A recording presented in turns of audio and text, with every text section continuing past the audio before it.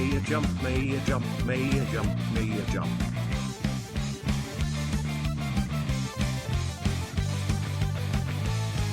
Thank you so much for the tier 3, I appreciate it! Happy 45 months, thank you!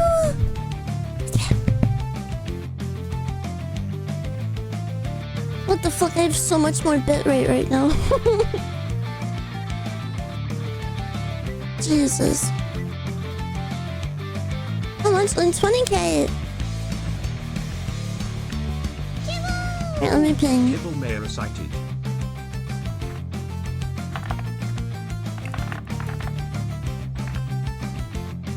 Thank you for the giveaway!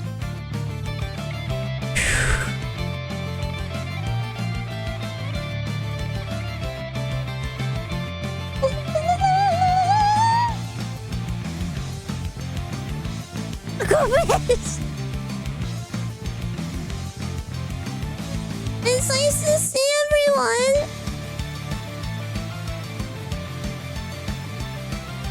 Internet's famous, don't talk to me. Yeah, I'm glad I'm back too.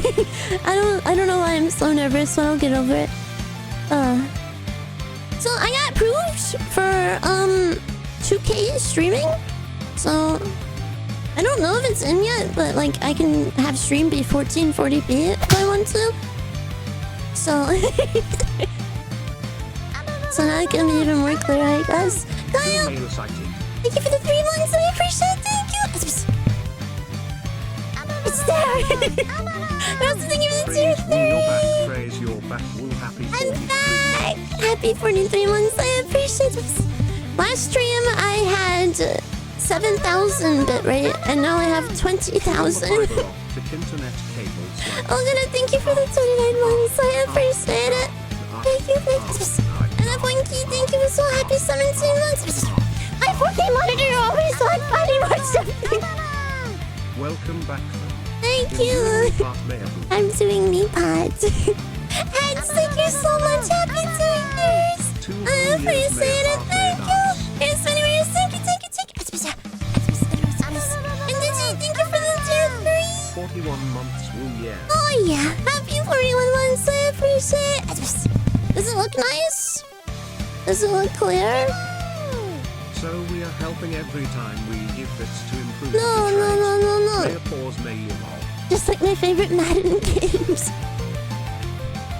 It's very nice. Okay, awesome. Yeah, I saw that I could apply it for. I was like, oh, well, that would be fun. And I have fiber, so it'd be okay.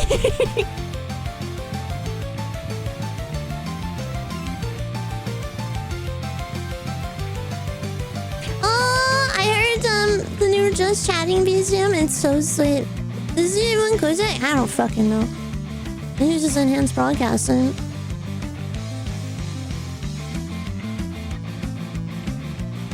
Oh my god, and I had such a meltdown, dude.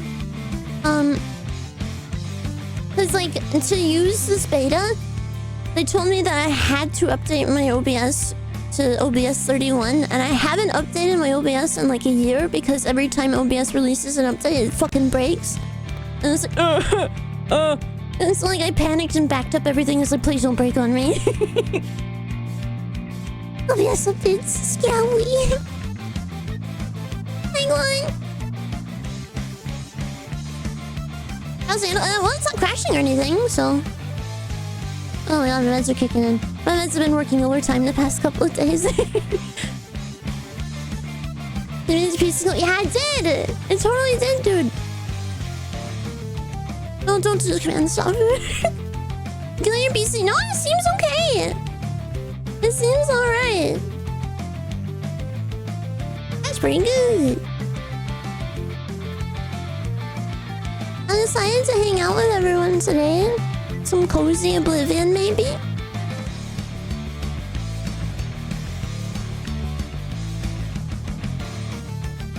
It seems okay, guys. Perchance. I'm gonna have to remember how to play Oblivion, though. And this guy's gonna crash out. Are we gonna Wednesday? Maybe. I don't know what to Wednesday. We'll watch the Wednesday. I fall asleep in my chair, but I'll be here. You didn't color red? The blue is better. I like blue.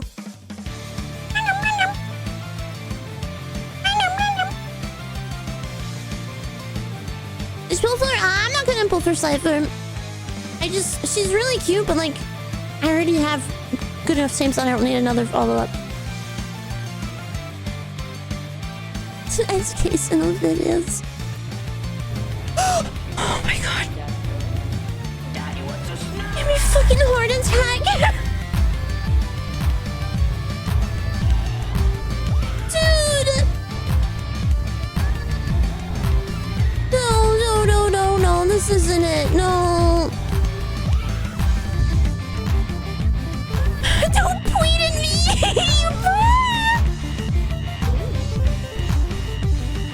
Thank you for the 10K. I appreciate it. Thank you, Gizmo. Thank you. I give hug. But look at it, Mayor Point. It's a nice. Oh my god. Happy that my sleep schedule is finally ruined again. High so I fives. can watch the amazing fun, Slayer of all bad feelings and goddess of the eternal entertainment. Thank you for the kind words. Happy 6 months. Thank you. And also thank you for the 5 gifted. I appreciate it. And maybe I have to consider downloading the game again. Well, she's like, you know. Just, yeah, she's it. Yeah. Well, this one's someone else. What? No! I saw you were good, so. Oh, yeah. I'll probably roll for final.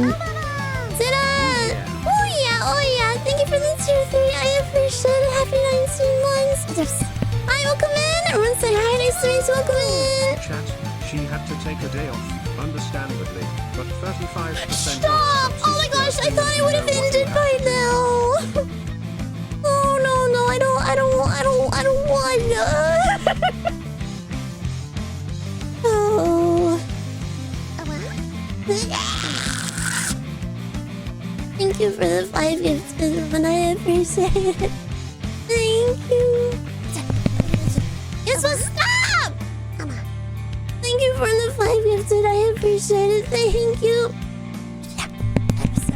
I'm gonna have to remember how to do this whole streaming thing again. I'm like sitting there like tweaking in my chair.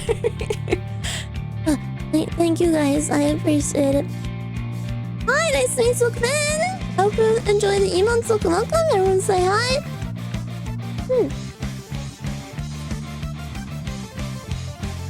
The second one. Yeah. Stream time. Oh, yeah. Snap! Thank you for the 5 gifts and Maple. I appreciate it. Thank you. Aggressive boobs.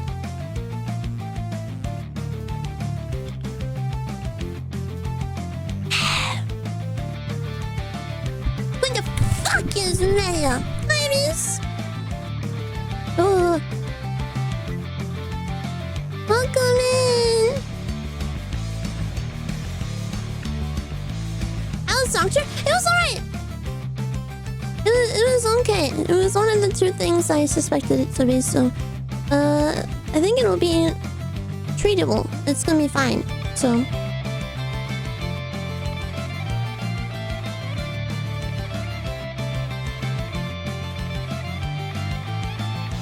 do not do the command. It's over. I love trees. Yeah. Yeah. And if it isn't, I hope it's just not as severe as it was, you know? That really kind of threw me into the loop the past couple of days. Of just like on and off panic a little bit, you know? But I'm doing better today.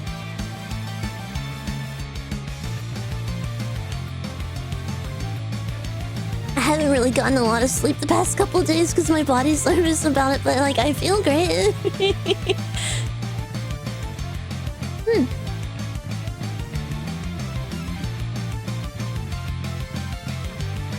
Oh shit, it's been 10 minutes. Okay. It looks super nice in 2K, respectfully. Does it look good? Oh my gosh, you guys are gonna see me in 2K!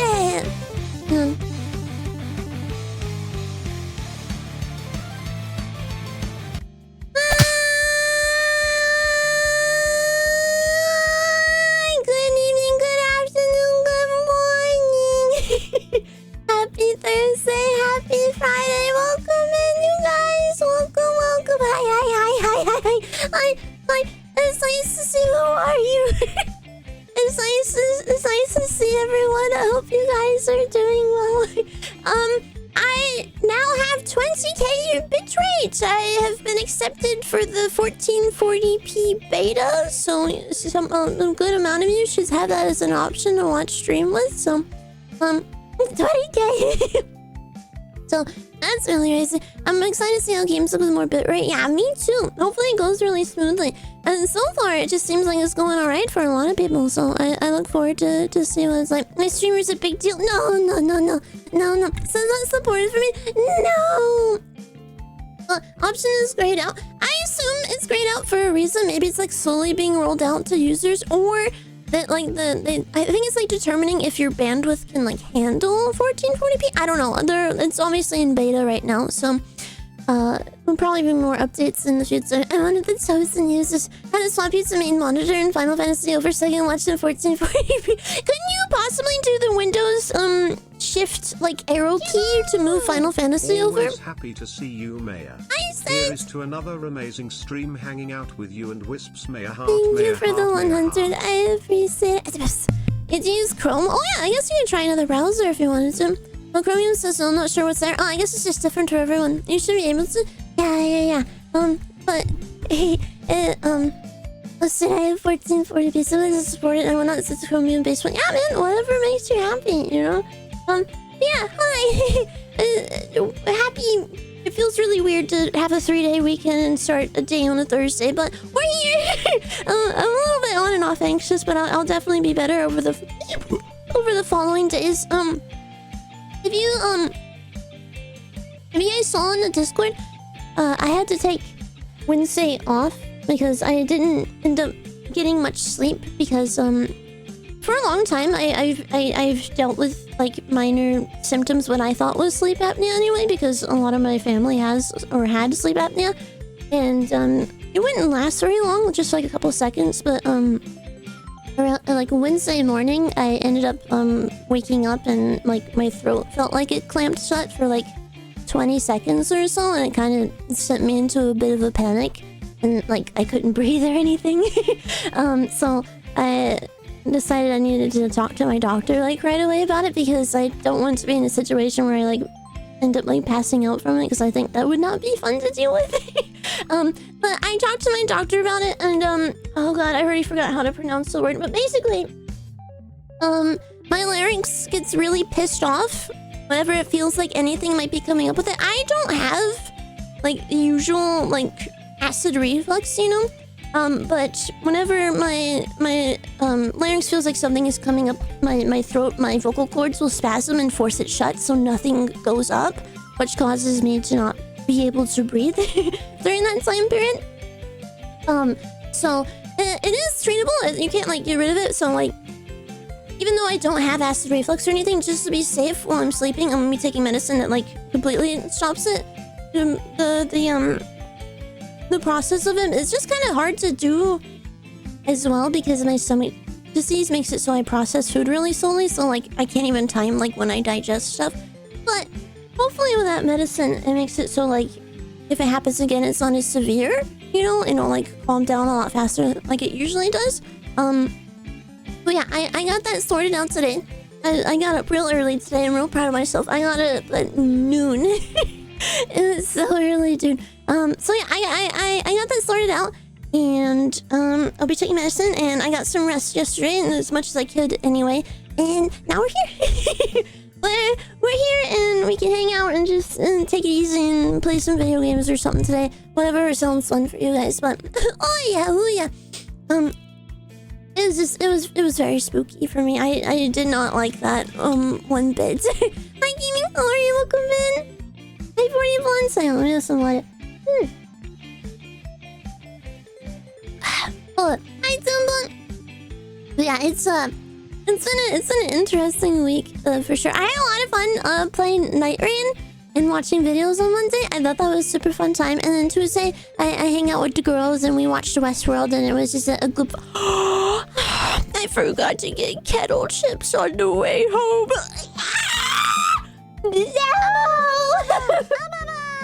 Thank you. May a heart. Happy months, I appreciate it. Thank you. I passed them when I was getting my medicine. You didn't. Okay, well, next time I go out, I need to try to remember to get some. Thanks so much for playing with us, Elijah. Yeah, I had such a good time hanging out with everybody. It's always so fun. That's what you get for calling me the word. Yeah, I enjoy Night Rain a lot. But I haven't given Oblivion any attention for the past 2 weeks, and I'm afraid I'm gonna forget how to play because I already don't know how to cast spells or anything again, so I need to play Oblivion because I'm like not too far from being done with it. So we need to work on Dark Brotherhood, the Knights of the Round Table or whatever, and then finish the story. So not too much Oblivion left, and then I can try another game after that. It'll be fun. But yes, I'm in charge of Globus Rome. It's really fun. I'm really the same beans. I just went for the first time off stream, so oops. It's okay. I mean, I'll be queuing up for everything regardless if I stream it again, so it'll be fine.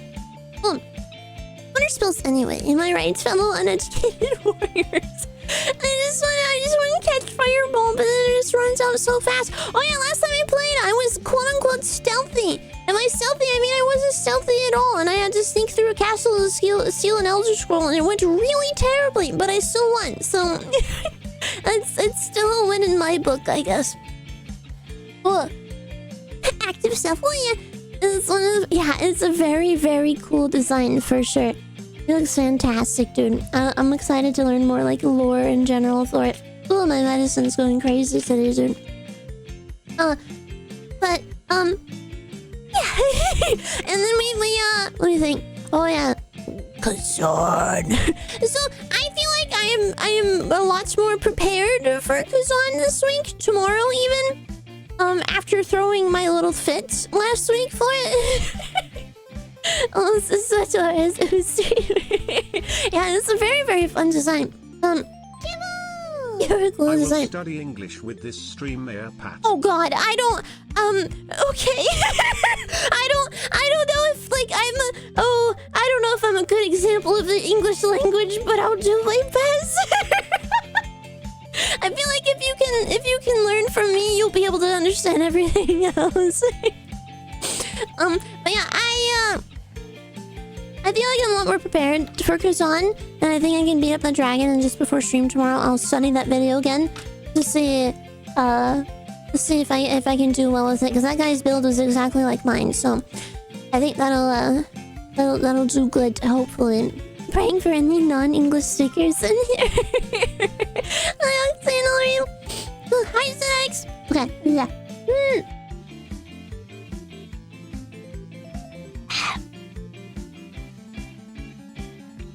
You mean they're booting up Cheat Engine before stream starts? I don't have Cheat Engine. I don't know where to get it. I'm sure I can just Google it and be right there, but I don't have it. But how are you guys? How was everyone's Monday through Wednesday? Well, I hope you guys had a good start of the week. It's nice to see and hang out with everybody. I love Cheat Engine. My streamer has no cheats. I know, I'm just so normal and I don't cheat at all. It's just so lame of it. Yeah, how is everyone? Hi, views. Welcome in, you guys. Welcome. I can't believe she's so washed. I slept like all day, both my cheeks off, and I'm still so sleepy. Oh no, someone's pee-pee. What's an Elden Ring? Oh, I'm so excited. I'm so excited to play the. Why are you making that face? The ranged playthrough. I think that's gonna be a lot of fun. Look, are you even trying if you don't have Cheat Engine booted up? Okay, Ricky, can you boot up Cheat Engine and give me unlimited arrows in Elden Ring? Back. Thank you so much, Reese. I'm happy for you once. I appreciate it. Sleepy's is taking over. Hi, next time. I've learned Elden Ring. Ooh, I hope you're having a good time. Yeah, okay. I expect a lot of arrows from you then. Farming a carbon core. Oh yeah, sometimes it's immediate, sometimes it takes forever, but at least the drops are good to vendor. I miss stamps. Do you? My birthday was this week, so I'm like, oh, I thought that was so tasty. I haven't had crab before, but I've heard it's really good. I look forward to trying out crab someday. And happy belated birthday. I hope it was a good one. And then yeah, and Soy Foos has ever not suited in the game. Oh, his stamps. Hi, Uda. Well, I'm still sad that PS5 players don't get special code most about the game. It's so over. Oh yeah, Stellar Blade came out yesterday, right? I look forward to trying that out. Not this month. Because in exactly 2 weeks, is Death Stranding 2 time.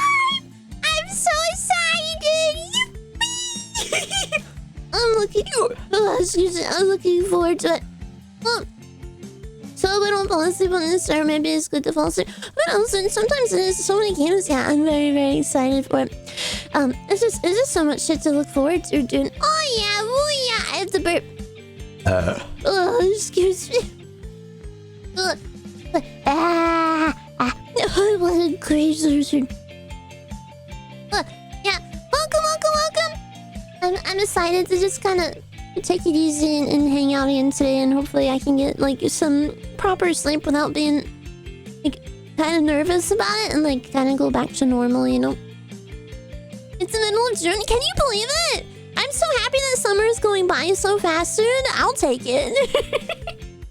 I'll absolutely take it. Oh, hi, Humongous, how are you? Yeah, it was really funny sitting around in VC on Monday and just like hearing everyone tease each other and like and just like it was fun like joining in on it. It was like I would get like nervous at the same time, but it was really fun. It was a super fun time just being silly with everybody. I get that VC in 8.1. Yeah, and it was like listening to Killdozer with 2000s white girl music in the background. Lonnie, thank you for the prime. Happy 4 months. I appreciate it. Thank you. Everyone was so mean to me. I had fun. Instead of naps beforehand, I was a little sassier than intended. Dude, that's how I felt. It was like, am I being too sassy? Am I being too silly? Maybe I should stop. And then I would just sit there. I was like, I don't know. I can't tell. Don't laugh at my music. What do you mean don't laugh at my music? I was there singing along with it. How was that laughing at it? This is perfect. Oh yeah, I caused like Ron to have a few coughing fits. Look, this is killing me. This is so funny, dude. You've only got the most useless items for him. I'm just sounding so happy about his music. Why? I thought it was his favorite. I thought he'd like them. I thought they were really cool. And you know, it just seems like that he would really like it. I took all of it.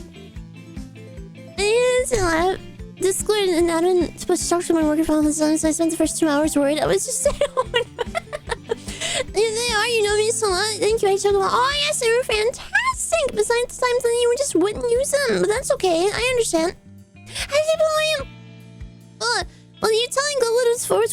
I wasn't trying to tell him to do that. I was just because he said if it was a katana or not, so I was explaining what it was and what you do with it. I wasn't trying to be any sort of way with it. I was just explaining. Like 100% word. No, inventory was so full of so much useless. I mean, fantastic gear. I was just trying to help everybody, you know? I'm just trying to be a fantastic helper. What can I say? Dude, I've been seeing like the relics that some people get.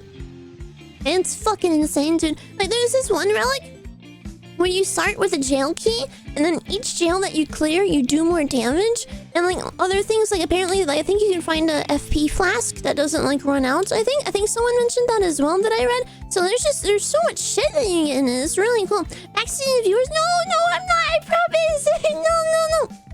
Listen to this right now. No.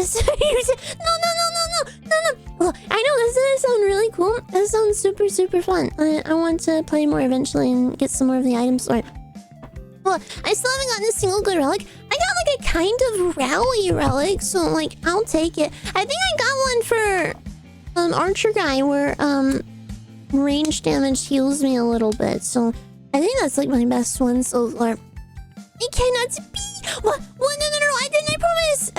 Wait, I already read that message. Oh, I'm lobotomized. Sorry, my medicine's kicking in. But yeah, it's been definitely an interesting week. But I look forward to just chilling out and hanging out and see what the rest of the week has in store for us. And I'm happy that the stream's not breaking at all. I can't believe I have so much bitrate right now. So that's impressive. Anyone else? I need to play more and spend the money on Sims instead of cosmetics. I mean, I've only spent money on cosmetics. You just gotta play one. See lobotomy. So we have an easy for a minute lobotomy. Soon, Tim. I think I want to say the next batch of emotes will probably be after 3.1 because there's a lot of stuff being worked on right now. So emotes are not high on the list. So after 3.1 is launched, I think there will be the next batch of emotes for it. It'll be like the first small batch, and then more will be added onto it. Hi, Cereal, how are you? I'm very excited to see how stuff in motion looks. Yeah. Waiting for the enhanced bosses. There's no way. Are you hits garbage runs? What? No. Just playing games. It's silly. I can't talk. Hi, Boomer. Hi, Sunstopper. How are you? That means I need more. No. No, it's okay. I have a couple open still, so it's fine. They're not running out, and I'm gonna be doing some rotations anyway by putting ones that aren't being used into 7TV and then putting new ones in. So it's fine. I never have fun. Look. I need 1440p at one time. No. Twitch is an indie company. They can't do that. they can't afford something like that. We're just gonna have to make do with what we have, you know? But even sometimes, no, it'll be fine. If the Darkness outfit wasn't the best one for most of the characters, I have so many relics. Yeah, they're just all really, really cool. And I want all of them, you know?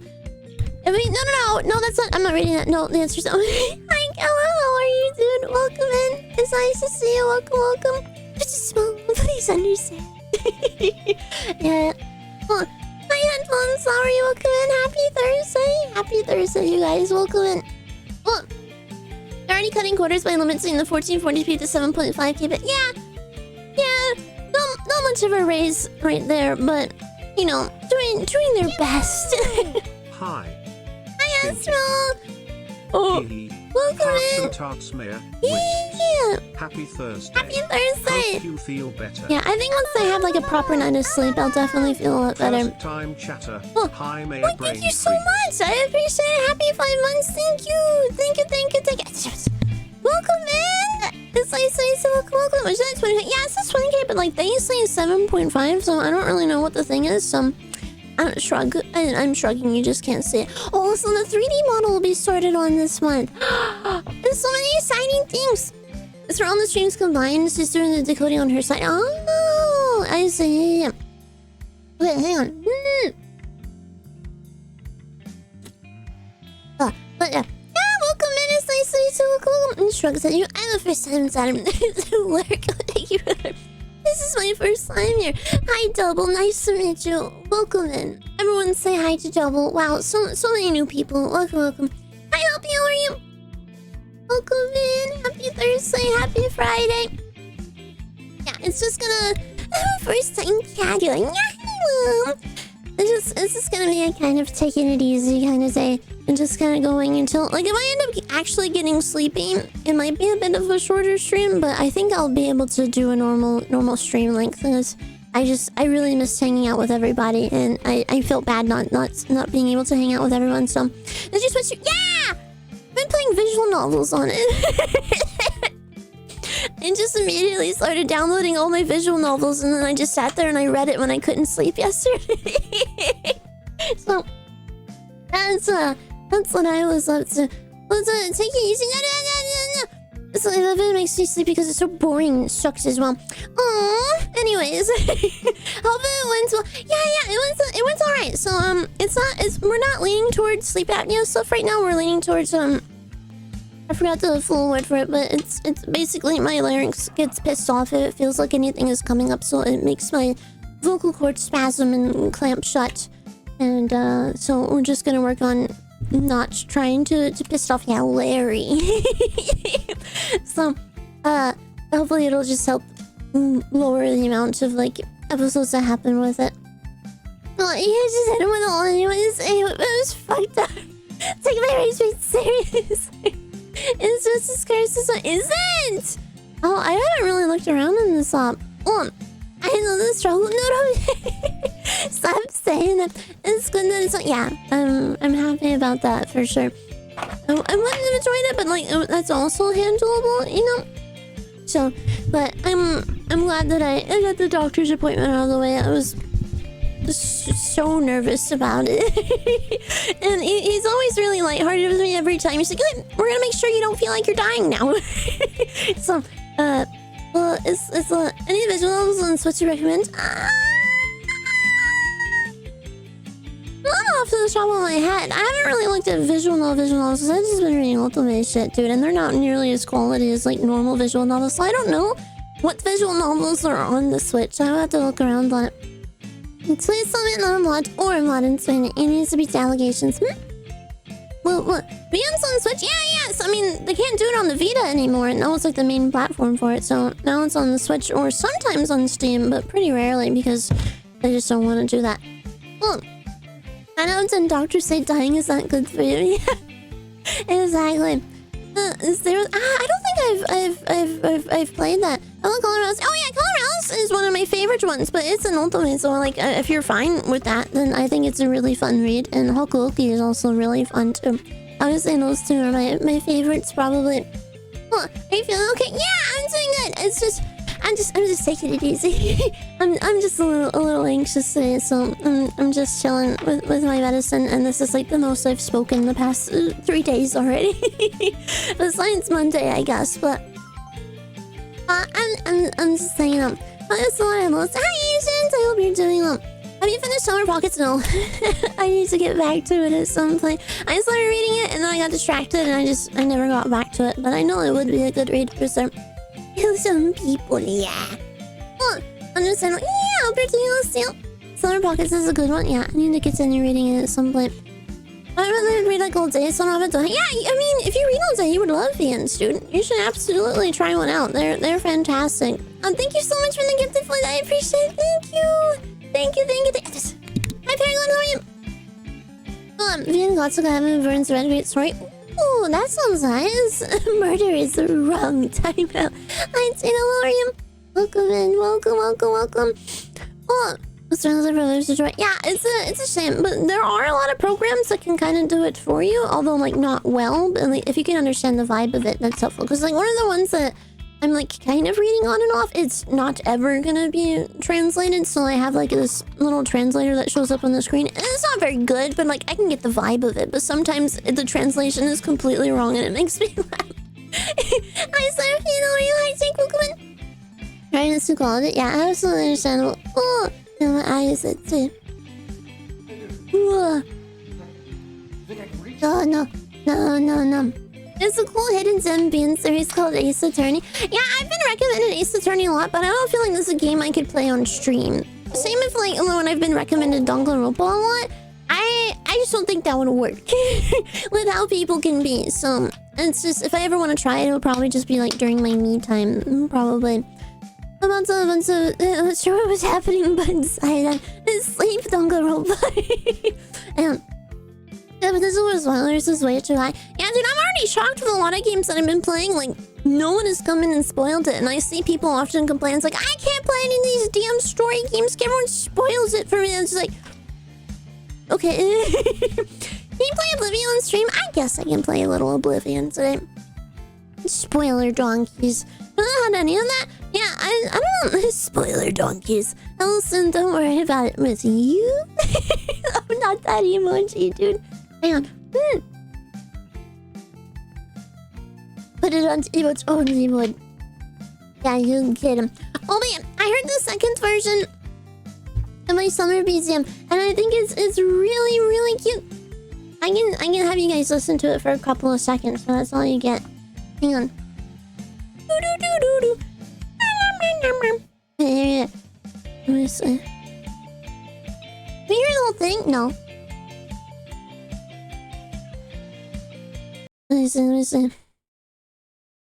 Play it. It's so cute. You only get to hear the first moment of it, but it's really sweet.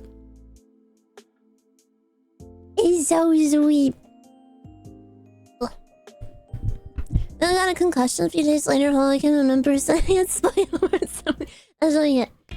And there's a lot to it. The songs are now 5 minutes each, so they have a lot of variety in them. You play it again? No. And no. Not for you. No.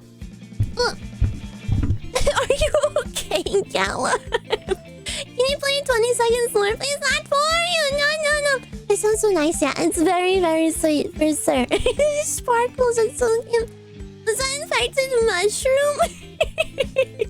Oh, you're just gonna have to wait. And that'll be really cute. Like Alan when he's on the thick serum. I'm tired. You can just take it easy.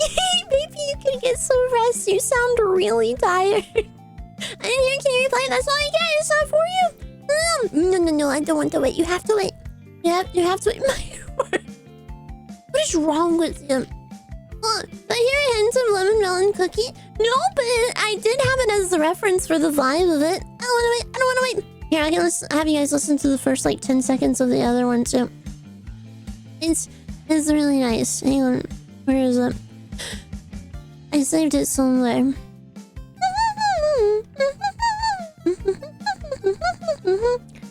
Here it is. This is this one. Ow! That's all you get. That one's also gonna be really fun to listen to. Can you play it again?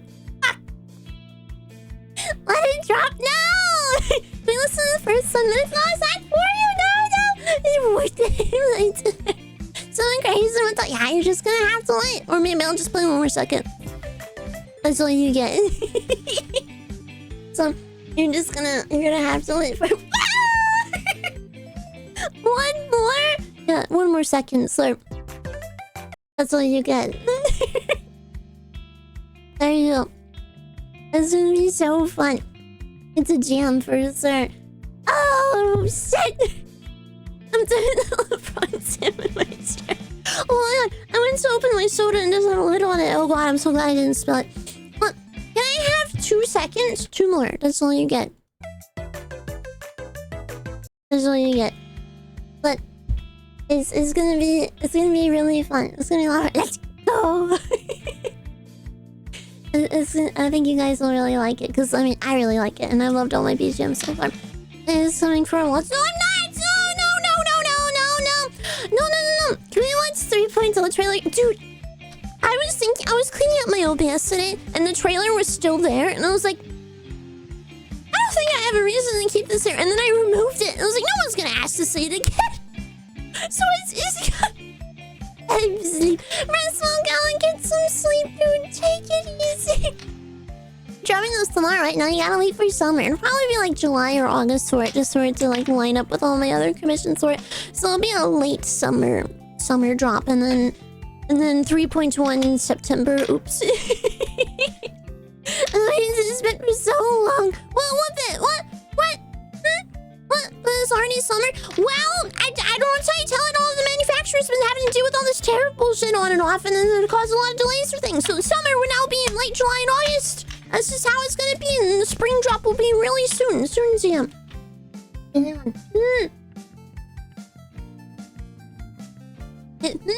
Freak. It was out of my control. I couldn't do anything about it. I'm so mad. You're mad? Here you go. Okay, there you go. Hi, Sonic Glory. Oh, yeah. Oh, my God.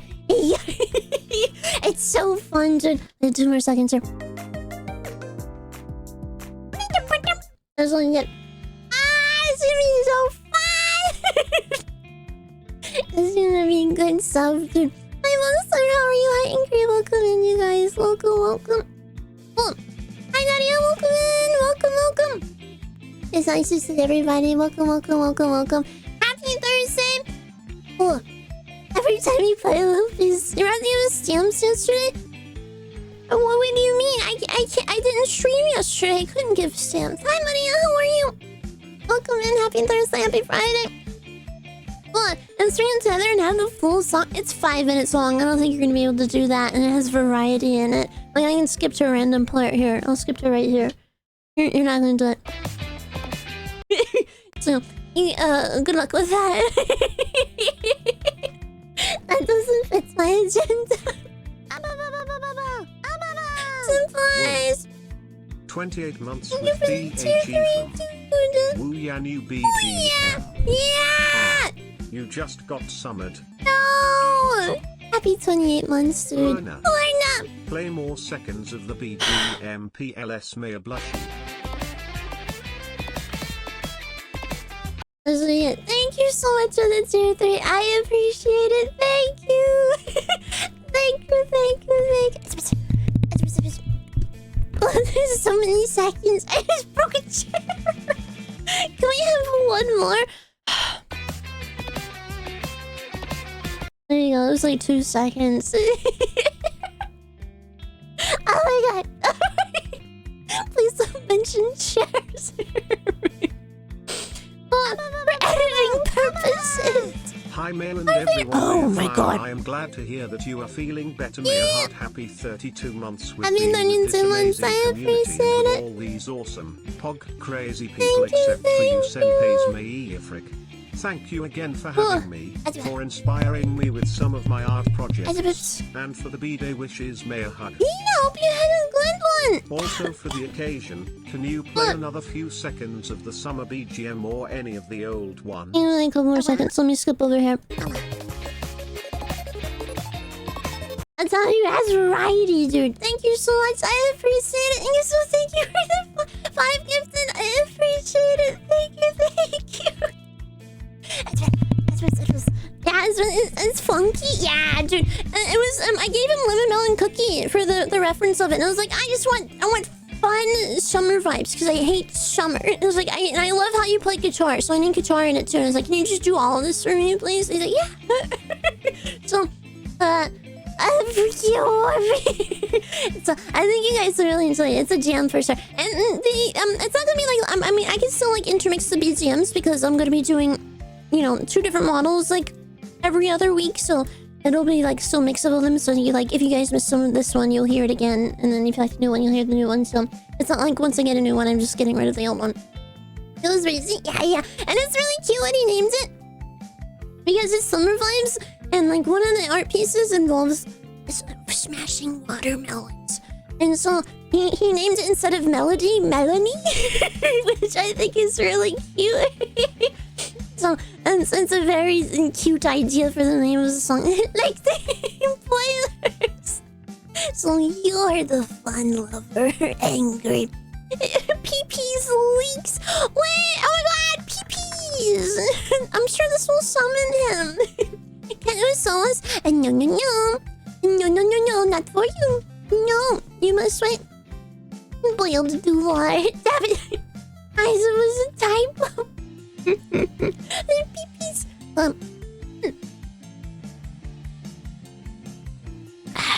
Yeah, it's nice to see everybody. I'm just always really happy to hang out with everyone, so it'll definitely be a fun day for sure. I did see, and I didn't watch it just in case. However, it's quite long. I think Babish uploaded a new video, but it's almost an hour long. I don't know what it is. I don't know if that's like something you guys would like potentially want to watch together, you know? But watching Wendy's, like I don't want to like, I don't want to be like, it's like, oh, streamers turn into a React Andy eye roll. This is gonna be so annoying. I don't want to watch. We can watch it soon. Now you have to see. So like, I just thought, did you watch the SpongeBob one? Whenever we're like out of videos so much, but he uploaded a new one, and I kind of want to sit. I suppose so. It's been a crazy couple of days, I guess. There's so much anyways for anyone who says that. I remember the good old days. Hi Lindsay, hi Taylor, how are you guys? Welcome in. So like if you guys want to, is this a way of getting out of Kazan? If you scroll down, you'll see that Kazan is actually tomorrow. Hate to break it to you. I hate hanging out and watching fun stuff with the streamer. It looks away. I don't. We want. Okay. I don't read the schedule either, bro. It's okay. Yeah, majority of people don't read the schedule. Cat is flowers. What are you guys doing there? Are you sleeping? Are you like a cat that sleeps with their tongue out? We want to react to Wendy's. No, it's watching Wendy's, bitch. It's not react. Was it? Yeah. Do you guys want to watch it? It's 50 minutes long. And it's Babish's Guide to Summer Grilling. And if we really want to afterwards, if I feel like I still want to leisure somewhere, we could watch the SpongeBob one too. But like that's entirely up to you guys, because that's like a good amount of game time being taken away, you know? So that's what the schedule within an hour of you when you post it. It is what it is. And so it's like, can we watch it twice? They don't say react. They're lawyers. Oh, it's all good. Let's do SpongeBob first. But this is a new video. So fine. Fine. We'll watch it first and then watch the new one. Hang on. My typing has gotten so bad ever since I've gotten my nails done because they're much longer than I'm used to. It's a lot. Wait, which one? There's two SpongeBob videos. There's a SpongeBob SquarePants food marathon, and then it's just the order, the single order. Should I do the marathon? You do that? Oh my god, it's an hour long, you guys. Are you sure? It's an hour and 10 minutes. And then the other video is 50 minutes. Okay. So, are you sure?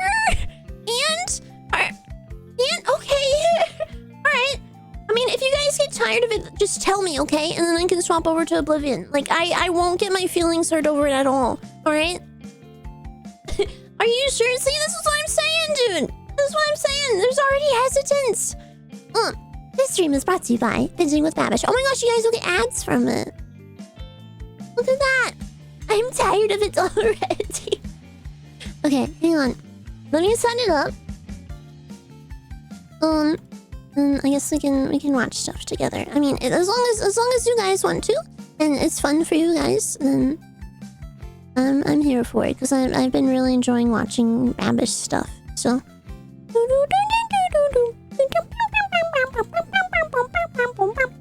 Nope, not this one. This one.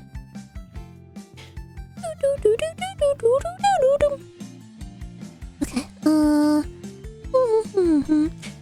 It's like eating your popcorn before the movie even starts. I've actually done that a couple of times, dude. I just get so excited. Okay, let me do this.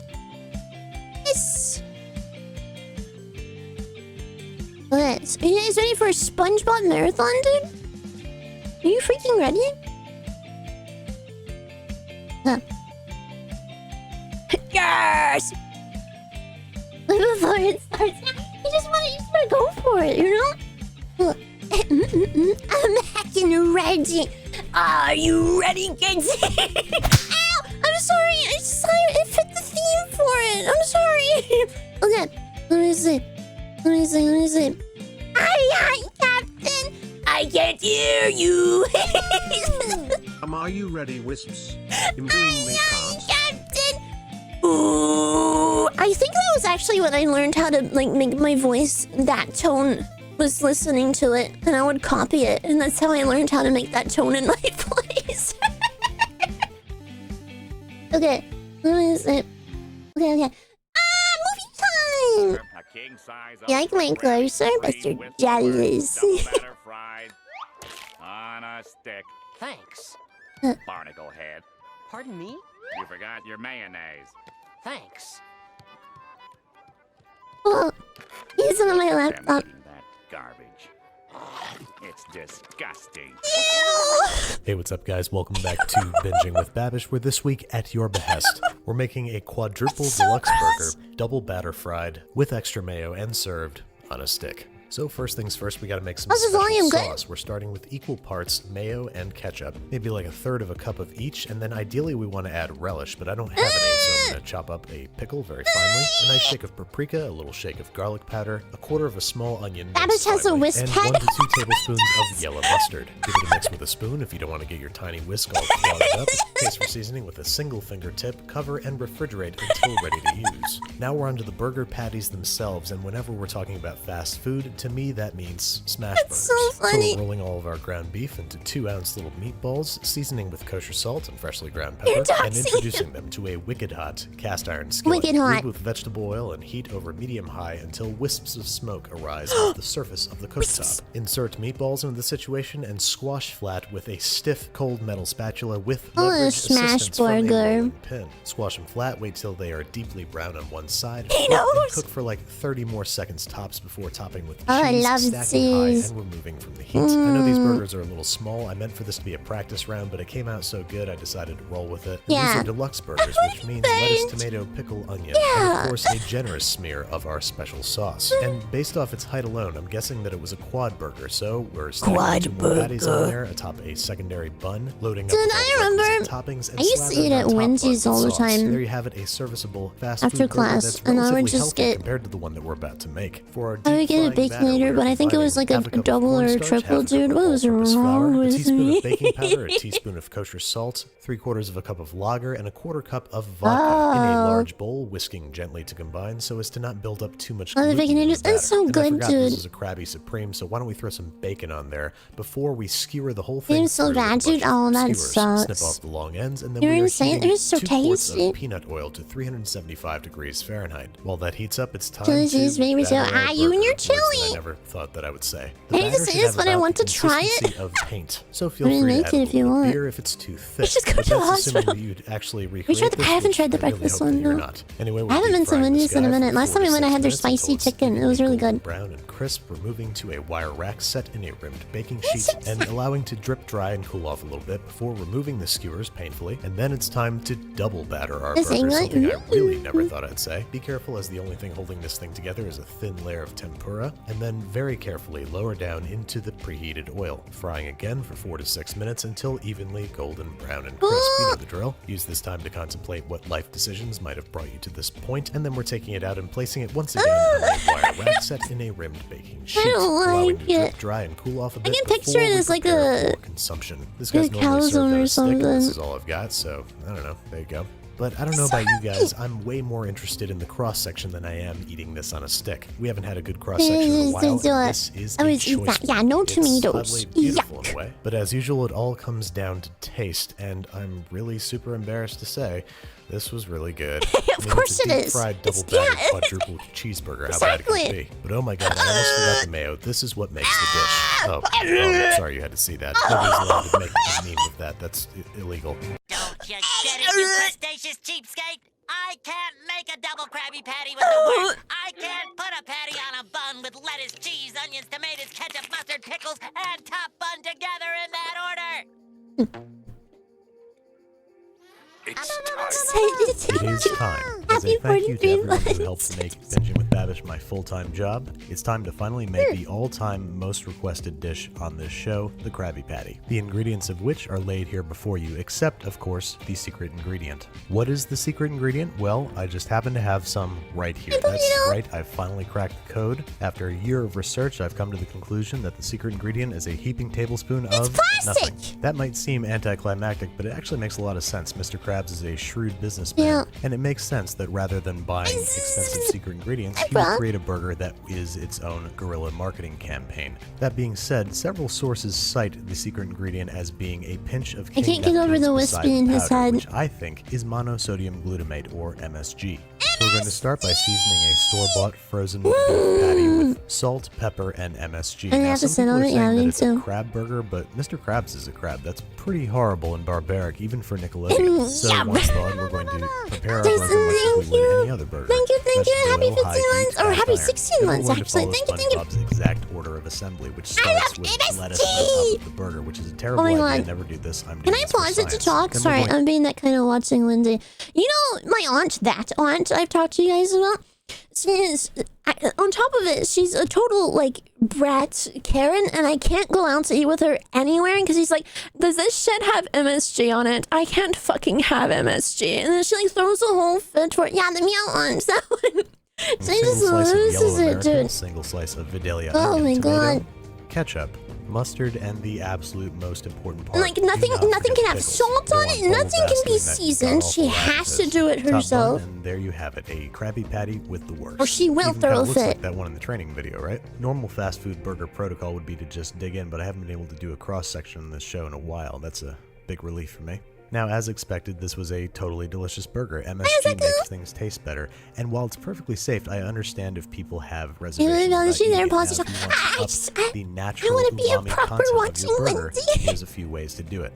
The first stop is to make a seasoning out of some natural umami bombs. We're going to start with a mushroom! bit of bonito flake, which is a shaved dried fish, some dried shiitake mushrooms, some dried kombu, which is a sort of sea kelp, so this seems even more accurate. If I had to really realistically guess what Mr. Krabs' secret ingredient was, it'd be that. And a single anchovy. Now, this is all sounding pretty fishy. got some Sorry, bad but rest assured that these will not make your burger taste like seafood. We're going to grind these into a fine dust, and all we're going to get from them okay, never mind. It's ground up. I'm okay with that. Use a spice grinder like this one to completely powderize these ingredients. I love food processors, dude. What an amazing invention. Now onto the burger patty. Umami refers to the unctuousness and savoriness of a dish, so it only makes sense that we'd use some fatty, flavorful cuts of beef. So we're going to cut equal parts beef, short rib, and chuck steak into 1-inch cubes that we're going to place in the freezer. Is it just like some random thing I've seen, or is it like a trend right now where people are eating raw meat? Get everything nice and firm and cold. Beef in specific. Pulse in your food processor until you achieve a nice pebbly ground beef. Make sure not to over. I feel like I've seen a couple images where they just have like raw steak in front of them. It's time to address tomatoes. Raw milk. Tomatoes in a no, that's not right. Just a slab of rice. Drizzle with a little bit of olive oil. Sprinkle with a little bit of kosher salt. That really catches on. In a 200-degree Fahrenheit oven for about an hour and a half. That's a trend too.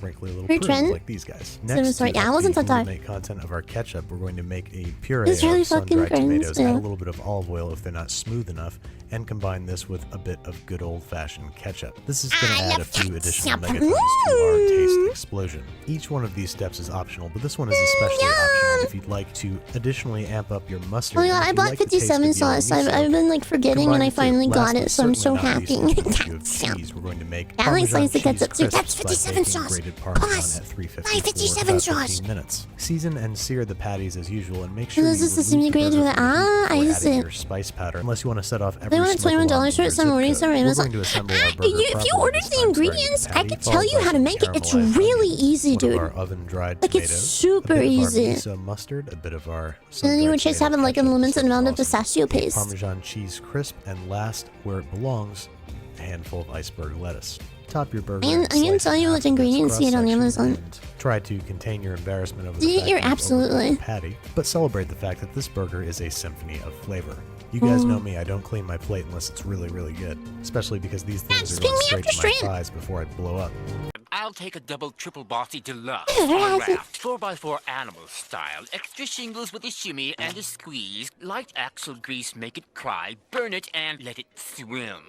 We serve food here, sir. Hey, what's up, guys? Welcome back to Binging with Babish, where this week I'd like to cordially welcome you to the new chat's kitchen. popping off, dude. We're loving SpongeBob. But we'll get to that in due time, because we need to make Bubble Bass's order from SpongeBob, and we will not forget the pickles. An ingenious Redditor with the username Boothin meticulously broke down the secret menu lingo and translated this into a 24-patty patty melt, for which we are going to prepare our mise en place. We're going to start by slicing a whole bunch of tomatoes and it's super easy to make. Like, you can be done making the filling in 10 minutes. And if you cheat and just get coating chocolate, shreds and then cut it across the shreds, it'll be done in like 20 minutes. Appropriate pieces of iceberg lettuce, and we're also going to finely chop a few white onions for the make it cry part of the order, which refers to extra then you don't have to worry about panicking over tempering chocolate properly. I mean, unless you're a pro at it, then you can temper it. Toast. So we're going to cut thick slices of plain white sandwich bread, and we're going to toast them up on the all-new Binging with Babish 6-burner kitchen station. But we need a griddle. Yeah, I mean,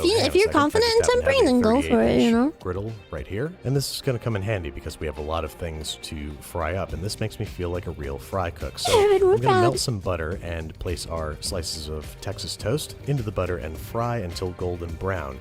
We're not going to reapply butter because he orders it specifically with light axle grease. Look at all that toast. Not too much butter. We're going to set those aside because now it's time to deal with one of the most important parts of an animal-style burger, and that is caramelized no onions for me, please. A whole lot of onions, 8 in total, sliced thinly and placed on our gigantic griddle, or if you don't have one of tonight. Oh no, did you say you don't like doing that? A little bit of oil over medium-low heat, and we're going to cook these for a solid hour. I know that seems like a long time, but that's the amount of time that you need to truly break down the sugars and create a soft, jammy mixture of onions. Add a little spritz of water if they start to dry out too much, and just be patient, please. Your patience will be rewarded with the jammiest of jammy onions. Deep and rich in both color and complexity of flavor. Give them a little chop before you take them off the griddle and set them aside, because we need to make In-N-Out style spread, which is an equal mixture of ketchup and mayo with a sprinkle of garlic powder, onion powder, a conservative pinch of kosher salt, and an even more conservative sprinkle of paprika, along with a few tablespoons of pickle juice.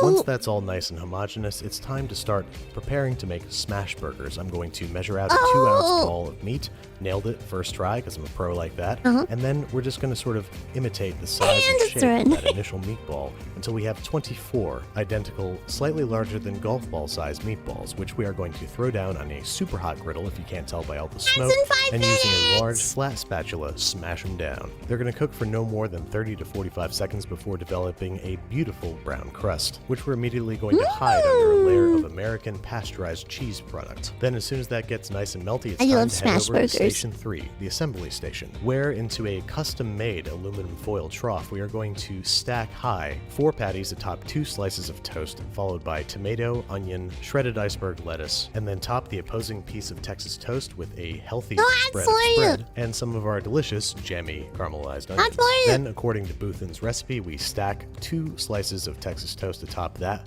mess and then start all over again, 6 times all told. So I'm doing 8 patties at a time, grilling them up and gently placing them into my giant burger trough, rinsing and repeating until I've created 6 layers of 4x4 burgers stacked on top of one another. This is very hard to keep upright. I don't know how Boothin did it, but hats off to him. Eventually I managed to get the whole thing into a sort of burger, on which I am happy to say that I did not forget to stack a healthy sprinkling of pickles upon. What? Is that a sentence? I'm not entirely sure. I'm tired because I've been making this monstrosity for the past 6 hours or so. After some fruitless attempts to try and get this thing to sort of line up a little bit better, we decided to say f it, divide it into 6 equal burgers, and dig in. Now, while this was not the most structurally sound sandwich I've ever swallowed, it was a really acceptable patty melt, but its structure leaves it inherently flawed. I think we can do better. So why don't we refer to Bubble Bass's lesser-known second order as a guideline for a much more reasonable quadruple patty melt. I will have a quad patty with a sprinkling of Himalayan salt, smoked paprika. I would like my patties to be cheese, but not just any cheese will do. Have you any aged Haluda? Fussy cheese name pronunciation aside, this has the makings of possibly a very good patty melt. So let's fry them up, stack them high, top it with the requisite thinly sliced tomato, shredded iceberg lettuce, thinly sliced onions, and of course, do not forget the pickles this time. Even though he didn't specify them, I'm going to keep the spread and caramelized onions because I think they're going to be really, really good.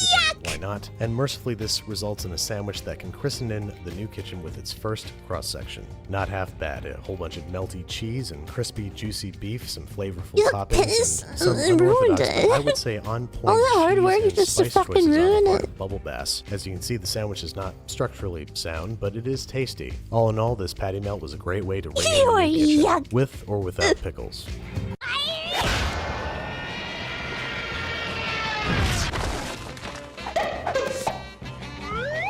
I may be down, but I'm not out.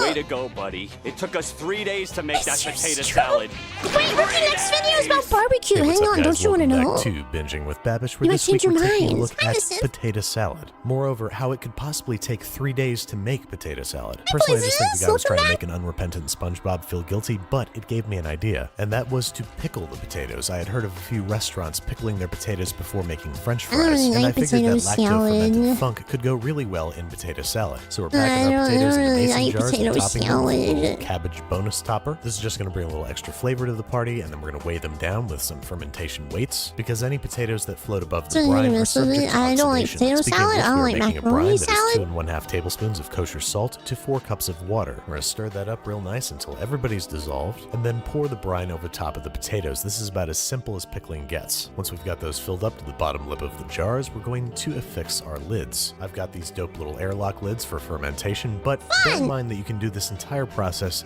in a bowl with some plastic wrap if you want. Just make sure that That's not everybody's like submerged. really Use a glass interesting. bowl, but however you do it, we are letting these guys sit for 3 days straight. I obviously don't feel like waiting that long, so with a snap of my editor fingers, we got ourselves some lacto-fermented potatoes. Now, that stark white mush that we see in the bowl strikes me as the absolute standard potato salad. That is half a minced onion, 1 rib of minced celery, half a cup of mayo, 2 tablespoons of white wine vinegar, a pinch of sugar, a generous sprinkling, maybe 1 teaspoon of garlic powder, an inexplicable and roughly chopped hard-boiled egg, a little kosher salt and freshly ground pepper to taste, and you've got the basic dressing for basic potato salad. But we can't have the color or variety that comes from skin-on potatoes, so we need to go with some simply cubed russets that I similarly pickled for 3 days. I'm going to simply drain these and boil them for about 15 minutes or until completely tender, and then once cooled, add them to our potato salad dressing. You can obviously substitute regular boiled potatoes in this recipe if you want. We're going to give them a tender stir, a gentle dump into our serving bowl, and there you have it, the absolute standard American potato salad, aka a bowl of mayo with some potatoes in it. So naturally it tastes quite good. Do the pickled potatoes make much of a difference? Not really, because especially after only 3 days, the tang is pretty subtle, so it's getting drowned out by the mayonnaise. Why don't we try a bit more sophisticated potato salad, courtesy of undisputed food guide J. Kenji Lopez Alt. So after boiling our potatoes to toothsome completion, we are finally chopping half of one red onion, about 2 or 3 tablespoons of sour cream, a deluge of freshly chopped dill, or about 3 tablespoons worth, a tablespoon or 2 of white wine vinegar, a few pinches of kosher salt to taste, some freshly ground pepper. We're going light on the seasoning because we're going to have to add more down the line, some slimly sliced scallions, and I like a few finely chopped chives. Probably doesn't do anything, but I don't know, I had extra chives.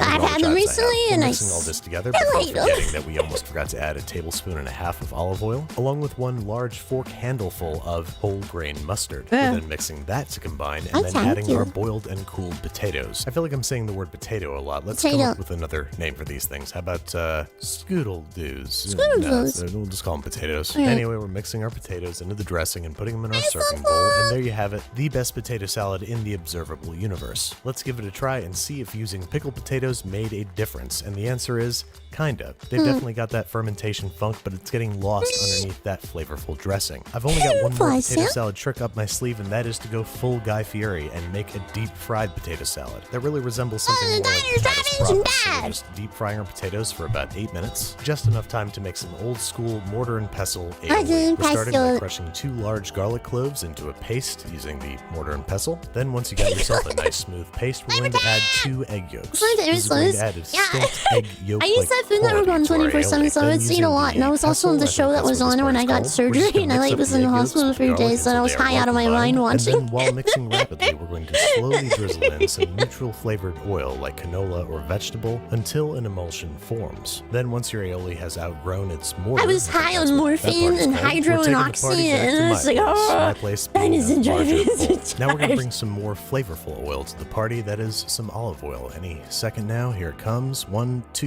3. You can switch off oils as necessary to your taste. I like a mixture of both, but either way we are whisking constantly while very, very slowly adding oil until a thick emulsion forms. Yeah, I went to Flavor about Town, half a cup of combined oils for every egg yolk. Then once we have a nice thick aioli, we need to taste it to make sure it's not too harsh. I've said this a few times, but my old TV has the Food Network logo burned into it, because I don't think I turned it off for 5 years. Those on paper towels before placing in a bowl. I would have Food Network on 24/7. Smoked paprika, which is going to get us a little bit closer to patatas bravas. That was my background. And like I said, whenever I was in voice chats, onto a serving people were like, oh my god, we're just going to turn it top up. these simply I can't with hear it. aioli and some Nobody hear what's scallions so we happening. can get the You're aioli just to so come out of used the to it. friggin' bottle.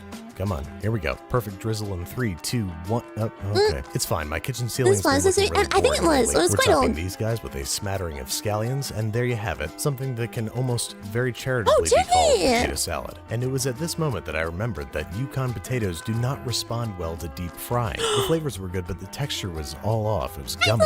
So maybe it's time to take this recipe back to its inspiration, which is pickled French fries. There's a restaurant called Al's in San Francisco where they pickle their potatoes before making them into French fries. So I thought I would try just that with the fry, freeze, then refry method. If you want to see how to do that, click the link in the upper right hand corner right now. I won't. And then toss with a little bit of kosher salt while still warm, and let's see how they taste. And I've got to say, fermented French fries are an interesting snack. They're sour and funky and barely even need to be dipped in ketchup. And I'd really recommend that you make You all can the predict previous whenever that recipes dramatic with normal violin potatoes, noise would unless you're happen. trying to make a sponge feel bad. And here's your triple gooberberry sunrise, sir. Oh, triple gooberberry sunrise, huh? Well, I guess I could use one of those. Now you're talking. Hey, waiter! We need another one over here. There you go. Ooh. Hey, what's up, guys? Welcome back to Binging with Babish, where this week we're taking a look at the hotly requested triple gooberberry sunrise from SpongeBob SquarePants. Now let's get down to the business of making sundaes. First up, we have to make a custard, starting with 1 cup of whole milk. And SpongeBob and Patrick look like they were in kind of an old-timey soda shop, so I'm going to add 15 grams of I cried watching that movie. which I'm going to aggressively whisk using a full-size whisk because this stuff likes to clump. Once fully incorporated, I'm going to add 2 cups of heavy cream. Then, just like any ice cream base, this stuff needs a sweetener. But I wanted to try to add at least 1 undersea ingredient, so I'm going to add 15 grams of carrageenan, a red seaweed extract that's commonly used as a thickener and that's going to make for a smoother, more scoopable ice cream. This stuff also loves to clump, but if we tiny whisk it into our sugar, it's going to get dispersed more evenly and fully dissolve without putting up a fuss. Now the next step is to make sure that both everybody is dissolved and homogeneous, and also bring our mixture up to the barest of simmers. We just want little bubbles forming around the outside of the pot. Stir frequently to make sure that the milk doesn't scorch. Kill the heat once you start seeing the little bubbles, and then it's time to start tempering our eggs. More accurately, 5 large egg yolks that we're going to place in a heat-proof bowl and swallow with a lessened towel that will allow us to whisk one-handedly as we slowly ladle in the hot milk and cream mixture. At first, you want to add this in a very, very, very slow stream, but by the 3rd or 4th ladle full, your eggs will be tempered and you can add it faster. All in all, we want to whisk about 1/3 of the hot stuff and the cold stuff before adding the cold stuff back into the hot stuff. Make sense? Good, because now we're headed back to the stovetop, where over medium-low heat, we're going to bring this mixture up to 185 degrees Fahrenheit, whisking pretty constantly to make sure that nobody's scrambling on the bottom of the pot. And you'll know it's done both when it reaches 185 degrees Fahrenheit and when it reaches a state that the French referred to as nut, which roughly translates to thick enough to coat the back of a spoon and to leave a trail when a finger is dragged across its surface. Actually, I think it literally translates to tablecloth. Next up, during their Sunday consumption, SpongeBob and Patrick appeared to be getting inebriated. So this being from a cartoon, we're going to incorporate a little bit of this brown liquid from this bottle marked XXX. One can only imagine what this brown liquid could possibly be, but let's just say that it's whiskey. So once killing the heat under our custard, we're going to add about 2 ounces of XXX mystery brown liquid, plus the sliced and scraped carcass of 1 vanilla bean. We're doing this while the custard is still hot so that the flavors can better steep. That being said, the faster we cool off our custard, the better. So we're placing a smaller bowl into a larger bowl filled with salted ice and water, and pouring the custard into the smaller bowl. Basically, the ice is going to cool things off, the salt is going to make the ice disperse its coldness faster, and the water is going to make sure that the coolness is evenly distributed. We're whisking occasionally for about 10 minutes until it reaches 72 degrees Fahrenheit, covering with plastic wrap and fridging for at least 4 hours or until fully chilled and ready to churn. Then we're churning via your churning method of choice, making sure to remember to remove that vanilla pod, trying desperately and failing to get our lid into place. Come on, there we go. And churning for about 35 minutes or until we get to consistency similar to very a lot of power though, right? If you don't have an ice cream machine, go ahead and click the link in the upper right-hand corner right now to see how to make ice cream by hand. However, it's now ready to head into the freezer. So we're going to scrape out as much of this delicious gunk as we possibly can into the freezer-safe vessel of your choice. Optionally press some wax paper or plastic wrap directly down onto the surface to prevent freezer burn. Cover it up and freezer it for at least 4 hours, ideally overnight. Plenty of time to contend with the thing that I might be allergic to, so I'm wearing gloves. The festive bananas that we're going to have visibly jutting out of all different points. Hi, nice to meet you. It's going well. How are you? Everyone say hi. Skewering them with toothpicks. This would obviously make them hazardous to eat at the speed at which SpongeBob and Patrick were eating them, but I'm positive that there's no other way that they're going to stay in place. You're so I'm also going to pop these in the freezer for about an hour to increase their rigidity. Then, finally, it's time to assemble our triple gooberberry sunrise. I love Ninja we got ourselves an old school looking glass ice cream bowl into which we are going to deposit 3 very large scoops of ice cream. And I gotta say, guys, this carrageenan stuff makes for very scoopable ice cream. This stuff spent over 12 hours in the freezer and it's still super soft. Now I'm just going to place it back into the freezer for 15 to 20 minutes to make sure that there is no extraneous meltage during assembly. First up, our little ice cream buddy appears to have a hot fudge hairdo. So I'm just going to place a generous dollop of cooled fudge on top of the top scoop. Top that with the banana hat, and flank with our 2 banana arms. Then the face appeared to be made from green, blue, and red candies. So I've got 3 blue M&Ms and 1 red peanut M&M, which we really got to shove in there to make them stay in place. And then an inviting red licorice smile. Then I assume that the triple gooberberry refers to these 3 maraschino cherries delicately skewered on the end of each banana. And there you have it, the triple gooberberry. Oh, hang on a second. Fix the eye here. A fast disintegrating but mildly intoxicating. I like an oven air fryer. Now to give it a try. I'm not really a fan of the bucket packaged ones. Take a scoop out of this guy's face. Sorry, little friend. And I'll tell you right now, this is I'm not a far fan. and away the best homemade ice cream I've ever made. The texture is pretty much commercial quality. It has a nice boozy flavor, but it's not overwhelming. Yummy thanks ice to the malt. cream. But in this whole sundae, there's just about a half Would you a like shot of flavors? bourbon. Oh my God forbid I And SpongeBob clean and my Pat ate hair. like 10 of these each, so it kind of makes sense. But if you're trying to cut back on calories, you might just want to pour some XXX liquid directly on top. Ooh, that's somehow even more upsetting, kind of like the ending of Raiders of the Lost Ark. And as an ice cream topping, it's just kind of so-so. Anyway, if you'll excuse me, I'm gonna run and grab my EpiPen because I think I'm allergic to bananas. Oh, right. Our peanuts jar is totally empty. Wait, I know one other place we can find peanuts. Good thing I still have these peanut plants growing in the windowsill. A little texture never hurt. There we go.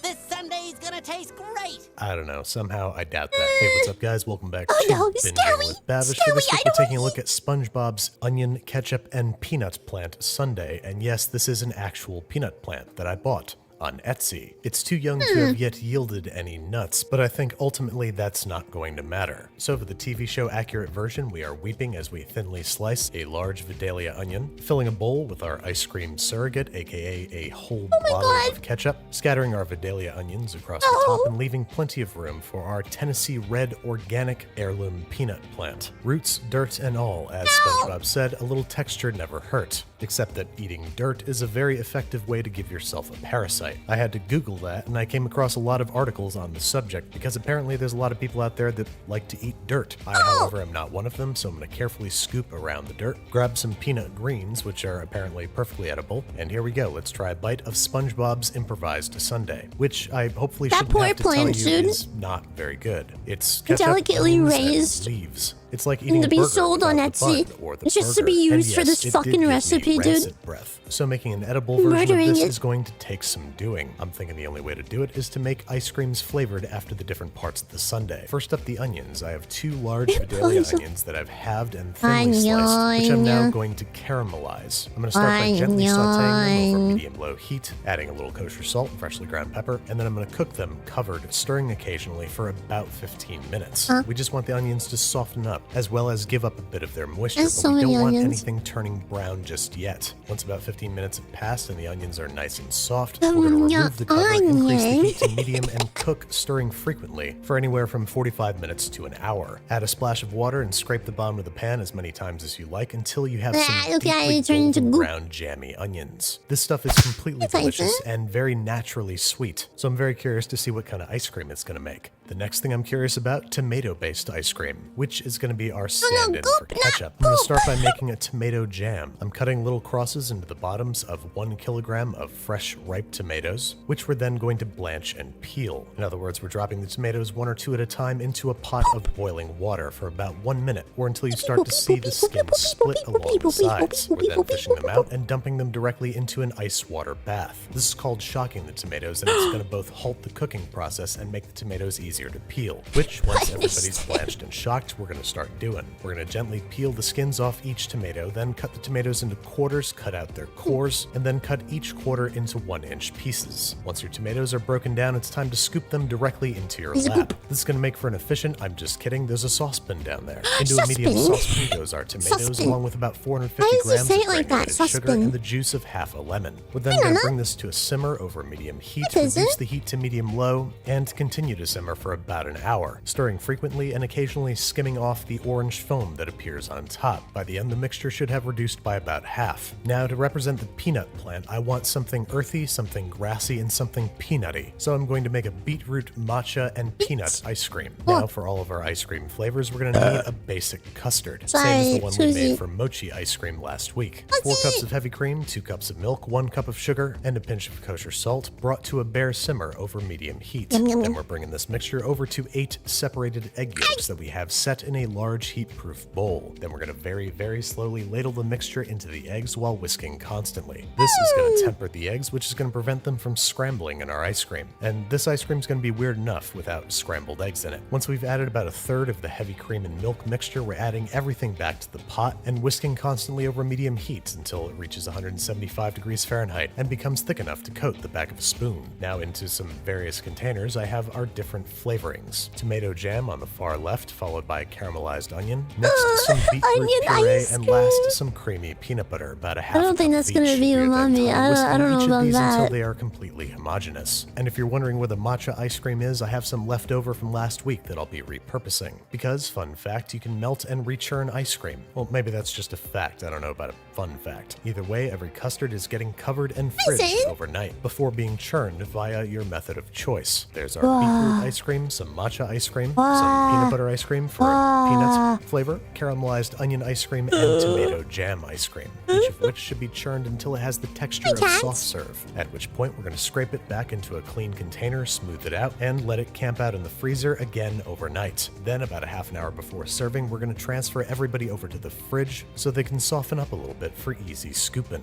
So here we go, one heaping scoop each of caramelized onion, tomato jam, and then to stand in for the peanut plant, you'll see that I did a kind of Neapolitan of beetroots, matcha, and peanut butter. Is it the prettiest thing in the world? No, but neither am I, and I'm okay with me. But is that all about to change as I dig into this insane mishmash of savory sweet ice creams? Let's find out. The caramelized onion was interesting, the tomato jam was interesting, and the beetroot matcha peanut butter was interesting. That's about the only thing I can say. They are inoffensive, but I wouldn't go so far as to call them good. I think what this thing needs is a little bit of the old-fashioned sundae treatment. Whipped cream, chocolate sauce, and a cherry. Now that is a sundae. Let's take a big old bite and, that is when I learned that chocolate and onions don't mix. Penny patties, available in 6 design Penny patties! Mr. Squidward, come look. Don't that look appetizing? Good, sir. Wait! Give me an orange patty with extra purple! Hey, what's up, guys? Welcome back. It's so mean. I thought I would order a pretty patty. Look at pretty patties. Now, the late great Stephen Hillenburg, creator of SpongeBob, specified that Krabby Patties are meatless. So as you can see, I have the entire vegetable kingdom strewn before me. But before we can make any pastel patties, we have to make some brilliant buns. Now, my first instinct was to recreate the brightly colored, barely browning bread from the Brood Witch episode. Now, not only did the egg wash used to adhere the sesame seeds to the bun cause the bun to brown, but late that night, I awoke in a cold sweat, remembering that eggs are not vegan. And on the off chance that's what he meant, I decided to start over with a lean burger bun dough. We're starting with 510 grams of bread flour in a large bowl, to which we're going to add 10 grams of yeast, 30 grams of sugar, and 2 teaspoons of kosher salt that we're going to regular size whisk together to make sure that everything is evenly distributed throughout the flour, before adding 275 ml of water and 60 ml of neutral flavored oil like vegetable or canola. Mix them together at first by spatula and then follow along one of his like cook with me videos. Dough. Normally we would now want to knead this within an inch of its life until it passes the window pane test, but since we have to make 6 different colors and I don't want to make 6 different batches of dough, I am weighing and dividing this dough into 6 equal pieces, working with one at a time and keeping the rest covered. First I'm going to break it in half, place it in the jar of the food processor, ready the food coloring of my choice. What's wrong? Don't be scared. Running, slowly drizzling a small amount of color down. Oh no, no stream.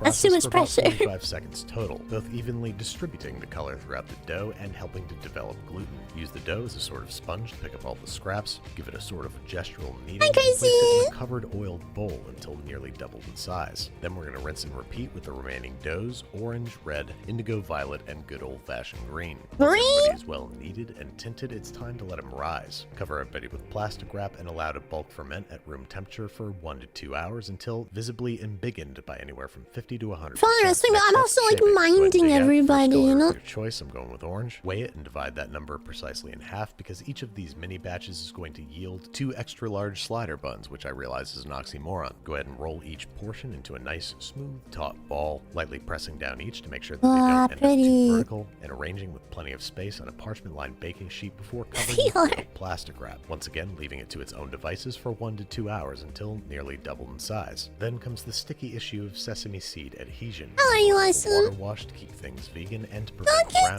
but that's going to have all the sticking power of well, water. So they're probably gonna have all the staying power of my hairline. Either way, these guys are headed into a preheated 350-degree Fahrenheit oven for 15 to 18 minutes until nicely puffed and set and registered at 195 to 205 degrees Fahrenheit at their thickest point. Allowed to cool completely on the trays if they're on the lower end of that spectrum. Now onto the issue of vegan cheese-style product. Once again, I'm only making one of each of these burgers, I hate so I how don't want cute to make these a large are. amount of each different color of cheese. So I'm lining these muffin tins with oiled plastic wrap and using them as a mold for each color. For the cheese itself, That is like in the Easter. blender goes 200 grams of rinsed cashews, 200 grams of refined coconut oil, 2 tablespoons plus 1 teaspoon of kappa carrageenan, 25 grams of arrowroot powder, 2 teaspoons of kosher salt, 1.5 teaspoons of onion powder, 1 teaspoon garlic powder, Ugh. 25 grams of nutritional yeast, 15 ml of lemon juice, 100 ml of sauerkraut or pickle brine, and 375 ml of cold water. This stuff's all getting blended together. Beautiful, into I rather appreciate thick it. paste Welcome in, taste. everyone say You're hi. probably going to need to enlist the help of your favorite blender stuffer, pureeing Psycho. for at least 60 seconds Peter. on high speed with varying levels of difficulty until completely smooth. Hi, Next up, you're Jason. gonna gently heat this on the stovetop until it reaches 180 degrees Fahrenheit. I can't seem to find footage of this, maybe I didn't hit record, but here's the stuff after it's been cooked, which I'm now distributing into each muffin cavity, where I'm going to proceed to tint it. I'm trying to evenly wait with food really coloring with a patiently tiny until it's whisk. next This dish, should but I hopefully have to yield pee 6 pugs so of fucking sliceable, bad. meltable, colorful vegan I cheese.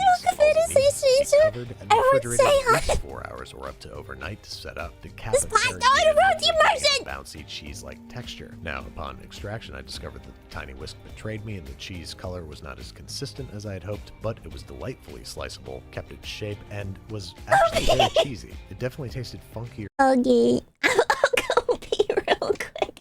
I'll be right back. Hang on.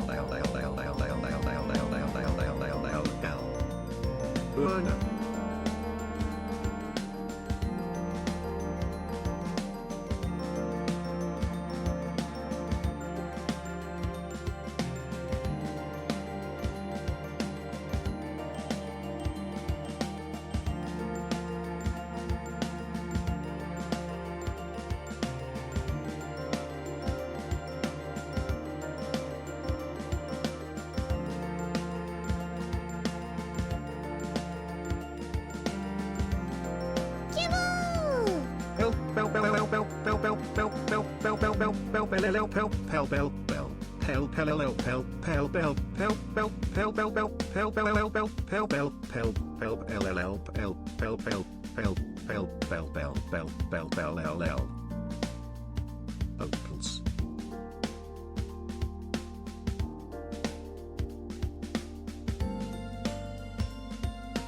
Opals.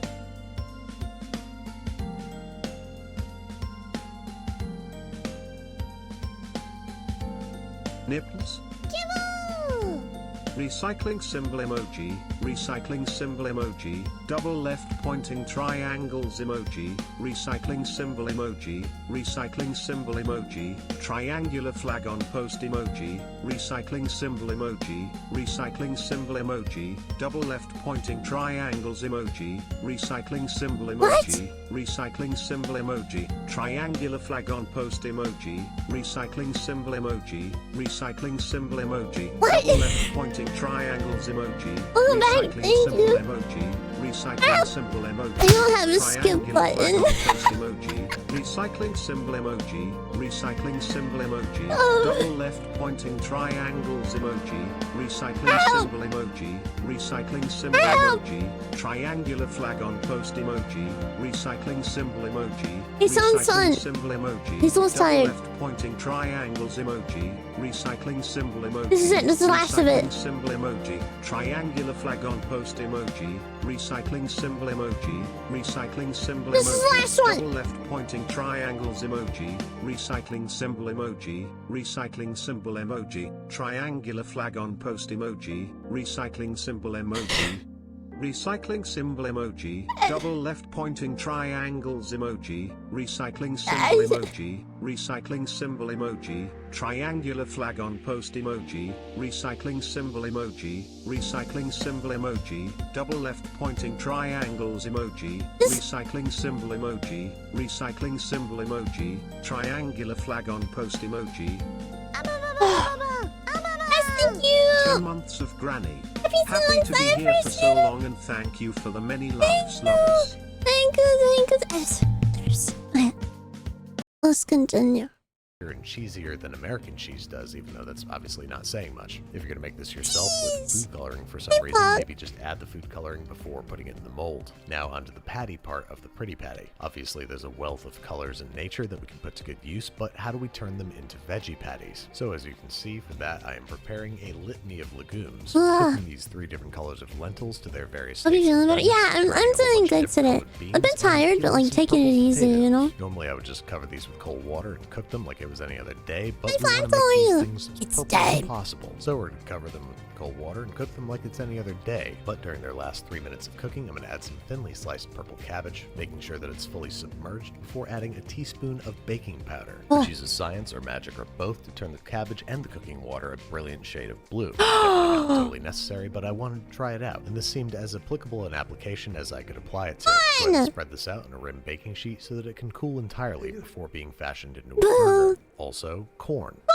Just corn. I love Now it's finally time to start prettying patties. The patty equation we decided to work with was 1 part cooked vegetable, in this case spinach, 1 part legumes, I'm using half green lentils, half edamame, half a part the grain of your choice, I'm using brown rice, 1/4 part breadcrums or ground oats for a binder, 1 tablespoon vital wheat gluten, and Almost salt 3 for years, taste. Mayo Pulse assaulted, Mayo assaulted, Mayo thickening with more Every rice, set- ground oats, or vital wheat gluten as needed. And there you have it, our green patty. Don't have to fry this for this one. Let's try yellow. I'm starting with yellow lentils, the aforementioned corn, ground oats, and brown rice. More excited about this one because it's basically just a fried corn cake. Then for orange, I'm going with grated carrot for the vegetables, Cow brown rice. rice for the grain, and vital wheat gluten I like for the carrot when binder. it's dipped in Medium ranch. I love carrots, but I've never described them as burger-like. Next up for red, I'm going kidney beans for the legume. What I know are going to be divisive sun-dried tomatoes for the vegetable, brown rice for the This is grain, and making ground pretty oats for the patties. binder. Pulse until Ranch heavily, carrot. let's be honest, not Ranch.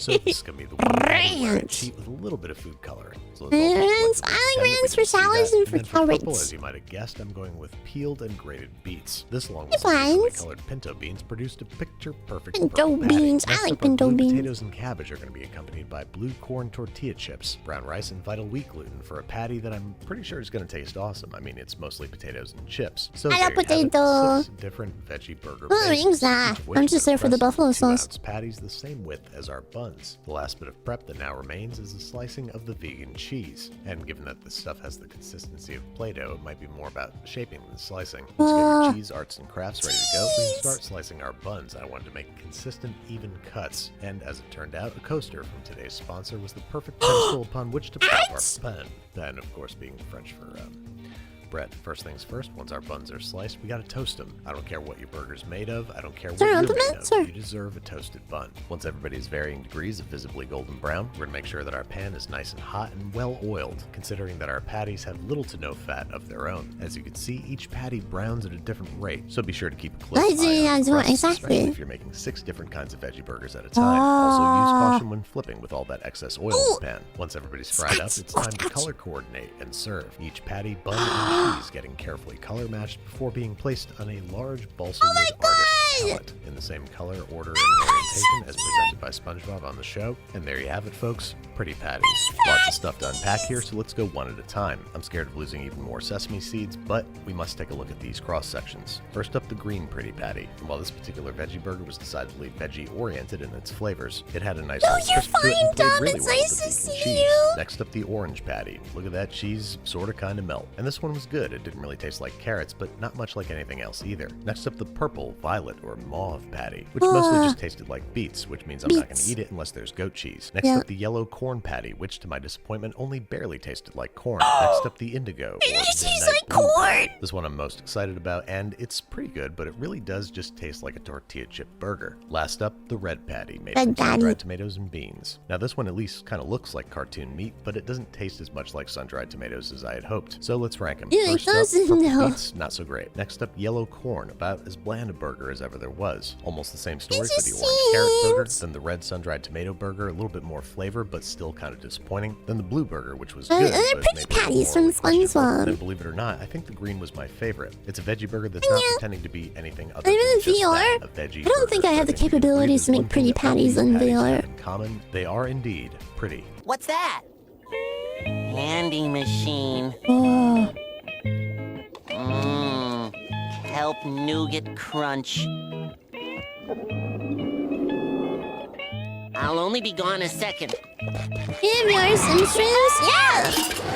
I think that'd be fun, Hey, what's up, guys? Welcome back to Binging with Babish, where this week we're taking a look at the Kelp Nougat Crunch from SpongeBob, a candy bar I've been dreaming about since childhood that contains only 3 known ingredients: if you say kelp, so. nougat, and crunch. Johnson, some sheets of toasted nori. I don't know if this is technically kelp or not, but it's going to bring some great oceanic flavors to our candy bar. Not something I ever thought I would actively seek out, but here we are. Now for the crunch, I'm going to make a layer of good old-fashioned Rice Krispie treat. I'm starting by generously lubricating a quarter sheet with non-stick spray and lining it with parchment paper. Molten Rice Krispie treat is about the stickiest substance. I love Rice Krispies. I'm just taking it easy too. Saute pan, we're going to melt and cook 20 grams of unsalted I'm really butter taking it easy over medium heat until it begins to lightly brown. That's right, we're making brown butter Rice Krispie treats. Next up, we're adding 100 grams of miniature marshmallows. Stirring for about a minute until they're fully melted. Add 50 grams of puffed rice bran cereal. Stir until homogeneously gooey. Kill the heat. Add a little bit of salt. God. Make sure that everybody has gotten to know everybody, and then dump it out into a prepared pan. I love then you got about 2 minutes before the sky starts to harden. So while it becomes warm and malleable, try to get everything as flat as possible. Like I always say, an uneven candy bar is made by an uneven mind. Now we're gonna let this cool completely while we make an even stickier substance, homemade nougat. In a small bowl, I'm combining 35 grams of malted milk powder, 40 grams. You guys are having a fun time watching stuff. You guys are crazy. Wakame powder. This is our actual kelp that's made in the candy bar. Go ahead and tiny whisk that together. This one time is so good.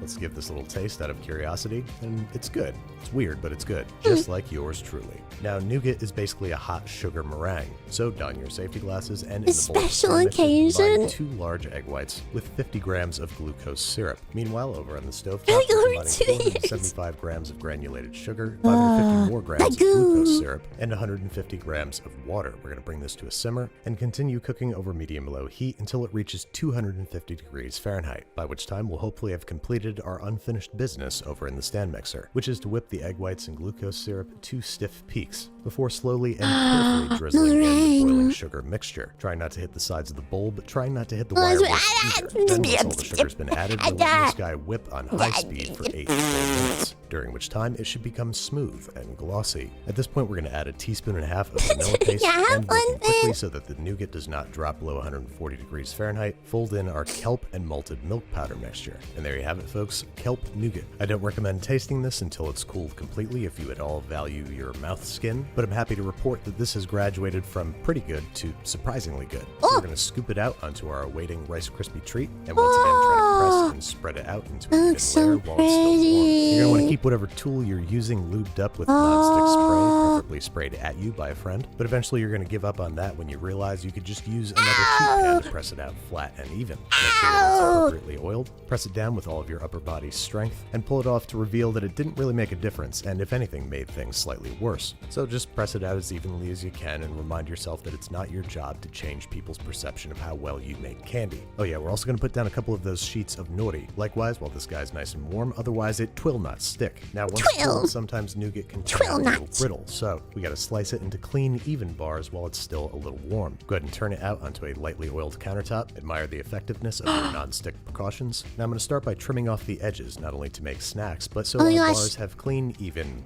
He's gonna give you guys the edges. Cut this down into individual bars. Now the bars on the show look like a short, stout rectangle. So I'm going to make these a little inappropriately large. And despite having a ruler right there, I'm not going to use it and end up with uneven bars. Might as well eat my mistakes, right? But as it turns out, too soon. The nougat hasn't set yet. It needs to sit overnight before its final texture is achieved. Before that happens, I'm going to enrobe these in white chocolate. I love white chocolate properly, so I'm just hoping that it's going to set at room temperature. And about halfway through the process, I had the bright idea to make these guys green, on account of them being kelp candy bars and what have you. So once the chocolate has miraculously set, we are left with the final product, the kelp nougat crunch. Let's take a look at that cross section. Beautiful, looks like a candy bar. But how's it taste? And I'm happy to report it actually tastes really good. I'm sorry you probably didn't understand that. I want to make it! Tastes really good. Could we interest you in some chocolate? Chocolate? Did you say chocolate? Yes, sir. With or without nuts. Chocolate? Chocolate! Chocolate! Chocolate! This seems legendary to me. Why? Hey, what's up guys? Welcome back to Binging with Babish, where last week we hit 10 million subscribers. So on Monday, we tried to come up with the craziest way we could imagine to celebrate, and I knew immediately we had to take a crack at chocolate from SpongeBob. And, oh, how do you like that? There's some chocolate right here. Never mind, easiest episode ever. Anyway, thank you guys for subscribing, and I hope you have a great day, and obviously I'm just joking. Of course, we are going to make some chocolate entirely from scratch, which is going to require some tools and ingredients 10 million subs, dude. Holy So if you guys will follow me on a quick field trip, we'll run out and get the stuff that we need to make our own chocolate, which might take us a bit farther afield than usual. Okay.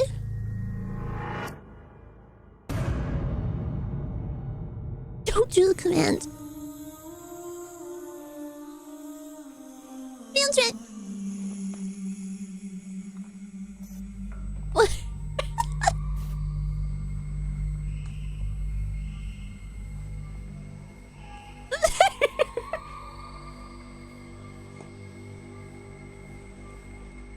Look at that cacao punch.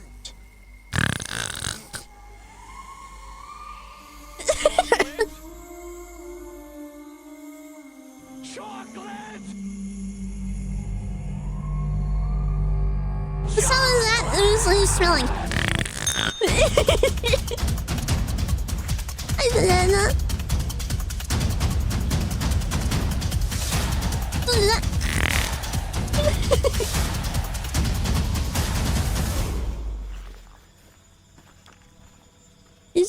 Are you scared of my snarl? That was dramatic, but we dragged the fancy camera all the way here, and by God, we're going to use it. We've got one day in Ecuador, and we're spending it here, at Hacienda Cacao Mango, a cacao farm nestled in the mountains about an hour away from the city of Guayaquil. Our guide, Jamil, who's also an owner, provided us with a tour of the farm, and showed me how cacao is grown and harvested there. The cacao fruit grows from these little flowers on the trees, and the 0.01% of them that get pollinated grow to this size in about 4 months. The ripeness of the fruit is judged by its color, which Jamil explained, and then let me try harvesting one for myself. As you can see, there is just purple cacaos.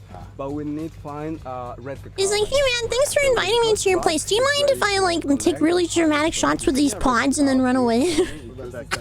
Yeah, great. I say, you can do it. Do it. Yeah, and but- twist in one direction, okay? Oh, he's a twisty. He's a twisty one. Whoa. Great. All right. Hit the pot in this part. Just not too hard, not too light. Just, I would be too hostile. Yeah, ready? Yeah. Done. Yeah, great. Here we go. Pull it. Oh man. Fresh cacao. The fresh cacao, the idea to try is just put in your mouth. Don't bite it, huh? Don't bite it. Just put on your mouth. Suck it and don't bite. When you finish, spit it out. Oh, it's delicious. Oh! It's awesome. Yeah. Oh man, it's delicious. Here, you gotta try this. Very tasty. Very Open wide. Ah. Once I got my fill of fresh cacao fruit, it was time to check out the next stage of the chocolate making process, fermentation, which we skipped over because Hamil didn't have any fermenting at the time. Just get some stock. I mean, we're gonna go see the fermenters. After 6 to 10 days, the beans turn a reddish brown and then are dried, after which they're ready to be turned into chocolate. This is what I'll be using to make modern chocolate at home, but Hamil wanted to show me the traditional way that chocolate was prepared. The fermented beans are roasted in a clay pot for a few minutes until you hear popcorn sounds, which is the sound of the husks cracking, indicating that they're ready to peel. So the idea in the roasting process is try to peel the shell. With the peels removed, we then run the beans through a manual grinder and shake the ground beans lovingly.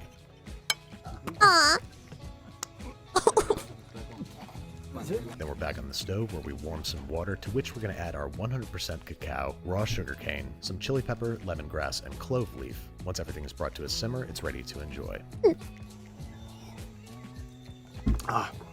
Perfect.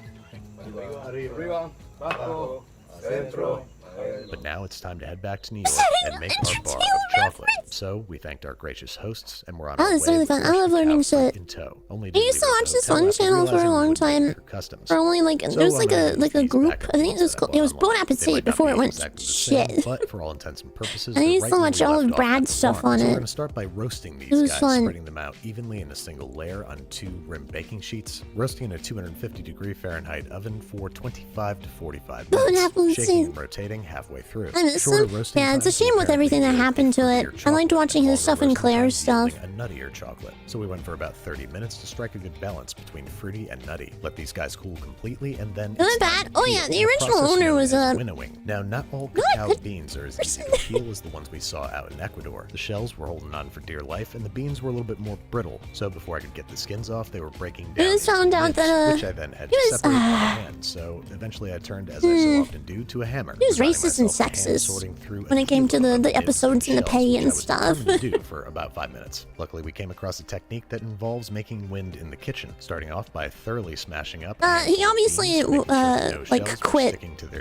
because of like everyone coming on about it, but then they all left Bon Appetit and have their own channel. Yikes! Yeah. Should get pushed out of the nib stream as they cascade down into a bowl. Now, this is obviously not a perfect system. It makes a dusty, husky mess of anything that's in front of the fan. It's easy not to do that. Catch all the skins, requiring at least a dozen passes to get rid of what looked like about 90% of the husks. The cool part is that it was surprisingly treat your effective fellow at human not nicely. It's not so sacrificing bad, nibs, as the honestly. pile accumulating to the left of the fan contained virtually only husks. That being said, some manual removal was definitely necessary, which Kendall and Nico were very kind to help me with. Otherwise, it would have taken me much longer than an hour and a half to sort It's really through not this that. Yeah, that's what I'm nibs. saying. But there you have it, the building blocks of chocolate, which must now be crushed into a liquid called chocolate liquor. No, not chocolate liqueur, which is alcohol. Chocolate liquor is an ultra-smooth paste of cocoa solids and cocoa butter. Before we break out the heavy stuff, we're going to preemptively process the nibs in batches for about 1 minute each, until they're just starting to release their fats and take on a consistency like wet sand. Rinse and repeat with the remaining nibs, and then it's time to bust out the concher. This home appliance version of the traditional process, where 2 rough stone wheels are kept immobile in the center of a rotating drum, the bottom of which is made from the same stone. This has the effect of both grinding and warming the chocolate, deepening the flavors and making it impossibly smooth. We're going to start by gently warming the drum of the concher itself, using a torch on a very low setting. And Please, not a temperature gun! I want a temperature gun! I'd use it for everything, dude. Its only I want one so bad. Wait, no, that didn't work. Both the joke and the concher, which, due to the still rough texture of the chocolate, obstinately refused to turn, just like me. It would just be so fun! Now, you're supposed to let this grind for an hour on its own before adding any cocoa butter, but we decided to cheat, hoping that you wouldn't check the temperature of everything. What do you mean? Cocoa butter in small batches, the concher finally whirred to life. Now, for a 65% chocolate, that meant obviously 65% cacao at 750 grams, 5% cocoa butter, I'll think about it. and the rest is sugar, which will add after these guys get to know each other for about 4 hours. Now, I can't recommend what I'm doing for safety and legal reasons, but we're taping down the 45-minute maximum timer. I'll point at chat members and tell them their temperature and I'll be 4 hours before adding any sugar. Now, I had never used one of these things before, so I was surprised to find that after the allotted time, it had rendered our cocoa solids and fats into an incredibly smooth liquid. It already looked and tasted like 100% baking chocolate. But we want to eat this stuff, so we got to add sugar. 30% of the total weight is about 350 grams of superfine sugar, added slowly through the sugar feed hole thing. Now, the chocolate's texture might have seemed very nearly done, but this thing was only getting started, gearing up to grind for another 20 hours. Apparently, this not only makes the chocolate super smooth, but develops its flavor. The next morning, and it's not quite done yet, but I want to nice robe. I love robes, dude. And at this point, it is I love plush chocolate, which robes. is kind of magic to see happen from its original state. But how does it taste? And the answer is, and I might be biased here, really good. It's rich and deep and not too sweet and absolutely fruity. Later on, I'm all dressed for work, and the chocolate has passed the 20-hour mark. And at this point, it's clocking about 110 degrees Fahrenheit. Use the temperature gun! What are you doing? Process. Now we want to slowly cool it off 2 ways. First, by pouring it into a large stainless steel bowl where we can agitate and aerate it with great vigor. And this might seem like cheating, but we need some seed chocolate. That is a handful of chocolate that's already been tempered so that it contains the precious crystals necessary to make our chocolate set, shiny, and snappy at room temperature. I hate tempering chocolate. 20% of the chocolate's weight in seed chocolate, we're stirring the chocolate constantly and spiritedly, especially once the chocolate starts dropping below 94 degrees Fahrenheit, as this is where crystals begin to grow. If your seed chocolate isn't fully melted, you can place it over a pot of simmering water, but just make sure not to let it exceed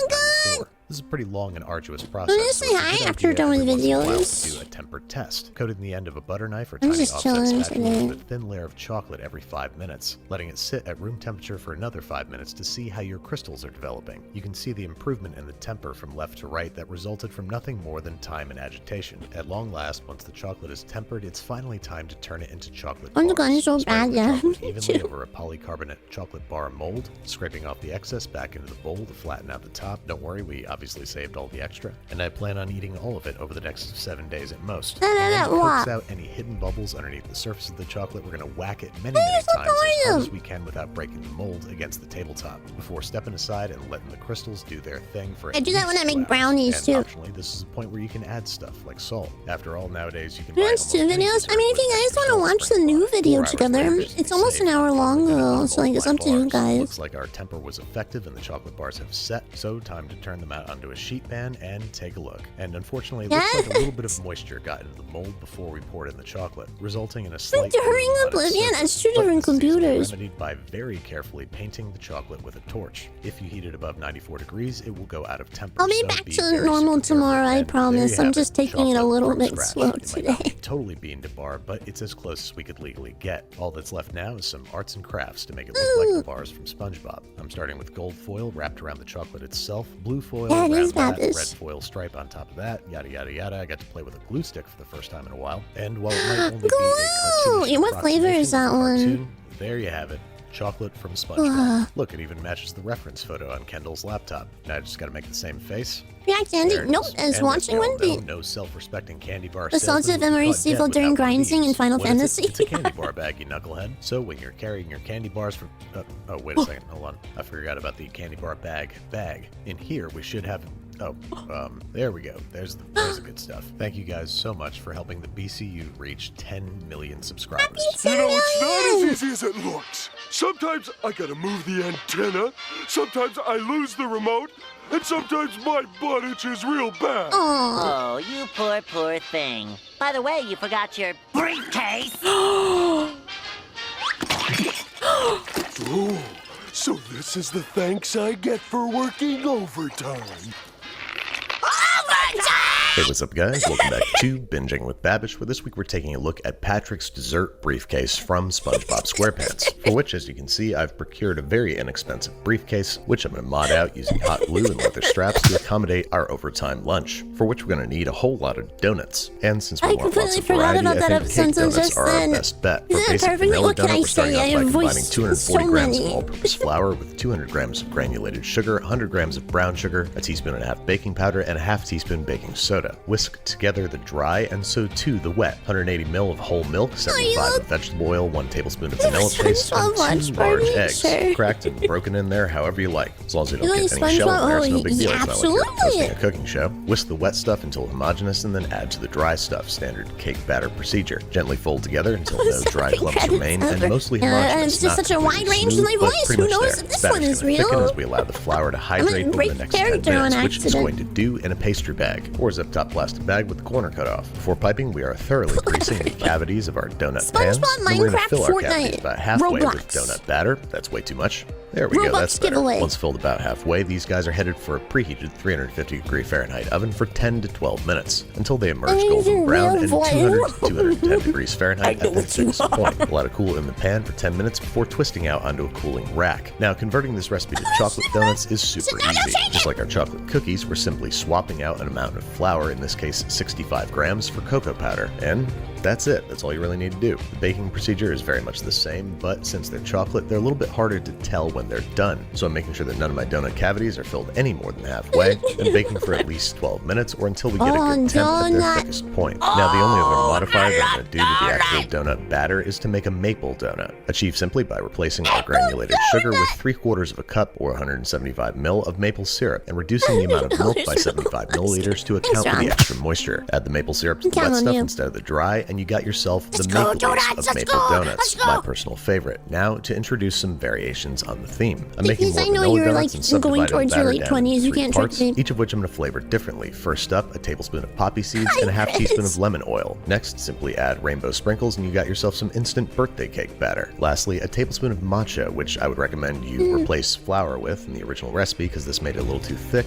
but still works. Pipe and bake as usual, and we got ourselves some fun spins on the original formula, each of which we can whimsically frost accordingly. Now to the leftover maple batter, I'm going to add some frozen blueberries for some very obviously awesome maple blueberry donuts. Imagine making a breakfast sandwich out of that. And for variations on the chocolate, going super simple, starting with some raspberry extract for a chocolate raspberry donut, a tablespoon of espresso powder for a chocolate coffee donut, and a splash of Grand Marnier for a chocolate orange donut. Then once all the donuts are completely cool, it's time to glaze them, each of which we're going to make by combining about a cup of powdered sugar with a small amount of flavorful liquids like maple syrup, skim milk, blueberry juice, cool coffee, whatever's relevant to the individual donut. So there's our dozen lovely donuts, which we can now arrange in our briefcase for easy transport to and from work. But there's something missing, or rather two. Stop everything we're doing! I need to add this. Please hold.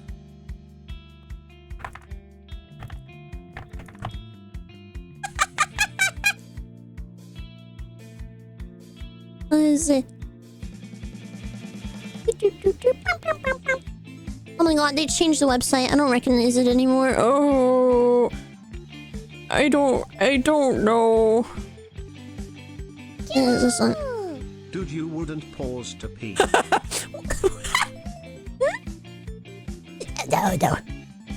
No. Family feud. Buzzer sound effect. I'm sorry this is loud. Turn down your volumes. I'll give you 3 seconds. Oh, okay, it's good. Alright, let me add this one. Let me turn up the volume a bit. It's too quiet. Usually it's at 100%, dude. Is that loud enough? I think 70 is good. How about that? Is that good? 75. There we go. That's good. Louder! Okay, hang on. 80. That's good. Perfect. Incorrect. Buzzer. I guess 100 is fine for it. Did I do it?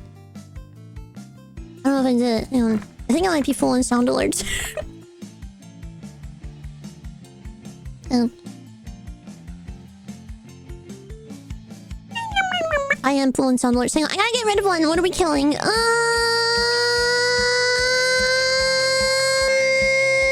am I killing? What's on? Babish isn't the only one cooking. By the way, Wisps, did you know that gift subs are 35% off for the next 2 days? Kill Gnome, but Gnome's been around forever. Kill the Gnome. Oh, the jump scare ones. You're so right. Get rid of this one. Die. Okay. Cat. Puggies. Okay. Back to our regularly scheduled Babish. Two things. First up, a banana split. I'm going to show you guys a little trick they taught me when I worked at the chocolate room in Brooklyn, where for our banana split, we would obviously split a banana, sprinkle the banana with sugar, and then torch it for an instant banana brulee, or banana split Foster, or whatever it is you want to call it. Just make sure it cools completely before peeling and serving. Can you reorganize the alerts to put it with the ones that cost 100? Right, I'm assembling our banana split with 3 scoops of vanilla ice cream. You might have to ask Sarah to unpause it. By our banana brulee, topped with whipped cream, then drizzled with chocolate sauce that I was too lazy to make, and finished with 3 bright red maraschino cherries. And there you have it, folks. Several months. Patrick's dessert briefcase. A little more arts and crafts than usual, but I think you'll agree, pretty worth it, at least just to see it in real life. I wouldn't say it's the most practical working lunch, but everybody at the office seemed to like it. Perfect entry! And toasted almonds, that's unexpected. He stuck it! And just look at that even coating! Curse him, that's good. But perhaps a bit too highbrow for this crowd. Now get up there and show him how the common man prepares his frozen dairy treats! It's a bit loud. Oh, shit. It's crashing out. Look at that concentration! It says it's offline? A little shaky on that entry, but just look at that form! Hey, what's up, guys? Odd. Binging with Babish. With this week with the Olympics in full swing, it felt like high time to tackle SpongeBob and Patrick's ice cream entrance into the. Did I actually delete it? First up, the reigning champ, SpongeBob, for which No we have way. to make the yellow sponge. Bob. So I'm greasing and parchment papering a 9x13. No, it says it's pan, here. and beginning to separate the yolks and I'm trying whites refreshing of it. 3 large room temperature eggs. First, the yolks are going in the bowl of Hi, I see you come in. You so quiet. Sorry.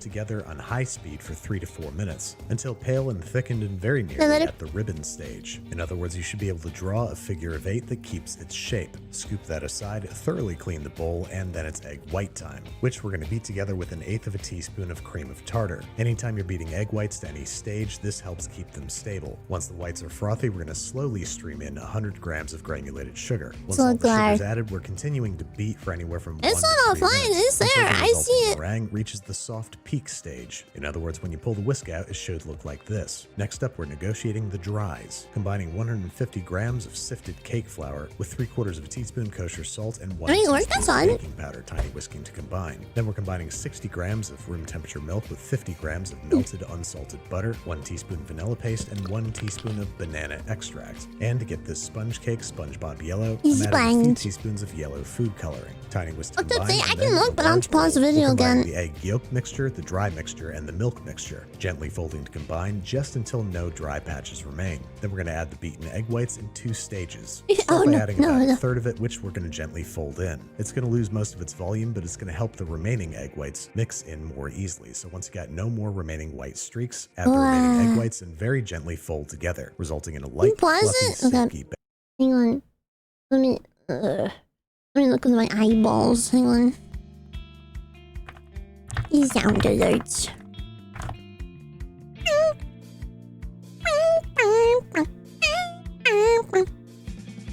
Let me see. Refresh. Okay.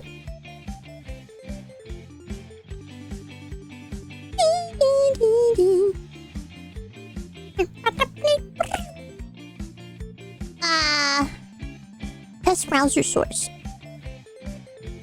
Your source is offline. How is it offline? I'm looking at it. What do you mean? I'm looking at it with my eyeballs. What does this mean? Man, I'm looking at it. Status, everything okay? Have fun. Okay. Is it okay? It doesn't. I don't know. Yeah, but it doesn't look like it's okay. Where's the button for it? Hang on. Where's the browser source? I haven't used this in forever, dude. Oh. Die. Hang on. Let me try copy and pasting the source. Oh, it's the same source. I'm gonna make a new one. Hang on. Add existing. Let me just try adding it again. Okay. How about now? Your browser source is offline. Wow, what does that mean? Can you look into it, please? Okay, back to my video. Video time! Oh yeah. Okay.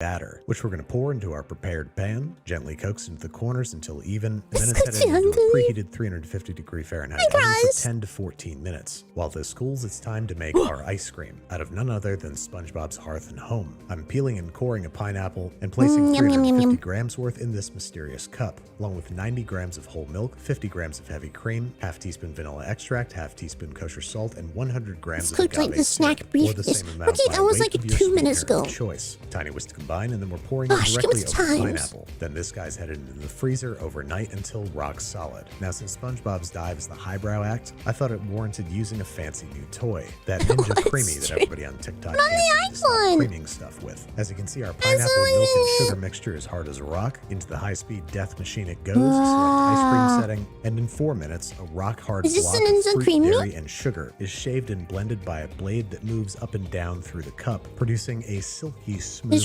I just did earlier. Scoop to be believed. Apparently, this is the home cook's answer to the Paco Jet made famous by the menu. And for a giant, pricey blender that doesn't do as much stuff as a blender, I gotta say, pretty cool. So now we have the core elements of our SpongeBob ice cream. Let's put them together. First, I'm carefully slicing the cooled cake into precise rectangles using rulers and maths, trimming it down into little rectangles that are about half an inch smaller than my intended mold. And it has the added benefit of looking exactly like SpongeBob. So now we have to ensconce this banana-flavored cake into pineapple sorbet. So it worked last stream. Plopping the cake in the center, and there are definitely sound alerts that are happening. Maybe it's just chatting is acting weird. These guys are headed into the freezer overnight, so they're completely solid before dipping. Once retrieved from the molds, we have to double popsicle stick, just like SpongeBob did, back into the freezer for another hour or two to make sure that they're extra cold. And then for dipping, I've melted 1 pound of dark chocolate and mixed it with 3 tablespoons of coconut oil for a homemade magic shell. In goes my roughest looking ice cream bar for practice, which I'm glad that I did because the shell hardened way faster than I thought it would. So when I dipped it in my toasted chopped almonds, I did not get even coverage worthy of the fried cooked games. So for once, taking an actual cooking tip from a cartoon, I dove quickly from the chocolate immediately into the almonds, resulting in much nicer, more even coverage. So there's our high concept, highfalutin SpongeBob ice cream. What about the everyman Patrick ice cream? Well, first off, it felt like it'd be crazy not to use starfruit. Granted, the only starfruit I could find was underripe, which apparently causes indigestion, so I'm not going to use too much of it. I'm roughly chopping 3 fruits, placing them in the jar of a food processor, and processing until I love food processors, dude. And break this down into a pretty fine paste. Now for the pink element, strawberry starfruit has a nice ring to it, so I'm going to puree a pint of strawberries and combine them with 100 grams of starfruit juice. Okay, I'm just going to say I'm proud of you for finally using like an air fryer for the first time in your life recently. You'll get there. Of granulated sugar. I'm also going to add a little bit of pink, a little bit of red food coloring to amp up the Patrickness. So if the Ninja Creamy is highbrow, how does the common man prepare his frozen dairy treats? Well, one way that requires no special equipment is the ice bowl method. Place your ice cream base in a bowl set in a larger bowl full of ice and whisk constantly for 10 minutes. You can also add water and salt to the ice to better translate the cold. Cover the bowl with a clean towel or plastic wrap and freeze for 30 minutes. Uncover and once again whisk constantly for 10 minutes. Cover it back up, send it back into the freezer for 30 minutes, and repeat this process 2 more times. You know, you're done when the ice cream base is thick and slushy and your arm doesn't want to do this no more. Pour into the ice cream container of your choice, cover, and freeze overnight. And the next day, all your effort will be rewarded with some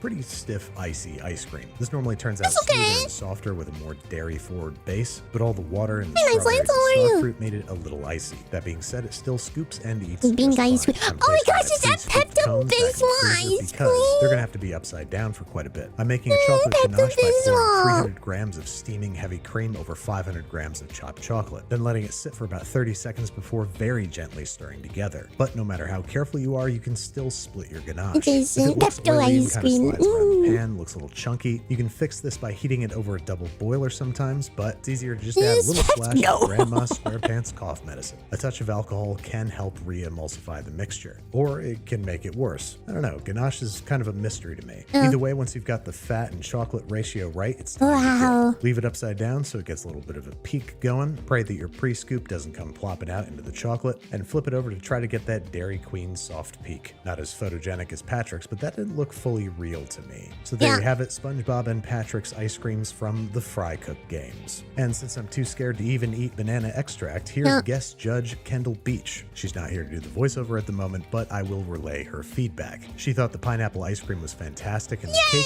while nice and fluffy, had a very strong fake banana flavor. The Patrick ice cream was too hate icy, the taste of artificial banana. so it's no contest. SpongeBob wins this round. I use yucky. And in the end, I had to try a little bit myself. Definitely omit the banana and maybe go with milk chocolate over dark, but I think Patrick put it best when he said, "I got it. Let's get naked." No, Patrick, let's save that for when we're selling real estate. You did it! You watched a 1-hour video! Well done! Well done. Do you guys want to watch the video that came out recently? One more? The other one has started? Okay. May we have another? Oh, since you asked so politely. I suppose so. Hang on. Hang on. Let me set it up. Let me see. You think it's all of it? Yeah. Okay. There you go. Welcome back to Basics. What? We're doing burgers and fries. Do I really have to do like a whole sales pitch? Let's get down to basics. Summer grilling. Right now! Thank you for the 5-15. I appreciate it.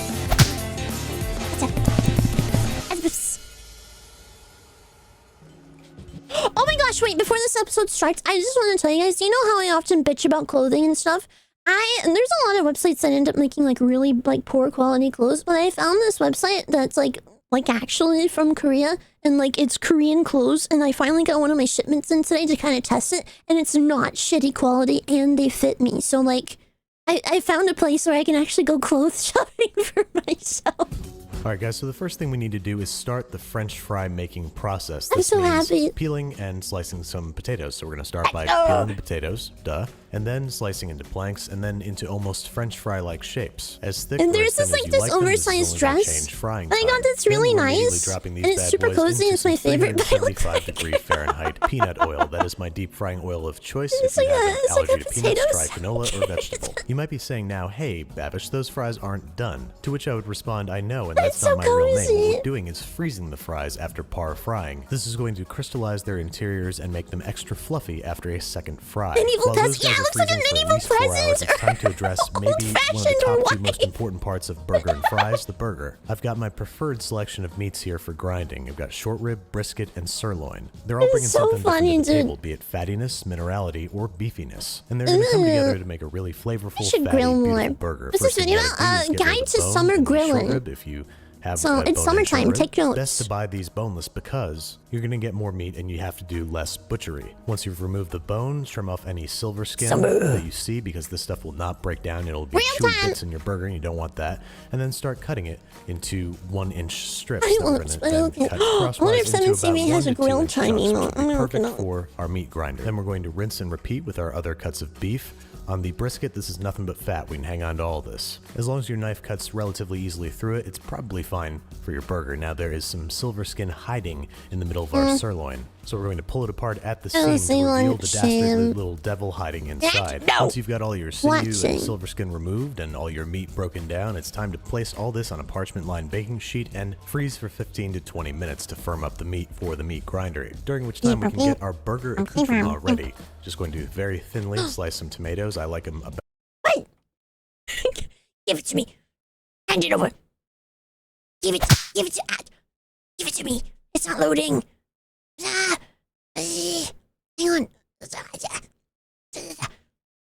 Give me the emotes. Hide. Okay.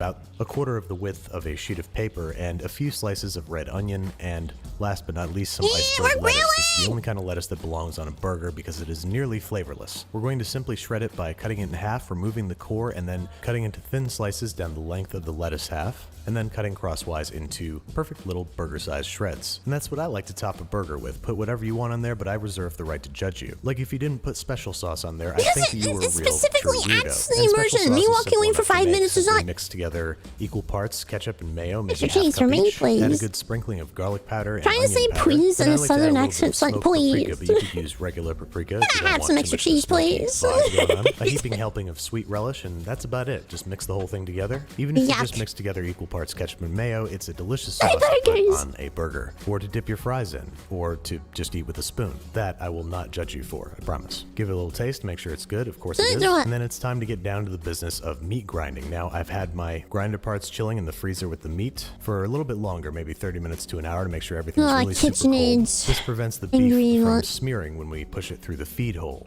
That's what it is called. And you can see that our beef is all firmed up after about 20 minutes in the freezer, and avoiding the spinning wheel of death on the bottom of our stand mixer, we're going to start feeding the beef into the grinder. A few pieces at a time, pushing the beef down the tube with whatever included baseball bat or nightstick the grinder came with, and watch the meat cascade gleefully out the medium-sized grind plate, which I think is the best size for ground beef for burgers. Make sure there's no gray stuff coming out, which might indicate that your grinder is grinding metal. Make sure no long stringy stuff is coming out. That could be sinew, or your beef might not be cold enough. And take a moment to appreciate the beautiful pebbly ground beef that you're able to achieve when you grind your own. I remember hearing them tell the story, or I read in this cookbook burger that is less about one of his like first recording sessions, and like how it went really terribly. Like the people that were invited over were like, he found out later on that they were vegan, and he was sitting there cooking a steak. But make them as thick as you want. It's your house. Once we've got the burgers formed, they can chill out a whole in the fridge lecture while we about finish it up our afterwards. fries. We've got the oil reheated to 375 degrees Fahrenheit, and we've got our rock solid fries out the freezer and into the oil. The initial fry was for about 8 minutes. This is going to be from 4 to 6 minutes until we get beautifully browned exteriors and fluffy, light interiors. As soon as you've let these guys drain for 30 seconds to 1 minute, we're going to put them immediately into a bowl and toss them with a healthy sprinkle of kosher salt. Go ahead and taste one to make sure that it's not poison, maybe 2 just to be extra safe. And then these aren't the only things getting salted. Let's move over back to the patties, whom are receiving a generous sprinkling of kosher salt and freshly ground pepper. Do not ever salt your burgers before you form the patties. Please don't ever let me catch you doing this. Now, one of the most important things you guys know that I love to do and that you should do for every burger that you ever make is toast your buns in some butter, please. I'm sorry I'm being so emphatic right now, but these things are important. Get a nice golden toast going on in there, add some vegetable oil to your cast iron skillet, and get that guy ripping hot before adding your beef patty. I'm just doing one for the sake of demonstration, but you can do up to 4 at a time. Let this sit over medium-high heat for a solid 3 to 4 minutes until a beautiful crust has formed on one side, and you can see a little bit of cooked brownness creeping up the side of the patty. Once you flipped it, we're going to almost immediately hit it with some American cheese. Hate on American cheese all you like. It is the best cheese for burgers. Then we're going to add about a tablespoon of water and cover the burger, allowing the cheese to melt and helping the burger cook more evenly. I mean, come on. Look at that. Use an instant read thermometer nice to meet you, Corinthia. Thank you for the kind words. I appreciate it. I will say hi. To plate up onto a waiting bed of lettuce, we're going to deposit our patty. Always best to put the lettuce underneath the burger, as this helps prevent the lettuce from wilting. And then top with he's not using the gun. Special sauce to top the bun, bottom for everything. Extra special. Top the whole thing up and serve along with your Frenched fries. And there you have it, one very serious homemade burger and fries. Now it's time, of course, for the requisite cross-section. I'm going to show you 3 levels of acceptable doneness. Let's start with medium. That's where you're taking the burger off the heat at about 135 degrees Fahrenheit, letting it rest until it hits maybe 140. Then for slightly braver souls, there's rare, where we're taking it off at 120, letting it rest and reach 125. And then the sweet spot, medium rare, 125 to 130 degrees. I'm just kind of taking it juicy, easy today. Delicious. If you're freaking out about beef cooked below USDA recommended doneness temperatures, you have much less to worry about if you're grinding your own beef at home. So give it a shot. Whatever minor risks there are outweighed by the importance of enjoying a really delicious burger.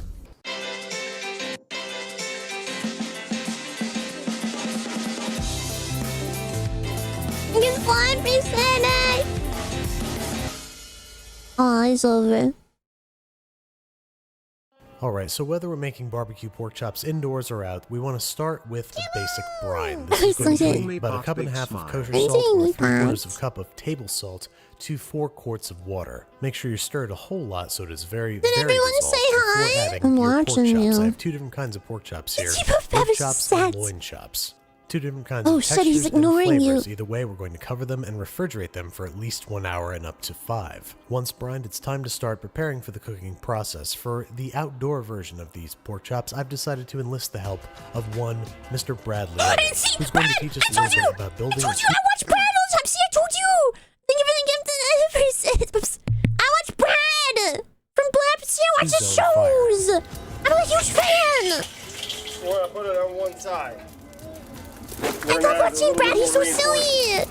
What he's basically doing is building a super hot fire on one side of a charcoal grill. This is so we can cook our pork chops with both direct and indirect heat. You can accomplish the same thing on a gas grill by only turning half the burners on high. While that preheats, I'm going to prep our brined pork chops. Now the best way to distribute heat onto these guys is to stand them up by the bones and pierce them twice with long wooden or metal skewers, standing them up vertically on their bones. These are bone-in pork chops after all. We're also going to employ a little trick to prevent the classic curling pork chop. We're going to place 2 small slices along I haven't really had pork chops in a long time. Being sure to cut sinew. My mom's not really a cook, and she would try to do pork chops like guaranteed once a week, and they were so dry. So like when I think of pork chops, I'm like, they're not good, they're dry. Place the chops bone side down, making sure there's a little bit of space between each of them so that heat can circulate evenly. And we're also going to insert a temperature probe to monitor when these guys get around 115 degrees Fahrenheit. Once they hit that temperature, that is when we're going to remove the skewers and place them horizontally onto the hot side of the fire, where we're going to start building up a shellacked, as barbecue crust by brushing layer after layer. This is fine, I feel like it's a picky thing. Until they reach an internal temperature of 145 I know him more. degrees I watched Fahrenheit. all of his the series. The barbecue sauce should caramelize, and you should start seeing a beautiful exterior like these. Once they hit their target temperature, it's time to remove them from the fire situation and place them on a baking sheet for a 3-minute rest to let the juices redistribute and let the meat relax a little bit. Situate them on a nice carving board like this one. With one last luxurious layer of barbecue sauce before cutting them open and taking a look love at the ham. Honey glazed ham? Not stark white and dry, but lightly pink and juicy. You might even see a light smoke ring if you really did your job right. Oh, wait a second. I'm just gonna put one last finishing touch on this bite. Oh yeah. Now let's see what Brad has to say about cooking pork properly. Here's the biggest misunderstanding about pork is people hammer the hell out of it. They overcook it. Cook it to 150, 160, 175, trichinosis. Those days are over, man. Okay, rant's over. Now it's time to try to get those barbecue He would have this one section of his shows, and he would go to the quote-unquote fermentation station that was in the corner of the test kitchen, and there'd always be a of a choo-choo train. A teaspoon of paprika. The days are over, yeah. For extra smoky Well, he's still in Bon Appetit. Teaspoon of Appetit. ground coriander and 1 whole teaspoon of ground cumin. Oh, and don't forget several healthy twists of freshly ground pepper. No need to add salt. That was taken care of in the brining process. Speaking of which, let's get our chops out of that salt water. We want to pat them super duper dry because the drier these guys get, the better crust we're going to be able to create. So spare no paper towels as you endeavor to try to make these chops as dry as the day they were born. Once they're nice and dry, it's time to hit them with our spice rub. Make sure they're generously coated on all sides. That includes the fat cap and bone. We're trying to infuse a ton of barbecue flavor in here, and we're not going to accomplish that by skimping. Now let's set those aside while we build a rudimentary barbecue sauce. Let's start with half a cup of plain Jane ketchup, along with half of one small onion, finely grated, a few solid hits, maybe 1 to 2 tablespoons of Worcestershire sauce. Is that how you say it? That cannot possibly be right. Half a teaspoon of smoked paprika with a bit more smoky flavor, 2 full tablespoons of Dijon mustard. This is going to bring a great mustard flavor to the barbecue sauce. And another tablespoon or 2 of dark brown sugar. I think I'll be better tomorrow. It's practically tasty enough as it is, but I like to simmer it for at least 30 minutes before applying it to our chops. Speaking of which, let's heat up 2 tablespoons of vegetable oil over medium-high heat in a non-stick pan, to which we are going to introduce our dry rubbed pork chops. 2 at a time. You can do up to 4. Just make sure they're not overlapping or too close together. I feel I'm settling down a lot more for sure. Brown crust. I'm a lot less panicked feeling. Nice little cuts it was very our chops. Better weird. Last couple of days. Our temperature probe into the side so we can pull these guys at about 130 degrees Fahrenheit. Right now, we're going to take these off the heat, set them aside, and wipe out our pan in preparation for the indoor version of shellacking. We're going to start by again heating a tablespoon or 2 of oil in our pan over medium-high heat, and then brushing our chops down with a layer of our barbecue I feel like if there's anything with sauce, I like to drown it in sauce. I love sauce so much. Before flipping, saucing, repeating until we have that. It's the only right way to have anything that's saucy. Have registered 145 degrees Fahrenheit internally. I'm gonna set them aside, let them rest, and then serve them with a little bit of extra barbecue sauce and a smile. Now, are these a dead ringer for genuine outdoor whenever I have hot wings, no. I already just have a whole roll of paper towels laying next probably the best pork chops that you could make out of your I'm ready to make a especially if you cook them to the proper temperature of 145 degrees Fahrenheit internally. Watch them join not only the Clean Plate Club, but the Clean Bone Club. Sorry, I'm gonna chill out with the clubs. That's just how you know it's really, really good. I'm sorry, Kenzie.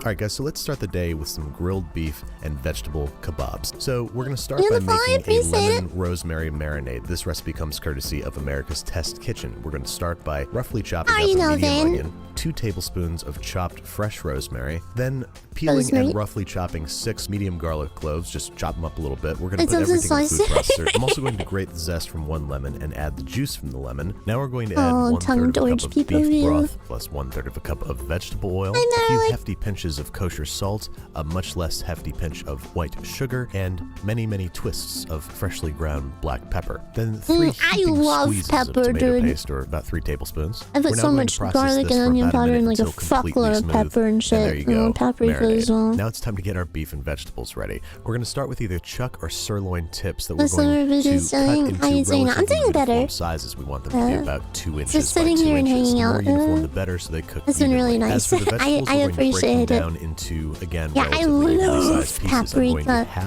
Sometimes I go a bit crazy whenever I make my pastas. Now, there's a lot of they have a white sauce, they end up turning pink. Your pepper, but really, the key is to cut that off and rip its heart out. Of paprika to it. And then we're just going to cut the peppers into 1 to 1.5 inch pieces. Lastly, we've got a large red onion that we're going to cut in half, take out the core, cut into wedges, and then cut each of those wedges into 3 or 4 pieces so we've got nice 1-inch wide chunks of red onion. And now it's time to marinate both the beef and the vegetables. We're going to add most of the marinade, maybe about 3/4 of it, to the beef, mix it up good, make sure that every piece is covered in marinade, and we're going to add the remaining mixture, probably about a half a cup's worth, to the vegetables, give them a good toss, cover both, so let the beef marinate for 1 hour in the fridge, and the vegetables marinate for 1 hour at room temperature. 1 hour later, and it's time to skewer. You probably know how to do this. I don't think I need to instruct you, but all you really need to do is skewer the meat and press it tightly against one another. Make sure you don't, ow, get your finger. And with the vegetables, just alternate between each type of vegetable so you get a nice pleasing pattern going. Most people put both the meat and the vegetables on the same skewer. This doesn't work.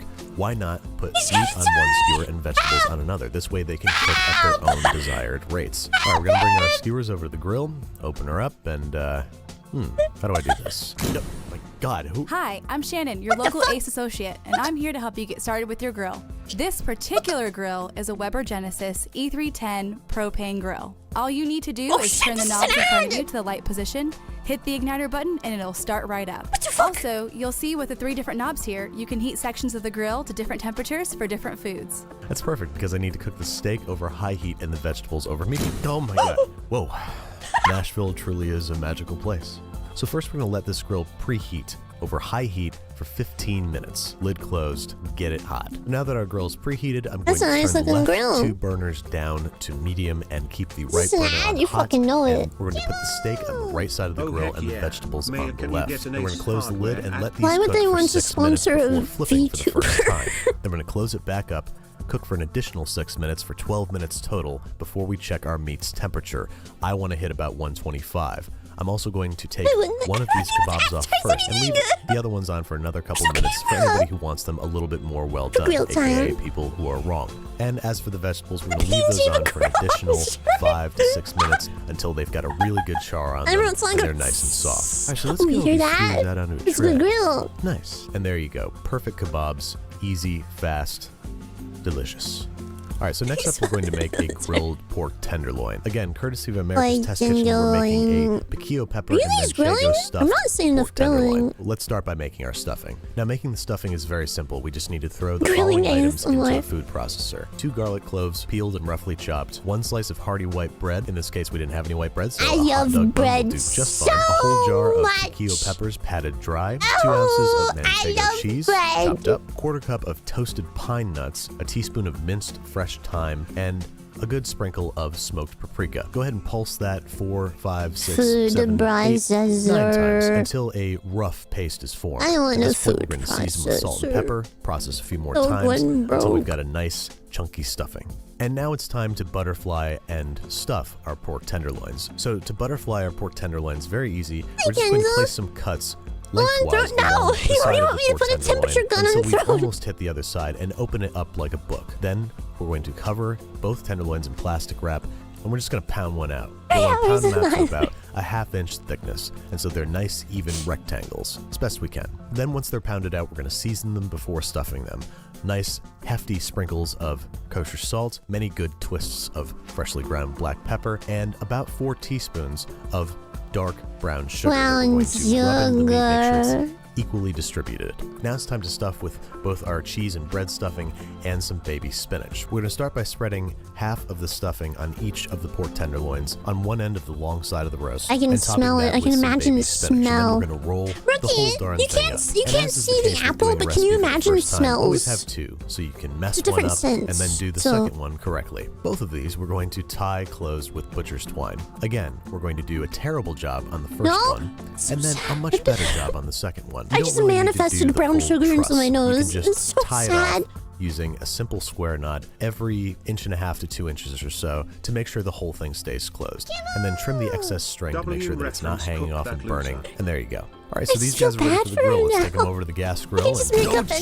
Hey, Andrew, since you're going to be temping these tenderloins, why don't you use the iGrill 3? Can you imagine the smells? Oh yeah, absolutely. The life out of me. You're awfully helpful. Why, thank you. The iGrill 3 lets you monitor the temperature of your food through the iGrill app on your mobile device. It's super easy to set up. All you have to do is pair it with your device via Bluetooth, plug the probes into the thermometer, and insert them into your food. Set your desired temperature in the app, and it will notify you when your food is ready. So this is you can imagine the smell. Oh yeah, I have a very vivid imagination. Like with the apple, I can just like, I can pick up the apple, I can eat the apple. I can imagine the smell, the sound it is when I like throw it and everything. I go crazy. It's probably because I'm very mentally. This time we're going to use what's called an indirect heat source. We're going to turn the right burner all the way to maximum and the left 2 burners all the way to low and place The Feel the roast crunch. Yeah, over the yeah, left yeah, side yeah. of the grill. So once we close the lid, they're getting heated almost like in an oven, but they're also getting grill marks. We're going to flip them about halfway through cooking, which should be about 30 minutes, or as soon as they register 165 degrees Fahrenheit internally,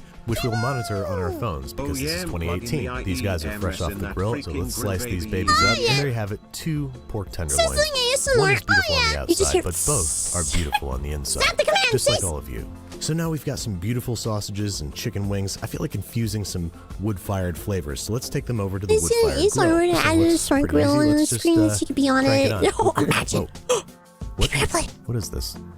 Don't do that. Is this Shannon? Is she about to appear behind me? Oh my god!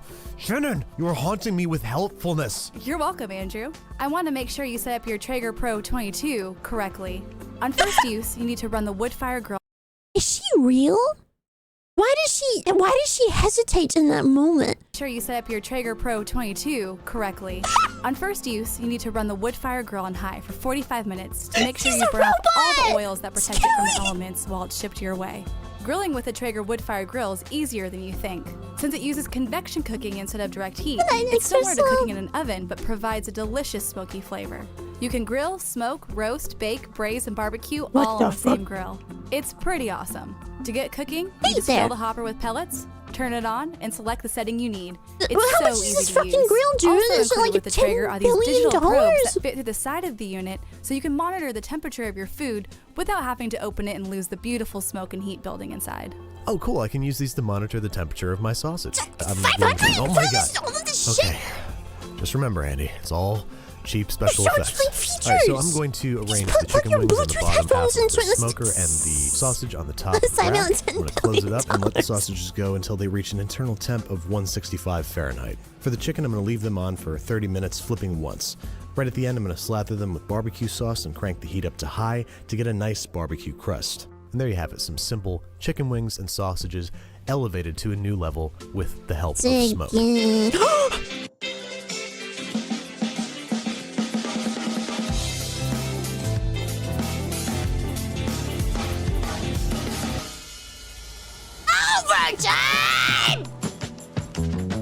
Alright, so folks, this is not your typical episode of Basics with Babish. This is Backyard with Babish. Where today we're going to be exploring how to smoke on a gas grill. Barbecue purists will tell you that's punishable by law, but at the end of the day, if you give them a rack of smoky, flavorful, juicy ribs and they're still complaining, just don't invite them over next time. Now, you can smoke all kinds of stuff using this method, but as an example, we're going to go with ribs. And for ribs and most other barbecue, we need a spice rub. So my favorite baseline spice rub starts with about a half cup of paprika, maybe about a tablespoon of smoked paprika if you want to juke the smoke stats, but hopefully we won't need that. About a half cup of dark brown sugar, maybe 2 or 3 tablespoons of chili powder, and a hefty sprinkling or about a tablespoon of ginger, garlic powder, and onion powder. When we start getting into the optional stuff, how about a teaspoon or 2 of ground sage? This, along with a teaspoon or 2 of dried oregano, can bring some nice smokiness to the party. How about a teaspoon of ground mustard seed? Just gonna give a little tang, a little acidity. And a half teaspoon, maybe a full teaspoon of ground cayenne if you want a little heat. Decidedly not Oh my god, I remember one of my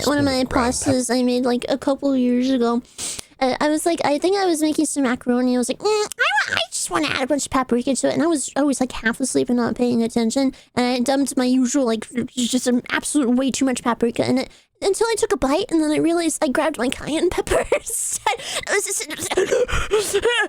Preferably freshly ground, but forgive me. And a tablespoon of kosher salt. Oh, that's way too much. Let's just shake out about a tablespoon of that. And so, like, I would, like, eat, like, 3 bites because I didn't want to waste it. And then I would pour more milk into it to try to, like, balance out the flavors. I'm just like, I would just take 3 more bites and then pour more milk into Memphis dry rub. A dry rub is not only necessary to build flavor, but over time to develop the prized bark that develops on the outside of smoked meat. Once it's all mixed together and homogeneous, now's the time to give it a taste in the most efficient way possible by throwing it upwards in the air and catching it with your tongue and adjusting it as necessary. What does it need? How's the balance between sweet and salty and savory? Rubs, sauces, and smokers alike are all subjects of of heated contention. So there's no exact formula here. This is an opportunity to build flavors and develop your own style. Once you've got your rub in a place where you like it, it's time to make good on its name and give it a rub down on some ribs, specifically of the baby back variety. These are some of the quicker cooking and more forgiving ribs that you can find. But we can't just rub them down and call it a day. First, we have to remove the papery membrane from underneath the ribs. I'm trying to like desperately think of Friends, the edge of the but I can only think of knife and then using a paper towel to grip, peeling it off in one smooth, unusually satisfying motion. Be sure not to skip this step. This membrane prevents fat from rendering out of the ribs, and no matter how long you cook it for, it will remain chewy and inedible. So once that's removed, your racks are ready to rock. But before they head over to the heat, we need to rub them down with our rub. Set aside about a half a cup of your rub for later use, and sprinkle the rest generously all over every square inch of your ribs. Just sort of pat it down and spread it out as you go to make sure that it's absorbing the little bit of moisture on the outside of your ribs, and make sure that no single solitary square inch goes uncovered, top, bottom, and sides. Look at you, right now, 201, they got their George bashful about rubbing. Once every facet of your racks have been stained in an even coat of crimson, we're going to let these guys sit out at room temperature for about an hour. This is going to help a sort of crust form on the outside of your ribs, which will make for a stronger bark later on. So while these guys sit out, we can discuss how we're going to convert our gas grill into a smoker. Now, gas grills are a far cry from an ideal smoking setup. There's no wood for starters, but it's also full of vents through which smoke can escape, and the burning of propane creates a very dry cooking environment. So we're going to offset those a couple different ways. First up, the lack of wood. We're going to cut ourselves a length of aluminum foil, and on one side, pile a few handfuls of small wood chips for smoking. You can go with anything from apple to pecan to cherry to mesquite. I'm going with hickory. We're then going to fold that foil onto itself and crimp the edges to make a little foil packet of wood chips. And if you like, you can make 3 or 4 of these ahead of time, because you're probably going to go through one every hour and a half or so. Once that's all crimped into a pretty little package, we're going to cut 4 or 5 vents into the top so smoke can't escape. This guy is then headed directly on top of the heat plates that sit right above your actual burners. We want it as close to the heat source as possible so the wood begins to smolder and, you guessed it, smoke. You'll also notice that we're placing it on the far right side of the grill. This is so we can have all of our heat localized on the right side of the grill and place our ribs on the left side of the grill, creating a barbecue essential known as indirect heat. Next up, we're going to compensate for the very dry cooking environment furnished by a propane grill by placing a couple disposable aluminum pans right over the wood chips and filling them halfway with good old-fashioned tap water. Now, you can use apple juice, beer, but either way, these guys are going to simmer and introduce some much-needed steam into the situation. Now we're going to crank our rightmost burners over high heat, remove this kind of bun warmer rack. We've already got smoking hot buns. Close this guy up and wait for your improvised smoker to start, well, smoking. Now, we don't want the wood chips to burn too hot or too fast, so once they start smoking like this, we're going to turn the heat down to medium in an effort to both slow combustion and maintain a grill temperature between 225 and 275 degrees Fahrenheit. Once the smoke production sort of slows down a little bit and ideally turns from white to blue, it's time to introduce our ribs to the situation. For this, you can optionally use a rib rack. This is going to help the ribs cook a little bit more evenly. So I'm just going to slice these guys in half and dab the cut end and rub to make sure that we're totally covered, and start to stand the ribs up vertically on the left side of the grill away from the heat. In fact, we want the ribs as far away from the heat as possible without touching the wall of the grill. Also, we want the ribs oriented like this, perpendicular to the heat, so they're getting even exposure. Then we're going to close the lid, and from this point on, make every effort to open it as seldomly as possible, making slight adjustments to the burner as necessary to maintain that temperature of 225 to 275. Now, ideally, you want to use an ambient temperature probe for this, not the built-in gauge on the grill. But if you gotta use the gauge, it's not the end of the world. It's just not going to give you as good results. So just peek out the window every 15 to 20 minutes, make sure that the temperature hasn't ventured too far outside that range, and make minor adjustments as necessary. Now, after an hour, you're going to notice that you're not producing nearly as much smoke. The first thing we're going to do to remedy that is simply rotate the wood packet, so it gets a little bit more varied exposure to the heat. This is probably going to buy you an extra half hour of smoke tops, but eventually your fuel is going to run out, and you're going to have to feed the beast. So simply get that smoking hot bag of wood chips out of the way, and drop in a fresh one. You did make make those ahead of time. You can change that. You didn't? Well, they take like 10 seconds to make, so no big deal. Once the packet is replaced, the smoke initiation procedure is very much the same. Crank these guys over high heat for about 5-6 minutes until thick white smoke begins to billow out of your grill. Now, more smoke does not after this one. I just wanted to like so for kind both of the kick ribs back for a flavor little and bit. tenderness, we need to exercise temperature control. If you're seeing tons of thick white smoke like this, your fire is too hot. Turn down the flame. Once you see this, the thin, sacred blue smoke, that's when you've hit the sweet spot. Now all there's left to do is maintain this smoke and the ambient temperature for anywhere from 4 to 6 hours, replacing your wood packet 3 or 4 times depending on how much smoke flavor you want to get. There is no possible way to prescribe cook time for anything when you're let it go to smoking. waste. It's going to depend entirely on what you're smoking, what kind of meat it is, how thick it is, how much connective Is this only tissue going to be there a dry is, how rub, hot or your is he grill going is, to how give well it you've maintained the swans? temperature. 1,000,001 mitigating factors all dancing together in a delicate ballet known as barbecue. Just try to maintain the environment as best you can, refill the water pans They're as burning wisps necessary, now. There's just and turn wisps your in ribs there trying to 180 steal the degrees ribs. every 90 minutes or so to make sure that they're That getting is? even exposure to the heat. Throughout this process, we've got plenty of time Just to asking make me- barbecue sauce. Long pig. Another hotly contested and wildly regionalized aspect of barbecue, the sweet, sour, and sticky substance that most of us are accustomed to is Kansas City-style barbecue sauce. This starts with a small 14-ounce bottle of ketchup, and here we go, I'm going to try to say it correctly, a quarter cup of Worcestershire sauce. Did I do it right? I had to Google how to say it first. 1 or 2 tablespoons of classic ballpark yellow mustard, a little Happy sweet 27 dashes of months, your I favorite hot sauce, appreciate it. and you could use garlic powder and onion powder, but I like to grate 2 small cloves of garlic and about a quarter of a red onion directly into the sauce for a little extra texture and flavor. The only time I ever like mustard, because otherwise it's fucking vile, is to like use a very, very small amount to cook burgers with. That's it. Hi.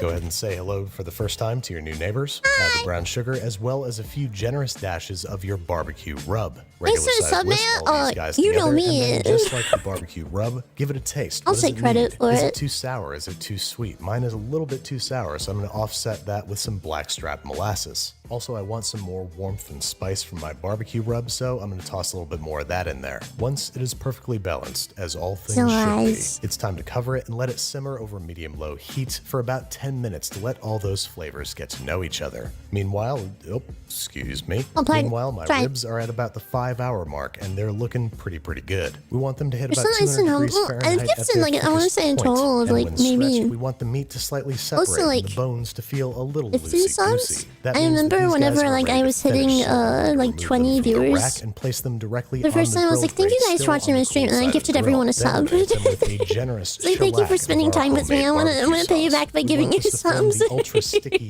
caramelized layer that forms on the outside of ribs. To make this happen, we got to close up the grill and crank those far burners as high as they'll go until the ambient temperature of the grill reaches about 450 degrees Fahrenheit. This is going to give our barbecue really meant a lot, you know? I didn't think people would watch it. Once that layer is soft and sticky but not fully hardened, it's time to take these guys off the grill. Let them rest for about 10 minutes, give them one last brush down with sauce, and there you have it, some almost fully legit barbecue off a gas grill. I'm sure I'm going to catch hell for saying that, but... And then like whenever I've accidentally like sassed a new time viewer when I didn't mean to, I would like panic and give them a sub too. I remember I did that I think most recently during Cyberpunk.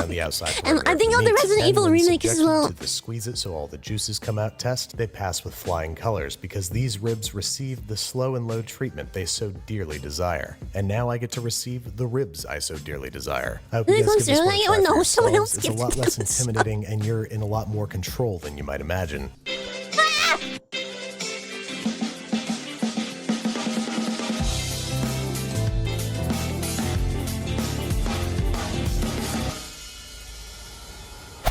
It's really like fade into it, dude. It's so fucking loud. Jump scare. I thought that this was an episode about grilling. What, pray tell, is Babby doing with this grilling peeled and pineapple. sliced pineapple? Well, I'm gonna grill it. Recently I've been making this grilled shrimp, pineapple, and poblano pepper sort of ceviche, and it's perfect for one of the two make-ahead elements of our grilled feast. We're just gonna hit them with a little bit of vegetable oil, and they're ready to go. We're also gonna char the poblano peppers on the grill, so we're just gonna chop off their tops, dig out their seedy hearts, and slice them in half lengthwise. And with that, we're headed out to our first of 2 trips to the grill. Dude, I love pineapples. Pineapple smoothies, dude. Grapes caked with 1,000 ghosts so of good. meals past. So now's the perfect time to preheat You're it telling for me 15 a shrimp minutes fried at this full blast, pineapple? and once it clocks around 600 degrees Fahrenheit, give it a thorough brushing. This not only prevents a whole bunch of old food getting stuck to your new food, it helps prevent food from getting stuck. Once everything is good and brushed, we're gonna plop down our pineapple, plus we're gonna plunk down our poblano peppers. But I just want the leave a little pineapple, space because please. we're also going to grill our shrimp. The shrimp that I'm playing That's with just today it. is Oh, called I Easy love Peel, this shrimp that's been video. deveined but still has an easily removable shell. This is going Get to help those shrimps protect the away from delicate me. meat I haven't of the tried shrimp one and yet. prevent I just them want the from becoming pineapple. stringy or tough. You can definitely use peeled shrimp. Just be sure to take them off the very second that they're done There's cooking. been so too they don't much overcook. Resident Evil I 4 usually shoot remakes? for about 120 degrees Fahrenheit at its thickest point. Once the What? shrimp are up to temp, we're going to take them off the grill and plunge them directly into an ice bath. This is going to halt their cooking and get them nice and chilly for the ceviche. Next up are the poblano peppers that we've left skin side down, and we're going to pull them off the grill and wrap them in aluminum foil as soon as they've developed a completely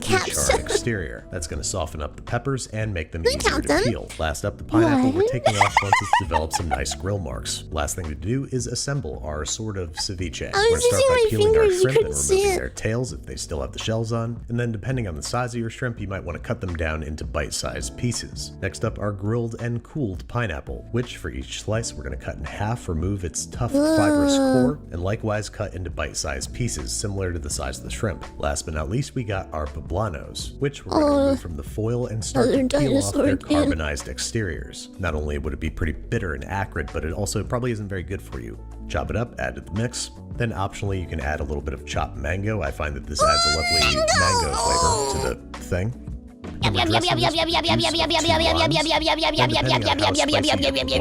could add some thinly sliced jalapeno if you want a little bit more heat, and for a little bit of crunch and a lot of bit of flavor, some sliced scallions. Toss that together with some freshly ground pepper, some kosher salt, maybe a little splash of olive oil, and another flavor that plays really nice in this party is a little bit of ground cumin, like 4 teaspoons worth. Toss this guy together, give him a taste, test for seasoning, add salt, pepper, or cumin as necessary, and then you can cover him up and keep him in the fridge until you're ready to eat him. Next up on the pre-production side of our grilled feast is a potato salad. I got about 4 pounds of baby Yukons here, which I'm just going to cut in half, but you can use any waxy potato and cut it into bite-sized pieces. Then I'm going to add the potato slices to a pot full of water, which first I'm going to heavily salt and add a splash of vinegar. This is not only going to add some flavor, it's going to help the potatoes retain their shape throughout cooking. Once we got them all sliced and diced, we're going to place the pot on a stove and heat it using fire. Get it up to a boil, keep it there for like, I don't know, 10-12 minutes, and once the potatoes are tender throughout, evacuate them onto a rimmed baking sheet where they can cool completely. Now you might be asking yourself, what kind of potato salad are we making here, Babish? And the answer is an elote potato salad. So I got 3 ears of sweet corn here that I'm going to toss with a little bit of oil before placing on our preheated grill, where we're going to blast it over high heat for 10-15 minutes depending on your grill. We just want a solid amount of char and for the corn to be fully cooked. This is all a great opportunity to get to know your grill before we bust out the burgers. Shuffle stuff around and find out where all of its hot and cold spots are. Once the corn is nicely charred, we're going to let it cool completely and build our dressing. Half cup each sour cream and mayonnaise, an optional half teaspoon of cayenne pepper if you want a little bit of heat, the freshly squeezed juice of 1 lime, a teaspoon each kosher salt and freshly ground black pepper. You might need to adjust as necessary. Tiny whisk that together until nice and smooth, and then it's time to start adding our solids. I'm going to add half a large chopped red onion, not typically part of elotes, but it's going to be real nice here. The charred kernels of our grilled corn that we're going to slice off the cob, add those guys to the party, and then we're going to add some chopped cilantro or chopped parsley if you're like me and you don't like cilantro. Add our cooked and cooled taters, and then we just got one more piece of our tater salad puzzle, some crumbled cotija cheese, about a half cup's worth. This stuff can be kind of hard to find sometimes, so if you can't find it, feta is an acceptable substitute. Mix this guy together until thoroughly mixed, taste for seasoning, adjust for your preferences, it's actually just a temperature gun. Covered in plastic wrap and fridge until ready to consume. Now we can start with the a la minute stuff. Burgers. I want consistently sized burgers, so I'm going to carefully measure out third-pound mounds of ground round. Looks like a sitting dog. It's ground chuck, specifically 85% lean ground chuck, which I'm going to press into patties that sort of have a bowl shape to them. Burgers contract when they cook, which is why you sometimes end up with burgers that more closely resemble meatballs. This concave shape helps compensate for that, so you end up with a burger with the proper proportions. Now we're headed out to our preheated grill, where we're going to generously season our burgers with kosher salt and freshly ground black pepper right before before putting them on the grill. Do not be mixing salt, pepper, any other seasonings, onions, peppers, whatever into your burgers. They will positively knacker your burger's texture. Gently pat the seasonings onto the surface and then we're going to lay these down on the hottest part of the grill that you can find. The objective here is to sear the hell out of these burgers for a couple minutes and then let them finish cooking in a cooler part of the grill. We're also going to toss our hot dogs over there and toast our buns on the aforementioned cooler side of the grill. One big concern with burgers is flare-ups. Little ones like this are totally normal, but you can expect a pretty big fireworks display when you flip it over. If, however, during cooking you find that your burger is engulfed in flames like this,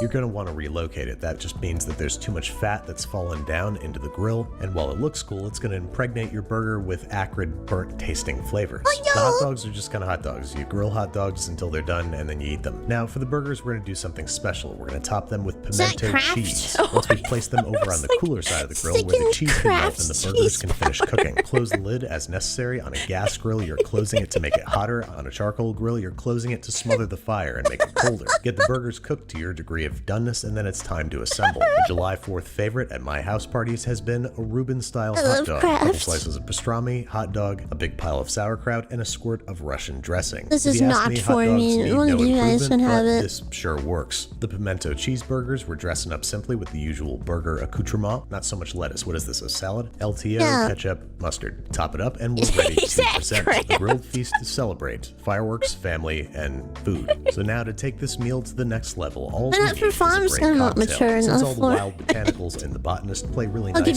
savory flavors, I'm feeling like a twist on the classic Bloody Mary that we're going to call the Red Snapper. I have here 2 ounces of the Botanist Isla Dry Gin, which I'm going to combine in a cocktail shaker with 4 ounces of the very finest tomato juice, a half ounce of the very finest freshly squeezed lemon juice, precisely 4 dashes of your favorite hot sauce, 1, 2, 3, 4, precisely 4 dashes of your favorite Worcestershire sauce, and about 1 bar spoon's worth of horseradish. This here is a bar spoon, which we're going to use to measure out a bar spoon's worth of horseradish. Plop, I don't like horseradish. A pinch of celery salt and a little pinch of freshly ground black pepper. Now we're going to do something called rolling the cocktail. That is, we're going to mix it without shaking or stirring it. We're going to put a few cubes of ice in a separate, smaller cocktail shaker and hold them in place using a strainer. See, it's simple physics. Then to roll it, we're going to simply pour the cocktail back and forth between the 2 shakers. This mixes the cocktail without any bubbles or froth and with minimal dilution. Just pour it back and forth, I don't know, 5-6 times until it's well chilled and ready to strain 10 minutes, I dare you. Collins glass. Garnish with all your favorite garnishes. I'm going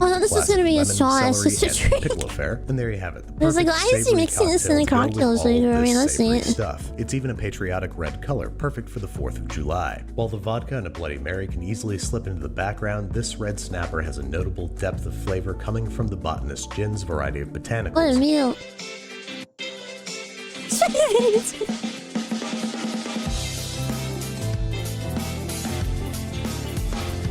Yeah!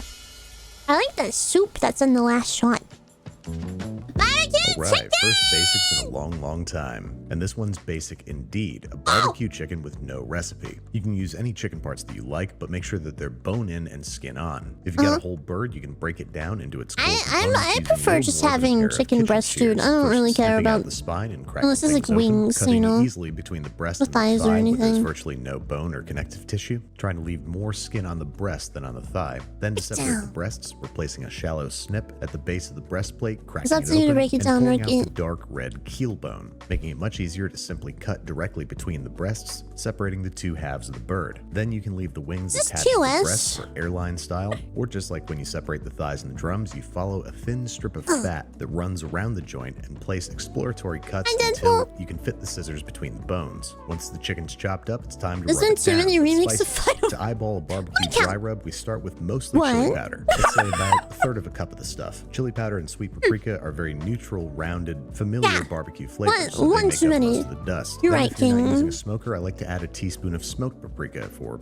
smoke, and about a half teaspoon, or all that I have left, of cayenne pepper for a little bit of heat. Then a half teaspoon of cumin brings some floral, funky notes. A half teaspoon of oregano for grassy herbaceousness. Has you replied to anybody? Garlic powder and onion powder, both of which obviously bring essential foundational flavor. Then I like to add about a half teaspoon of crushed dried rosemary. Can you stop using that? I'm curious. But in barbecue spice rubs, they bring a really familiar, comforting flavor, and then damn near as much brown sugar as there are spices. Dry rubs and barbecue sauce are both laden with sugar. These sugars caramelize on the grill and balance out all the tang and spice, so it's pretty hard to overdo it. A few twists of freshly ground black pepper, and a few generous pinches of kosher salt. Make sure you taste your spice rub. You want it to taste almost equal parts sweet, spicy, and salty. Once you get the flavors where you like them, it's time to spread your dust evenly across every facet of your chicken, top, bottom, and sides, rubbing it into and under the skin wherever possible. Cover this guy up with plastic wrap and let him sit in the fridge for at least a couple hours, ideally overnight. Remember, I used to have it all the time. You know, in grocery stores when you can just buy like the already ready like bread mixer,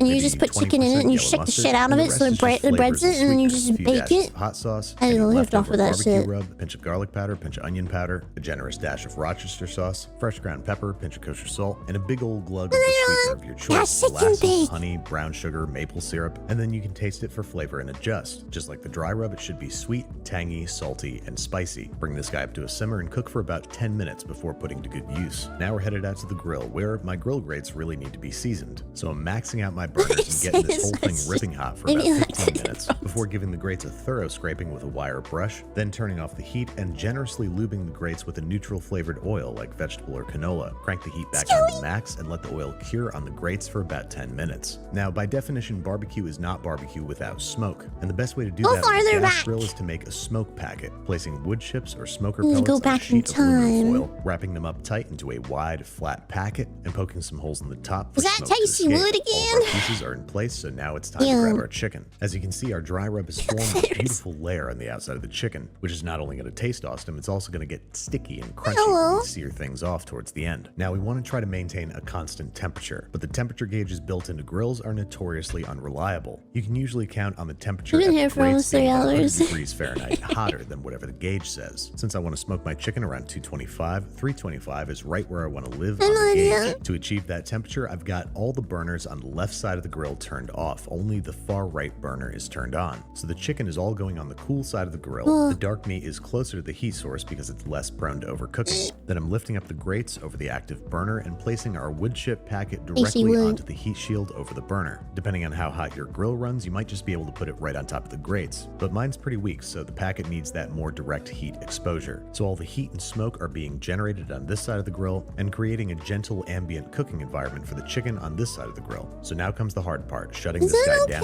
trying to maintain that temperature and resisting the urge to peak. If you find that the temperature is getting too low, crank up the burner on the right side, and vice versa if things are getting too hot. From this point on, there's only two reasons we open this grill. One, to occasionally spray down the chicken with apple juice. Not only is this going to create a nice moist cooking environment and add a nice flavor, but moisture helps smoke. So especially given that this is hackyard barbecue, we want to maximize as much smoke flavor as we can. The other reason is to replace the smoke packet every 30 to 45 minutes once you stop seeing and smelling the good stuff wafting up from inside. The chicken usually smokes for about an hour and a half, so making 3 packs ahead of time is a safe bet. Once the chicken is starting to look dry and tight, take on some color, I'm going to start temping it, shuffling the pieces around and putting them closer to the heat source if they're not coming up to temp fast enough. I'm looking for 130 Fahrenheit in the thickest part of the breast, 140 in the dark meat. Smoking is a pretty hands-off process, so it's a good time to make some spicy slaw. I'm starting by halving and removing the core from one head of green cabbage and then shredding it to your mouth preferences. I like a kind of chunkier slaw. And then for a less runny, extra crispy slaw, I like to brine the cabbage, heavily salting a big bowl of ice water, whisking thoroughly to make sure that all the salt is dissolved, adding the cabbage and letting it hang out in the fridge for 1 to 4 hours. This both seasons the cabbage and makes it extra crisp. Then for the dressing, the only way to go is homemade mayo. In a slender container the same width as the head of your immersion blender, we're combining a half clove of garlic, a whole egg, juice of half a lemon, no lemon seeds, that's illegal, a half teaspoon of Dijon mustard, and a generous pinch of kosher salt. Blitz this a few times with your immersion blender until it is smooth, and then keeping the blender head in the container, we're slowly streaming 1 cup of neutral oil like canola or vegetable down the side of the cup so that it settles on top of the egg. Then starting from the bottom and pulsing our way up, we're blasting the immersion blender on full speed, very quickly forming a smooth, creamy mayo. It's way better than anything you're ever going to get out of a jar, and it comes together in about 5 minutes. Now to make the slaw, we're rinsing and then thoroughly thoroughly toweling off our cabbage and making a dressing from our homemade mayo, Oh, a wait, little hey. splash, a tablespoon or two of white wine vinegar. Then I want this to be a spicy slaw, so I'm going to add a generous sprinkling of Cajun seasoning, roughly a tablespoon of white sugar, a few generous twists of freshly ground black pepper, and a healthy drizzle of extra virgin olive oil. I saw the word green. I thought it was just a giant bottle of green food. We got our whole head of shredded cabbage, 3 stalks of Holy celery thinly shit. sliced, Oh, 1 it's quarter used red green onion for. thinly sliced, and 3 serrano chilies thinly sliced. Mix it up until it's all evenly dressed, taste for seasoning, and fridge until ready to eat. Back I don't like outside on the grill, coleslaw. it's time to start painting and crisping. The chicken has reached its various target temperatures, so I'm coating it with barbecue sauce and cranking up the heat directly under Is it the special? chicken. I want After about medicine. 5 minutes, you should start to see and hear charring and sizzling taking And that's place. alright. Once the bottom's picked up some nice color, it's time to flip things over and char the skin. You're No gonna one lose a can little bit do of what your you're gooey doing. barbecue Things so coating at this good. point, but don't worry, there's plenty of opportunities to paint it back on. Flip everybody over and close the grill down for another 3 to 5 minutes until the skin starts to pick up some really nice dark color. Paint the bottoms and flip things back over one more time, giving our pieces one last coat of paint and shutting things down to finish cooking. At this point, if the chicken isn't done yet, crank down the heat and let it finish coming up to temp. We're looking for breast to register 155 Fahrenheit and dark meat to register 175. And Coat it with that extra plate. sauce and a big pile of spicy Cajun slaw. And there you have it. I'll pass on the Barbecue slaw, chicken on please. a gas grill, no recipe involved, just tasting and testing as you go. And it is every bit as fantastic as it looks. Now, So if you it's like prefer to way follow too more much work. specific It's about directions, or if the you're just starting out, we are experience. going to have a written recipe Being there on and the just website. making But everything barbecue yourself chicken is a and just great really opportunity to enjoying it. It's experiment just and try filled things with out as whimsy. you go. There are plenty of moments when you can correct or augment. The experience makes it like 10 times more fun. Pretty good. But It's when not they there go just for right, the final it's product. really good. We did it! We watched a couple videos. Well done. Whimsy of cooking. Yeah, it's just there. It's not necessarily about the end product. It's just enjoying the whole process for it. That's what it's for. Another. No! That was fun. Yay! Hang on. Let me stretch. Ooh. Ooh. Nice on you. Go back to the corner of the screen. You're scaring me. Okay. I'm not. Okay. So I guess we'll say hi, and then I'll walk away to go pee, and then we'll play a little bit of Oblivion together. But thank you guys for chilling out with me for the first few hours. I definitely helped me a lot. So I'm glad that you guys had a fun time. Tasty, thank you. Thank you for the 1500. Waiter, another video. I cannot be bribed. It's Oblivion time. You didn't say hi yet? No. This interview. Okay, oh, hang on. I'm Glorp. There we go. No longer Glorp. Oh. Okay. Are you ready? Hail Earth once.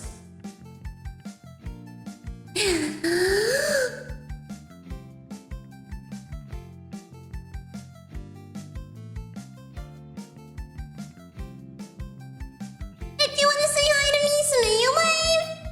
If you wanna say hi to me, submit your wave.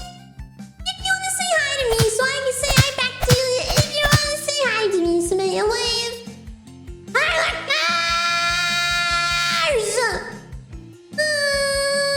Oh fuck! That's not that. Sorry, I didn't mean to swear. Okay, there we go. Okay, let me see. Okay, language.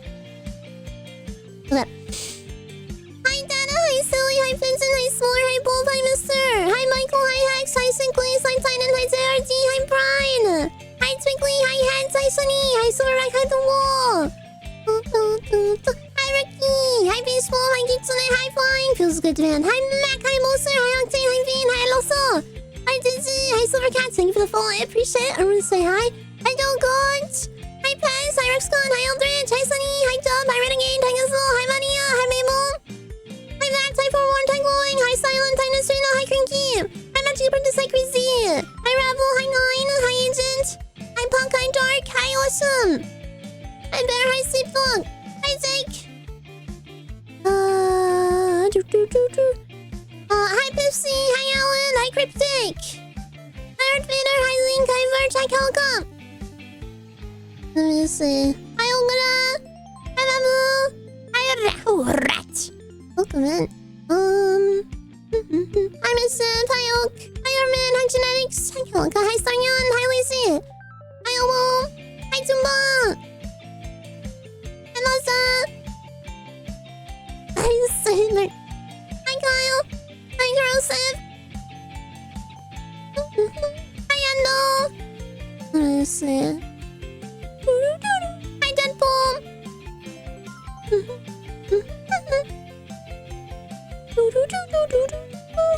Hi, Vince. Welcome in. Hi, Armin. Hi, Pines. Hi, Reaper. Hi, Sunny. I think I made it to the bottom. I said, hi, everybody. Hi to anyone I didn't say hi to. Hi, Claus. Miss Avenue. Hi, Rookie.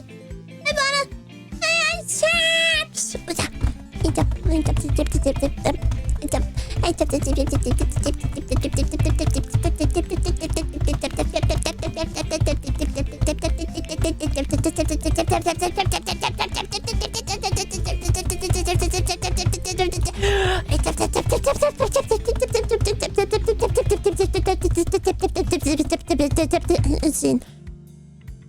There's no way I'm winning against that. He's had 3 hours to warm up. As in, alright. Cool. Alright, it is time for, I guess technically the second break of the stream. Thank you guys again for watching a couple of videos with me. I really appreciate it. Oh, excuse me. Alright. I will be right back. I am gonna go pee. I'm gonna grab another water, maybe another soda. I'll see how I feel. I'll be back in like 5 to 10 minutes. I'm gonna rinse my face and stretch and all of that.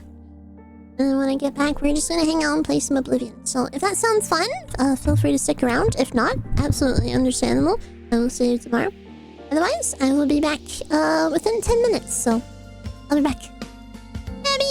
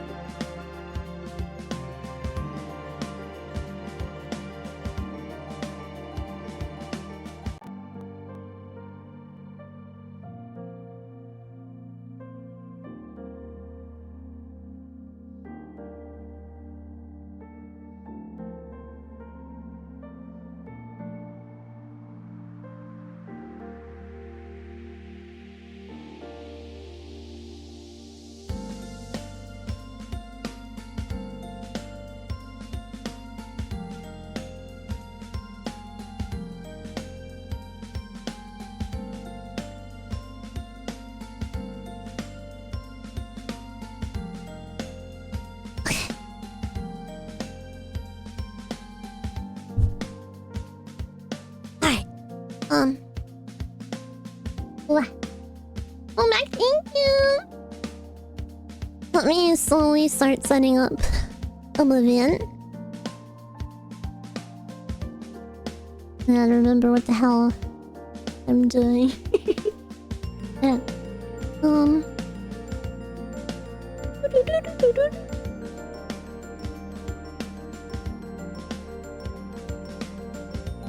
Yeah, there's gonna be a lot of walking today. I'm gonna start the Dark Brotherhood stuff. Ooh.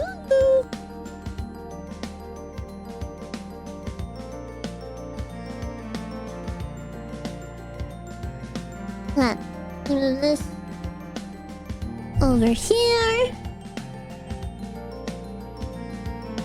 Come back, thank you. Auto stream. Dark. Yes, you're gonna have to be brave. I trust you. Yeah, let me swap monitors. Swapping computers for this audio. I'll be back. Answer this. You're brave. I believe in you. Oh, hang on. I need to load up Steam. Give me a second.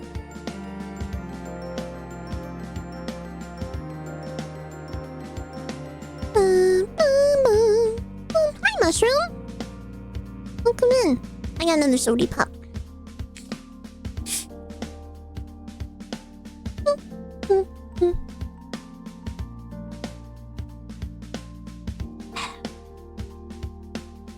Okay, Sonic Coke Zero.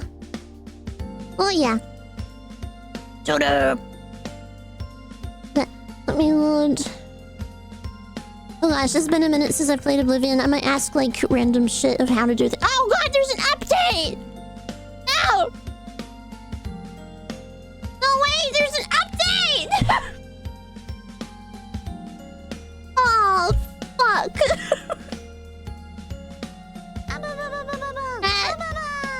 Mayor Flower.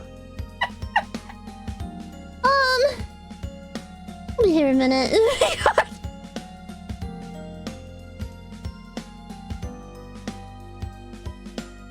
This is why is there an update? Why is it taking forever?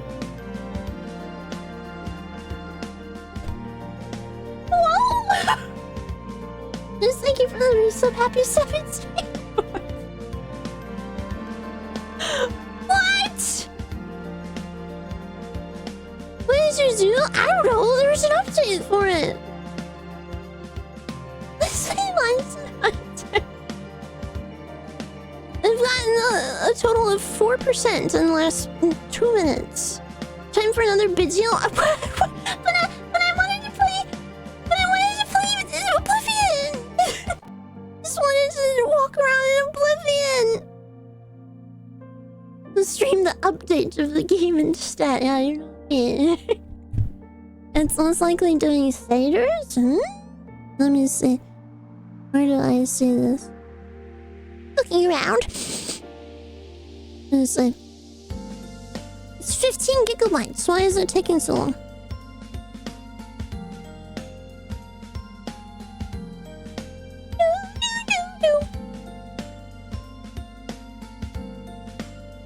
Faster! Faster! This game called Snood. Oh. Hi, Cecilia! Well, fuck. What do I do? Will I just sit and watch this update? Is this a stream now? So, having repo last night. Faster! Faster! What's your favorite game mechanic in Oblivion? Or just like games in general? You just watch a video while waiting? You guys set me up. This was a setup, so I would have to. So you would have to watch more videos with me. I can't believe it. No. I can't believe it. All right.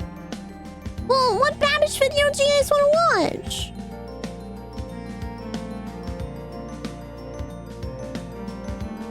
Moving back, yeah. This Lord's one? Like what?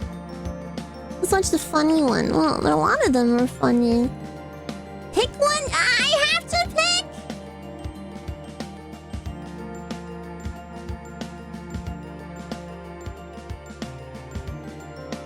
The really funny one. Oh God. All right. This is a lot of pressure. Sort by most popular. Okay. Let me see.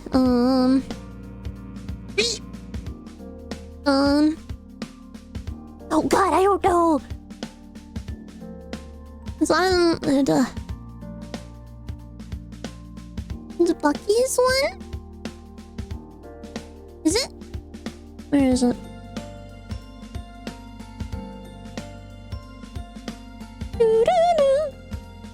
There's training like Kratos for 30 days, and it's called Body by Babish. What else?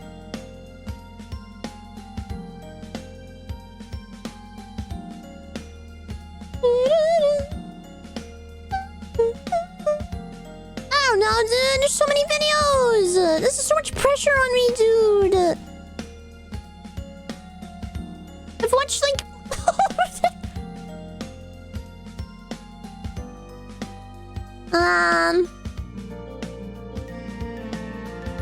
Hang on.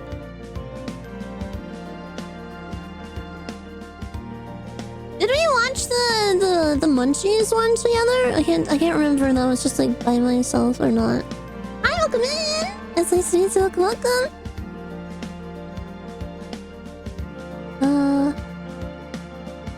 Yeah, I've binge watched Killdozer, so. I was not expecting this. Oh, let's look at instant ramen hacks. That's a good one. Oh, it's Alvin. No, I want to watch Babish. Never mind. What is it?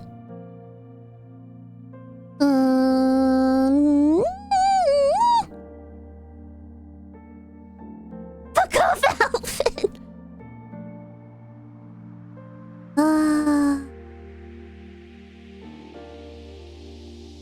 No, that's another Alvin one. No, not for you.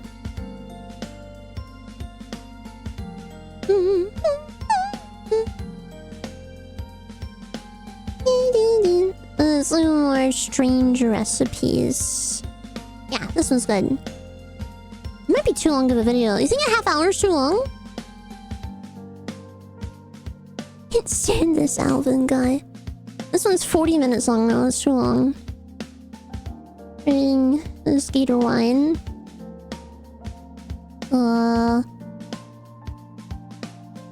Beswasa, Simpsons food, Dunkin' drinks, bagels, pretzels, Trader Joe's is an hour long.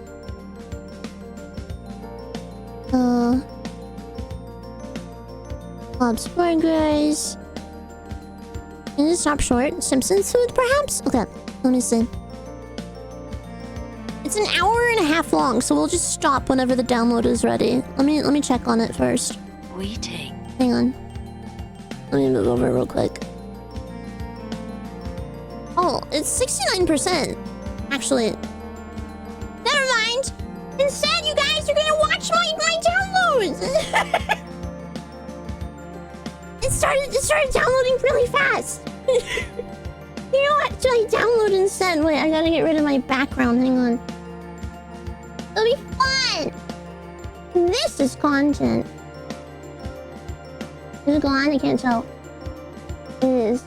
It's patching. This is 77%. It's patching. Blizzard game. Wait. It's patching. Look, look, look. Check it out in the video. Look, look. Look, look, look, look. It's patching. It's at 80%. Look, it's fast. What does that pause button do? I'm not pressing it. Pauses or update. I don't know if I can last the whole video. 82%, 83%, ooh, 84%. It's going so much faster now. 85%. Now this is pod racing. I'm doing me part big smile praying manifesting praise more sub. No, that's okay. What does right clicking and pressing on install do? Not for you! Not until I'm done with the game. Almost 90%? Oh, 90%! We're at the 10% left. Ready. Ready. 91. Hi, boys. Hi, Muffin. 92. 93. Oh, that's ready. 94. Oh, shit. 95. It's moving. 96. 97. Oh. 98. 99. Yay! Okay, let me set it up. Hang on. Oh god. That was fast.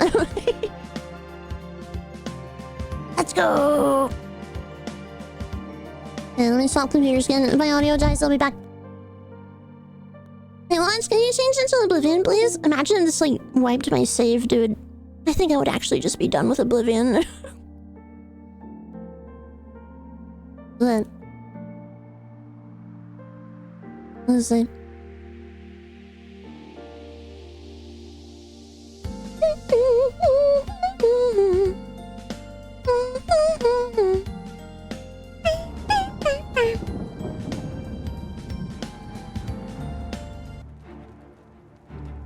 I enjoy it too. I'm watching. Yeah.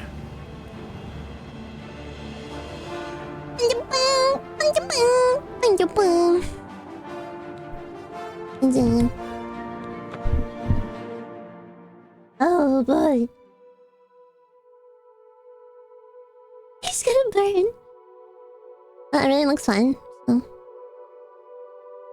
I haven't played in 2 weeks, so maybe it makes sense that there was a patch for it. Okay, we're in the middle of nowhere. I think I just recently bought school, huh?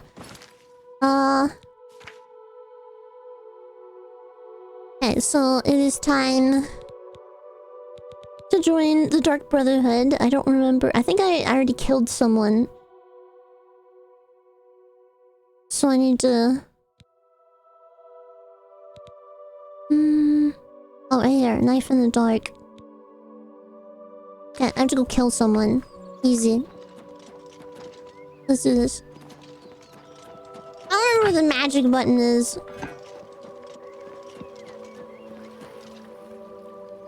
Oh, it's a beautiful game. Monka, what was wrong?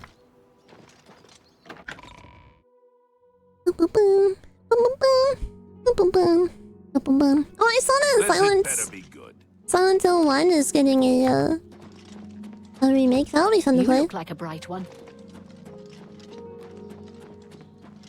Yeah. It's you. What am I doing in here? I'll definitely play it for sure. I'm so nervous to play the new Silent Hill game, dude. You said we're killing someone. Yeah, we are. Hi, Zaki.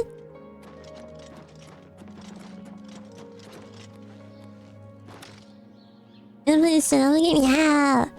I'm really nervous to play it. And then the first week of September, well, I guess the last, like, couple of days of August is when the new Metal Gear comes out. But I'll just wait until my birthday to play it.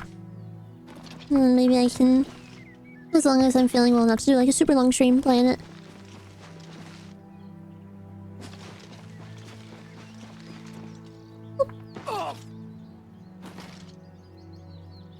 Yeah, it's very fun. It's a good play. And, what was it, 3? Yeah, 3 was nice. 4 didn't really feel like the Silent Hill games, unfortunately.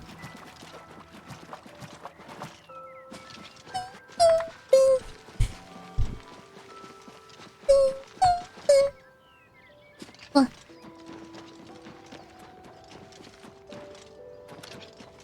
Hi. Hi. Aga?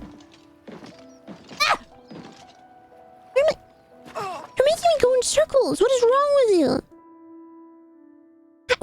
look at me when it's south. What is wrong with you?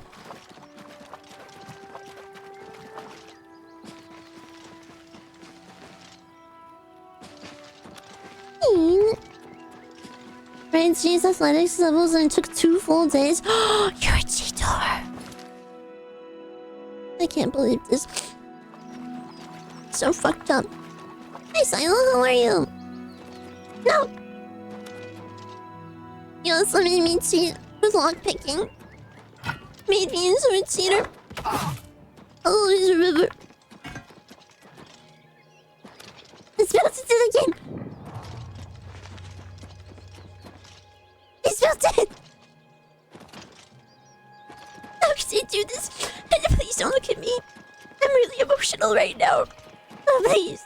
Please don't.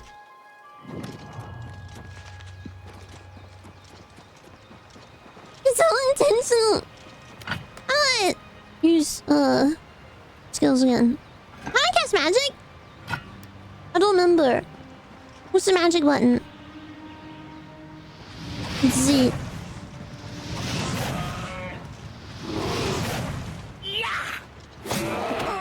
Oh. Die. I'm so strong now. Him for magic. Hi, nice Lori. Hey, don't look at me.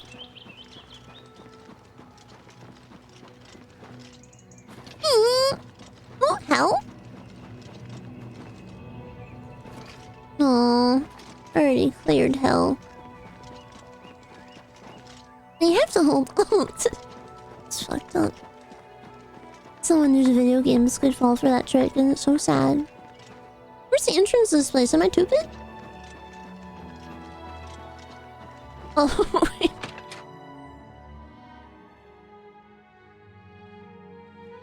the boy preset. We got plenty of rooms if you want one. Ain't nobody staying here these days except old Rufio. Tell me more about Rufio. Rufio? He's an old codger. Been living here for a couple of weeks now. If you ask me, he's hiding from something. But what do I care? He pays his tab. His room is downstairs, in what I like to call the private quarters. Use that hatch in the floor over there. But don't expect a warm reception. Goodbye, my friend. What's that And remember, you're always welcome here. Oh my god, I'm so sorry. This is so embarrassing. You can see the window of the video game. Oh my gosh, I can fix it if you really want me to. Oh, gracious me, I'm so sorry. Oh, how unprofessional of me. I can fix it if you want. I can fix it. It's fine. No, it's fine. I can fix it. Oh, it was kind of pink. I'm sorry. I'll fix it. Oh, how embarrassing. That. Now you only get to see 1 digit of my FPS.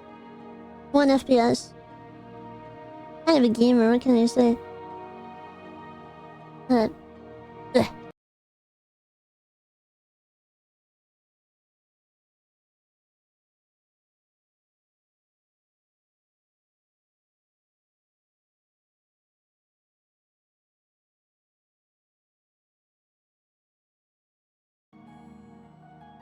Help! I love how the one time I don't say anything about my audio!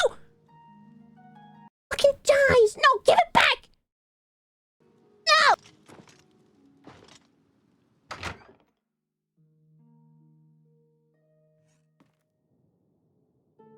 Okay.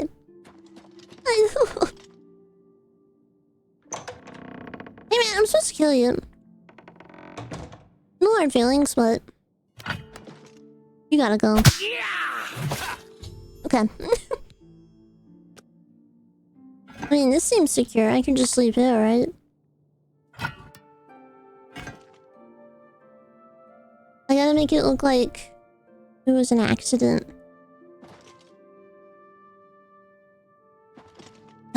Sit down. Sit down. Sit down. Sit down. Oh god. Hang on.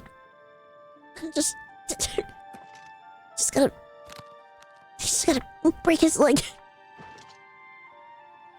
Come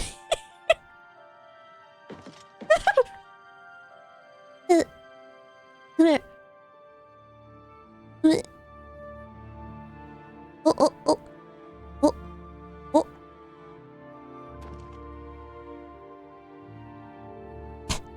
Come on, Rufio. Please. He's summoned her.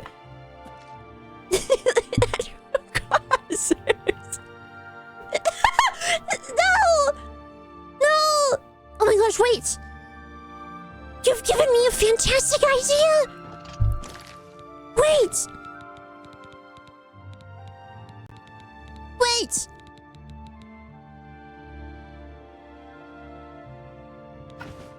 Oh my god! Okay, this seems safe to sleep in.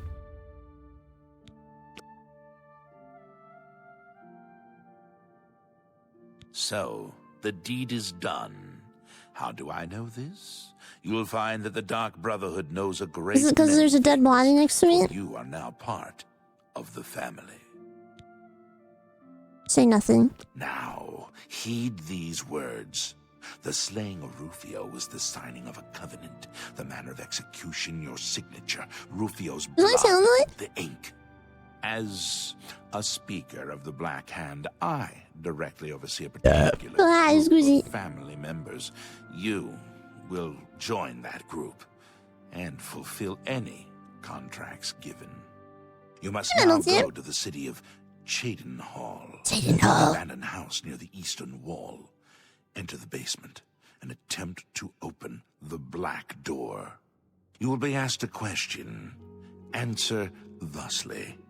Sanguine, my brother. Sanguine, my brother. You will gain entrance to the sanctuary. Once inside, speak with Ochiva. Ochiva. We must now take our leave of each other, you and I, for there is much work to be done. I'll be following your progress. Welcome to the family. A new family! Yippee! You are now one with the Dark Brotherhood. Visit Ochiva at the Cheydinhal Sanctuary, and your new life will begin.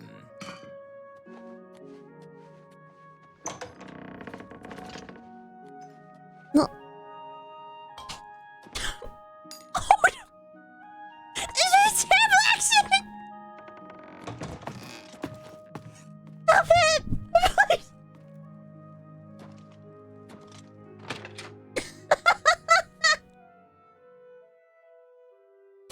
Someone help him, please!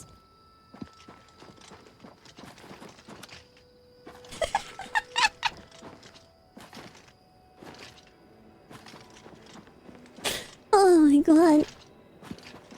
Oh, how is the 1440p stuff been? Has it been nice? The sex order, that's bad!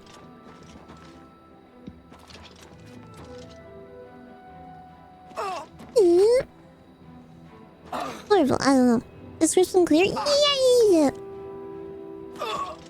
No, is it? Oh, really? Looks right? Buggies. Looks good. Nice. Good.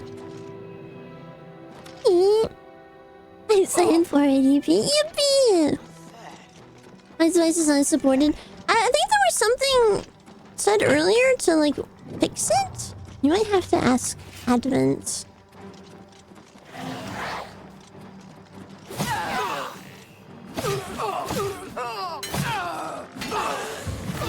Die!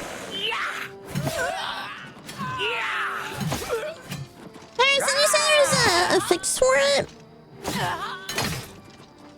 Hey, sweetie, how are you? Lead you slow.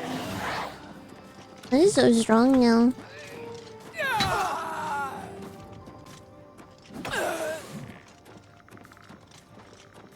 There you go.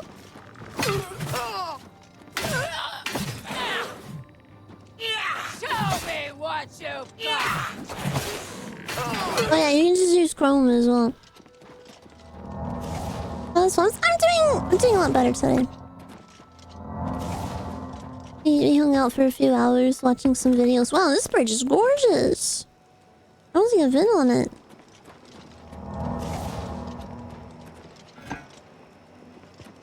You have my ear, citizen. Who's that down there? Who are you? Pay up or else. Oh. No. Easily done. You just didn't.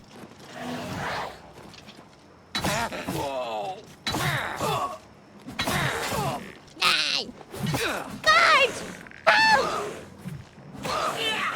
Oh, come on, happy birthday! I hope it's been good for you. He's dead. It's still your pants. Happy birthday!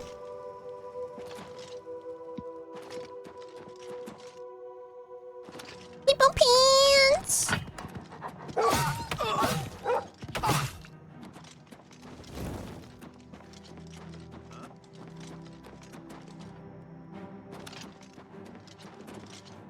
Cards! It's funny. Hey man, I'm being chased by bad guys. You mind helping me? Appreciate it, see ya.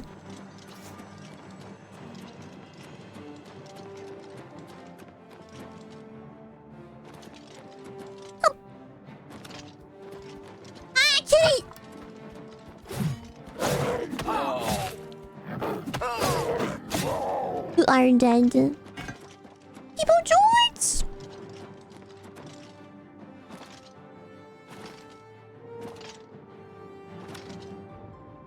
Huh. It is summertime. I guess some of you don't want to wear pants.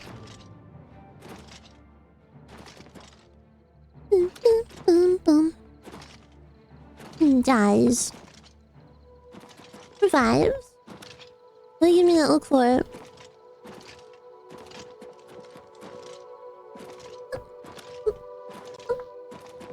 I only wear jeans and a plain t-shirt. Okay. I just look like this. They're fashionable. It's short season, baby! Out. Out. Out. It's been so hot recently. Oh, we love summer and humidity. Hey!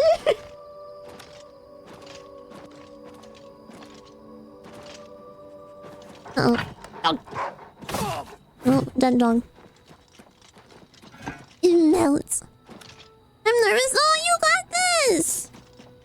You'll do fantastic, dude.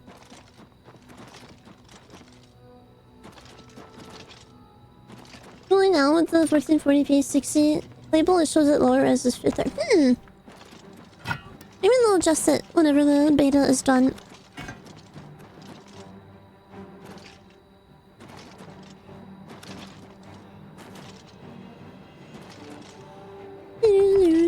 I think it's like still like a pretty early on into the beta of it.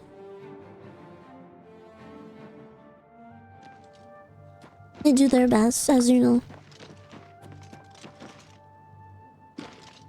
Hey, songs. Ah, so pretty. Ugh.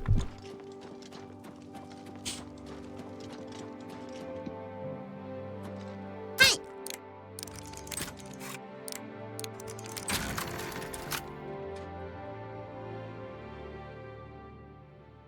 Oh boy, oh boy.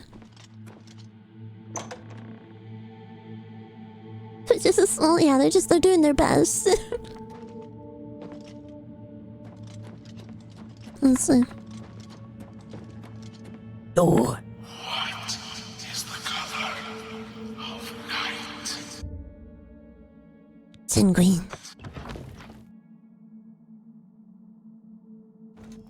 Resolution bitrate, yeah, maybe someday. Who knows? Thanks. Greetings, greetings. I am Oshiba, mistress of this sanctuary. Lucian has told me all about you. Let me welcome you to the Dark Brotherhood. This is my silent dark. It is always a pleasure to welcome another Dark Sister into our ranks. Truly, the Night Mother smiles upon her trusted daughters. You stand now in our sanctuary. May it serve as your new home, a place of comfort and security whenever the need arises. When you're ready for work, go and speak with Vicente Valtieri. He handles all assignments for new family members. But before you go, please accept this gift from your new family. A unique set of armor, lighter than normal leather and black as the void. But I've kept you long enough. Vicente is waiting. You'll find him in his quarters. Go now, my child, and may Sithis go with you. Okay. Bye. Go now, dear family member, and Oh, may I'm so the fast. mother wrap you in her. But why, sister? What's the point? Why should anyone Get away from me. Okay. Hey! Warmest greetings to you.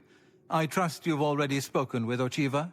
Things are I am locked in, but Vicente you're actually Valtieri. just checking I can leave. I provide assignments for all new family members. Oh, you want to Please kill for you? do not let Okay, my if you say appearance so. unnerve you. The needs and tenets of the Dark Brotherhood come before my own needs as a vampire. Now, if you're ready to get to work, I can provide you with your first contract. Okay. A contract is a secret pact one enters into with the Dark Brotherhood. They provide us with gold, and we remove someone from existence. Oh, okay. The contract is fulfilled by a skilled assassin such as yourself, who keeps the Dark Brotherhood's end of the bargain. So it has always been. While carrying out a contract, you may have the opportunity to earn a bonus if certain parameters are met. Now, let's begin, shall we? I'm not sure how you feel about pirates, but you've got to kill one. A captain, in fact, on his ship, surrounded by his crew. Interested? Yeah. Excellent. Here is what you must do. Go to the waterfront district of the Imperial City. There you will find a ship named the Marie Elena. Board the ship and find its captain, Gaston Tussaud. He'll be in his cabin. Eliminate Tussaud in any manner you see fit. Okay. The pirates have been moving a lot of cargo on board lately. You may be able to smuggle yourself on board in one of the packing Dude, they're crates. gonna hear me in my heavy armor. I'm and shopping one out of more it. thing. Get into the habit of asking your fellow family members about any current contract. Their insight may prove invaluable. Hi, Maisie. Good day. Fine. Let's do this. Yes, of course I value our secrets, and I have never betrayed them. But using stealth... Oh, I need a key. Where's Ochiva? Ochiva! Ochiva! What are you doing? Where are you? Ochiva! I locked it here with criminals! You rat!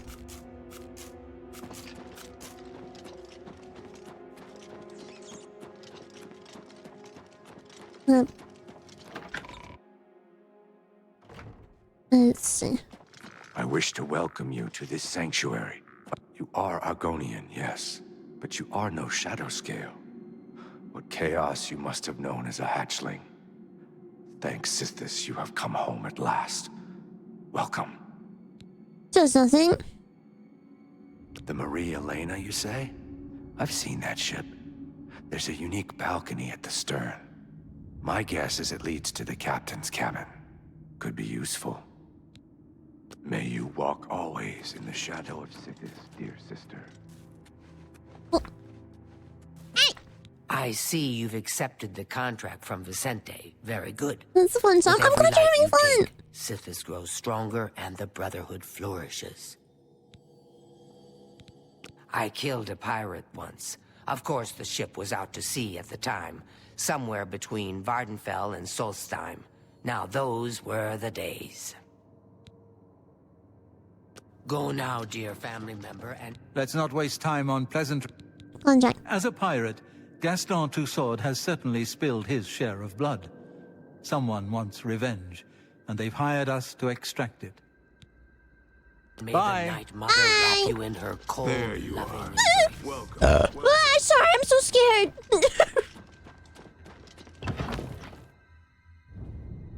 Sorry. Bye.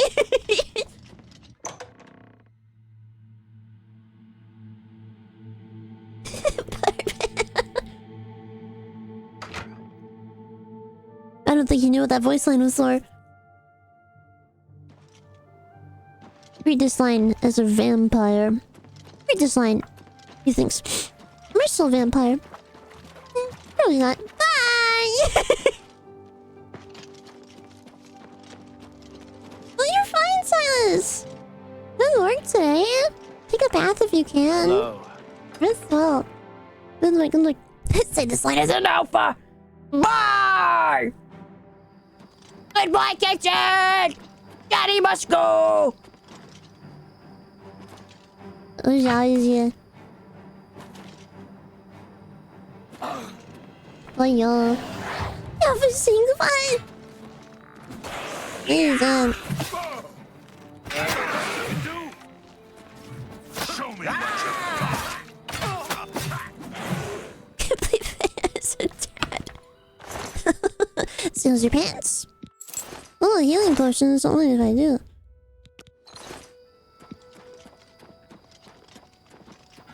She's freaking painted! Are you saying that lore-wise now my lizard has just been scared of every like encounter that I've been in, but I've just somehow miraculously survived and I keep ending up in all these situations and in these guilds? Is that lore? Okay. I'll take it.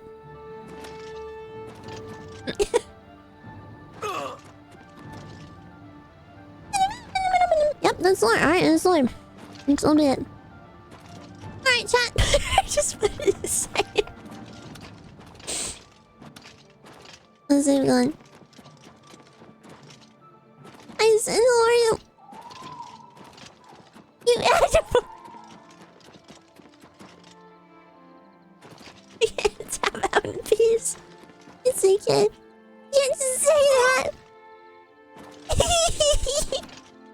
I'm joking, I'm joking. Twice a joke, not a very good one.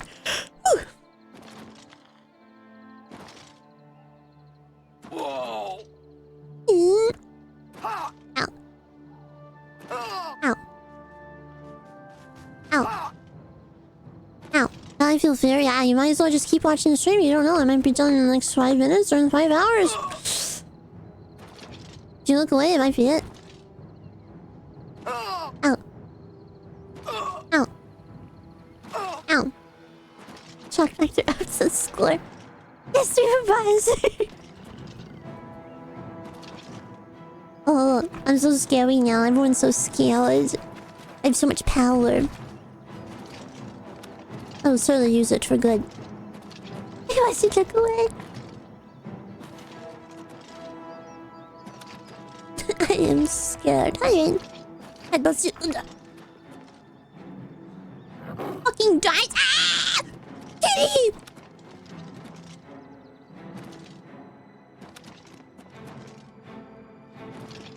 Yep. Hello, Knights.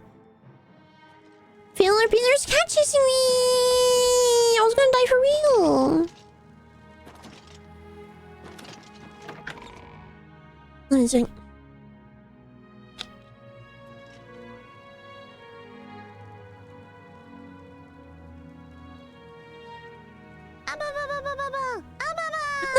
I can't believe it's been almost a year and a half with the firm. Holy I'm so happy shit. to be a wisp. This community is Aw. awesome. There, sit. Well, thank you for being a part of the community. It means a lot. Happy 17 months. Oh, it's raining. Thank you. All visitors to the Imperial Palace are asked to keep their voices. How does Wormy spoiled? Spoiled and a coward.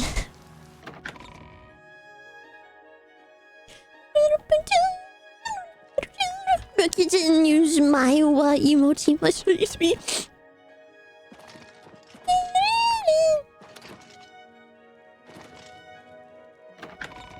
Coward? Yeah, he's a coward. I roll.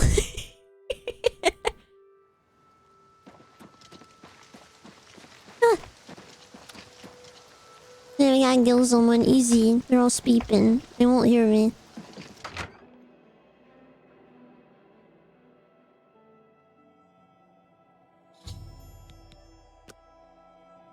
Oh, he's right there. How convenient.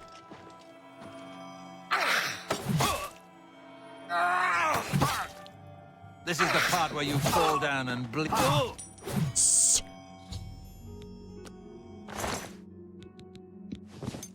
Oh! Some light training. Captain! Captain Tussaud, are you alright, sir? We heard a clamor, Captain. We're coming in. How goes it? Hello. If you're on a road, you can usually outrun anything. Why are they having a conversation in there? He's dead. So I've heard. What are you Do doing? you think what happened to Kvatch could happen here? Absolutely not. What's the news from the other parts of Tamriel? Nothing I'd like to talk about. Interesting. Please See you. don't say it. Farewell.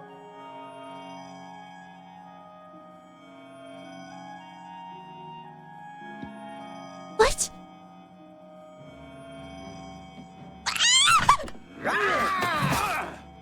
Just warming up. To arms.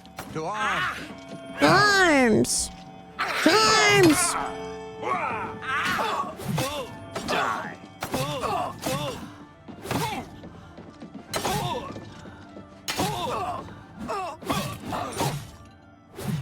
Oh my gosh, there's been an accident.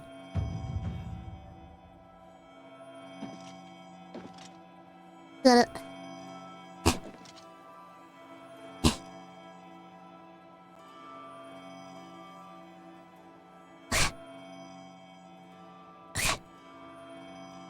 Perfect.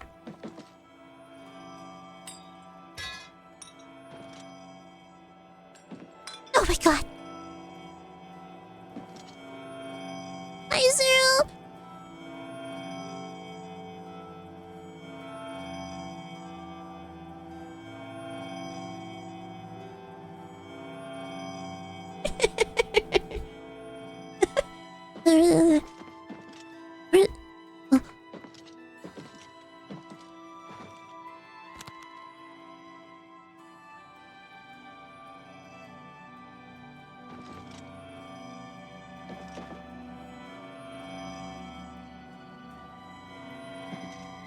His tail looks like a worm, dude.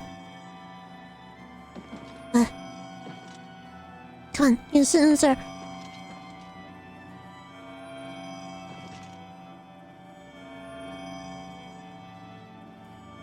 Hello, he went on the stairs. 2 stairs. Oh my god, he fell down the stairs and cracked his head open! He's dead!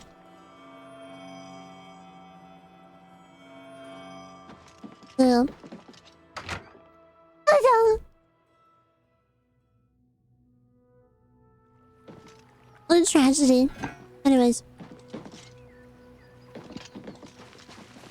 Oh, good morning. Hi there. Hi. Hey, Sam, how are you? Oh no. Hi, Nate, how are you? Hi. This had better be good. Oh, good, good. And it's for horrible accidents wherever you go. Yeah, but like they don't know it's me. I wasn't there. Hi, Killer. How are you? Welcome back. Everyone, say hi. Oh yeah, I'm doing alright. Just taking it easy today.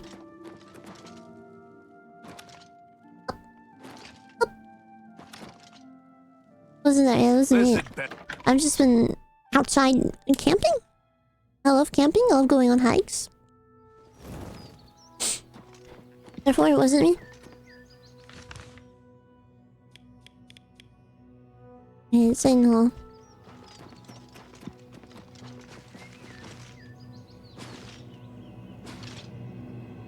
Oblivion, yeah, it's a good vibe for sure. Been camping in years. Oh, I love hiking. I love hiking. What was it, you? Going so fast. Oh yeah.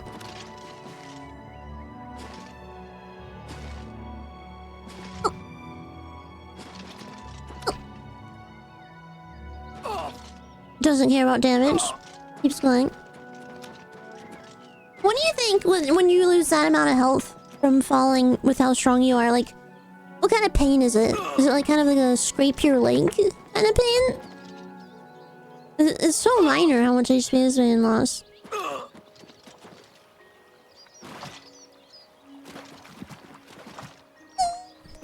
When you bite your tongue, yeah. I didn't see that. Ooh, that wouldn't feel good. You jump down and you accidentally bite your tongue. Beast! A creature! What is this thing? Ah, it's so scary! Not right, it's dead. Rockin' Ursa. It's okay, I killed it. Oh god! There's more than one! Oh. Creature! How are you, Pac-Man? Thank you for saying it. They're everywhere.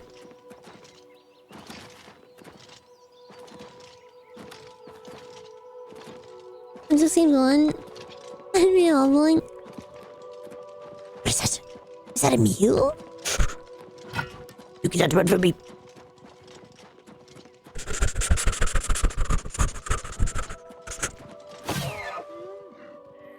Dinner's on me, boys! Oh god! No, just shoot him! I'm so hungry. Why is he shooting? Hi, Nanas, good morning! How are you?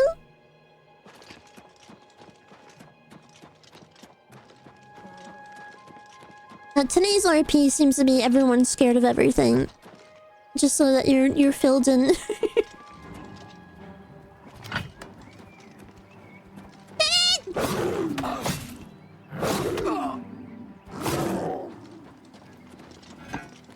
It's so very frightened.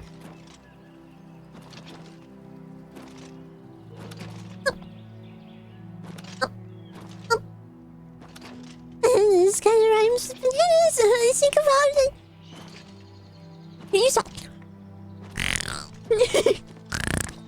I was trying to remember how I made that noise. You have my ear, citizen. Oh my gosh, this is where I stole the pants from. She's turning.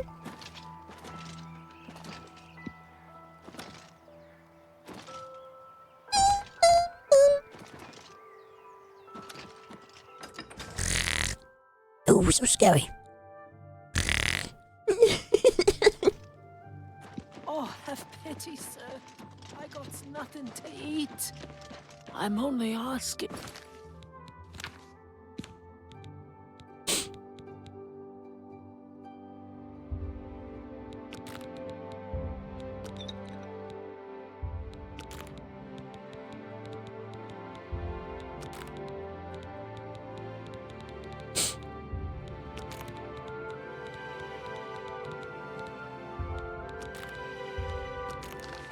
For a single coin. You hungry?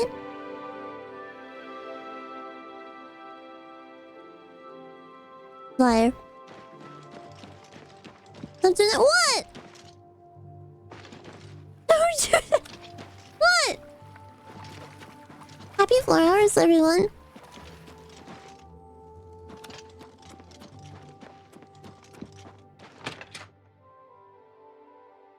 Ugh. I hope today's stream has been fun for everybody. Dude, what? Hi, how are you? Can I open as well? The hour is upon us. We said happy Friday yet? No, we haven't.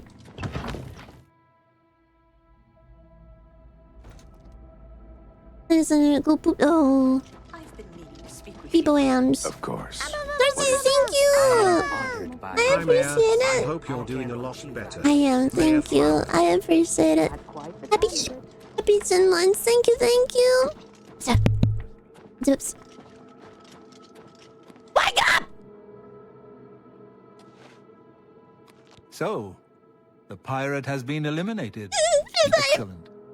No one will mourn his passing, and Sithis has been appeased. Please accept this black band as your reward.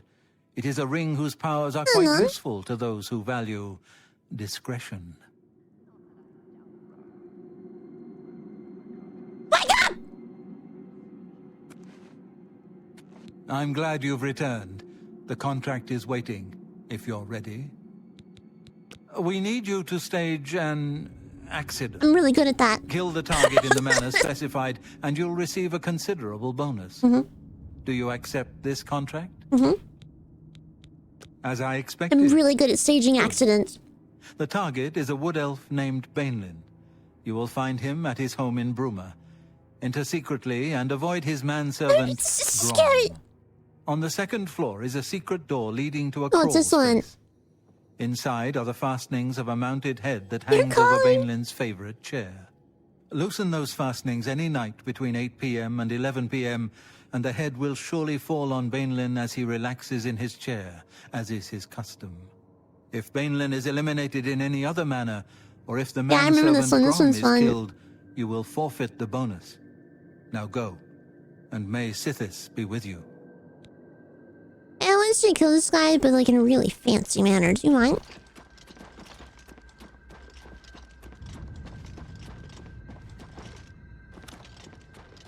Like, and he stands up. Well, he lives, I guess.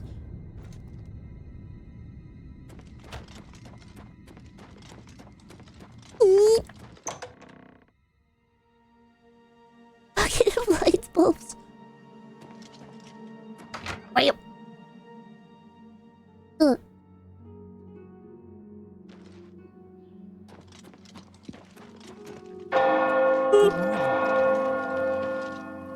He said Latin.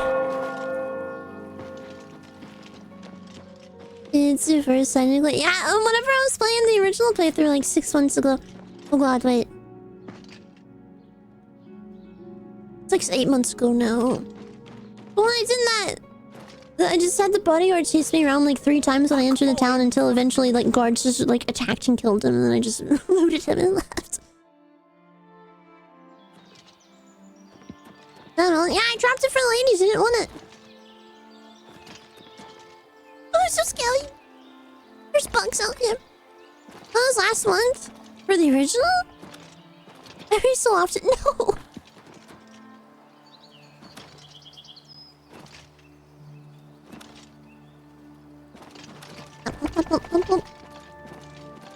Curses. Fly. 2015 was 1 year ago, right? Oh my god, it just crashed. These flowers. Huh. Ow. Oh dear. But I'm faster than you. Is that a lizard? No. Don't come in. Don't come in.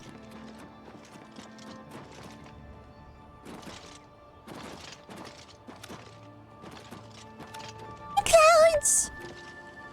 Dinos! I'll stretch. Ugh. Oh! I have a mosquito bite on my elbow, dude. What a terrible spot to have one.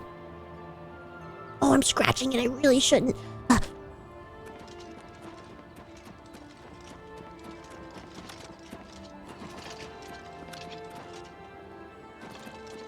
Hey, Elva. And welcome! Guys, you mosquito! Stop scratching. I stopped it. I ceased my behavior. It could be on your butt. Knuckles? Oh yeah, that's bad. Terrible. Oh, I'm so fast. I'm speed. They can't catch me. Oh, I'm sorry. I'm drinking soda. Excuse me. Just left. Oh no, dude. I'm sorry to hear that. Anyway, it's on the stream. Oh, you know, I'm just hanging out. Taking things really slow today. I'm sorry! Oh.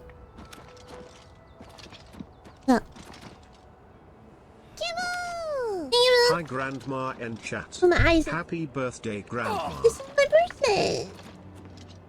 Listen. Wait. Listen, 3 months. Never mind. It is my birthday. False alarm. Happy birthday! Please don't here. Hang on, where's my belt?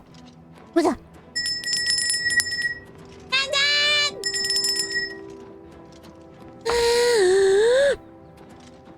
Happy birthday to you.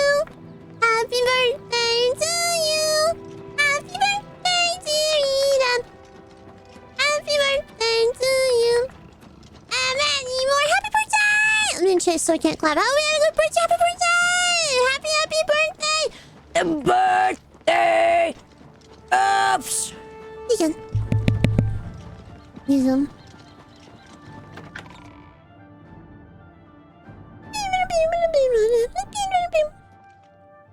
Quickly now. In some terrible trouble at the chapel in Anfield. Okay. All of the Bella's priests. Let's see.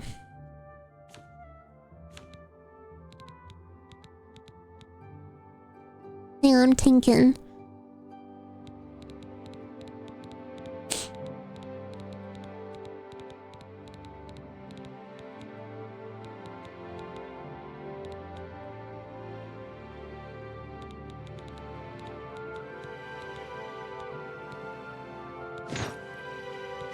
Is this all I have? I'm really cold, it looks like. Oh yeah, it is. It's like a... Okay. Okay.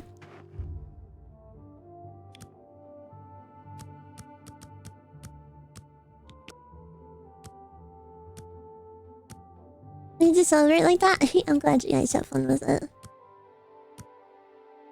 It's 8:15. Potentially a good time.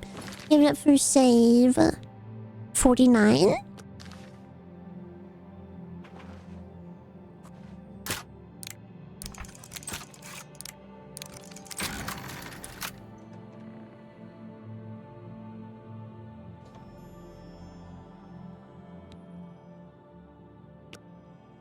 This is awkward.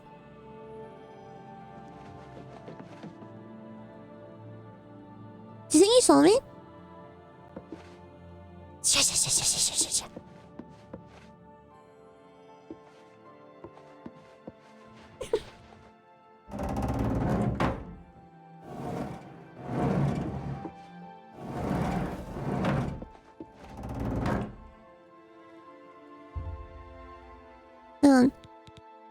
He's sitting down in a chair, right? We'll see. Oh no!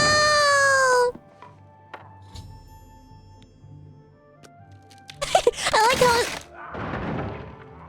he died again. I like how I walk in and I make eye contact with him, and then I just run away, and he just thinks nothing of it, and then he just perishes.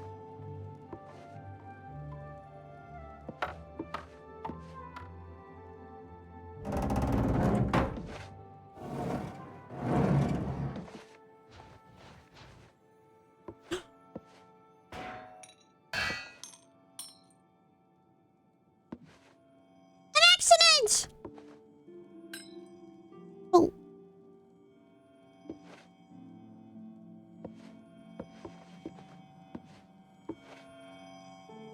You just gonna stare at his body, or?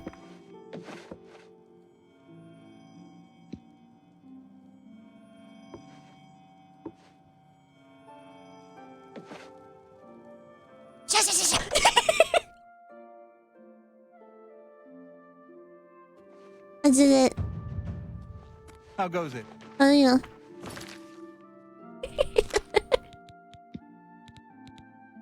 Okay. Hang on, let me... People pants! There we go. Oh, my elements.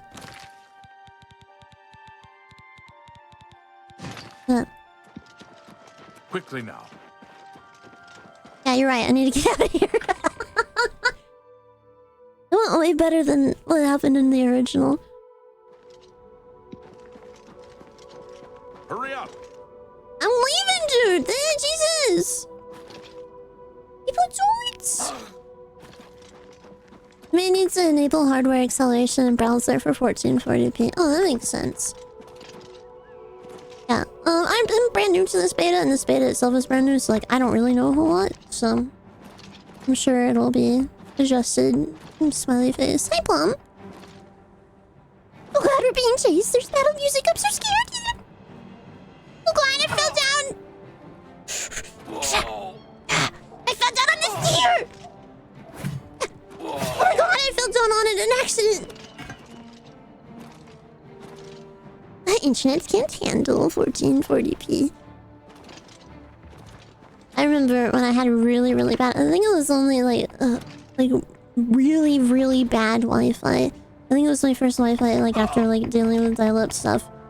And I couldn't watch anything, dude. I would only be able to watch YouTube videos in lowest quality, and then I'd see people in the top comments fighting over, if you put in highest quality, music is better. And it's like, no, actually, only the art in the video is better. And, like, it didn't really matter since it was fucking Nightcore anyway, so it's already gonna sound bad. I remember sitting there, I was like, I wish I could hear it in high quality. I'll never know. A terrible Wi-Fi, dude.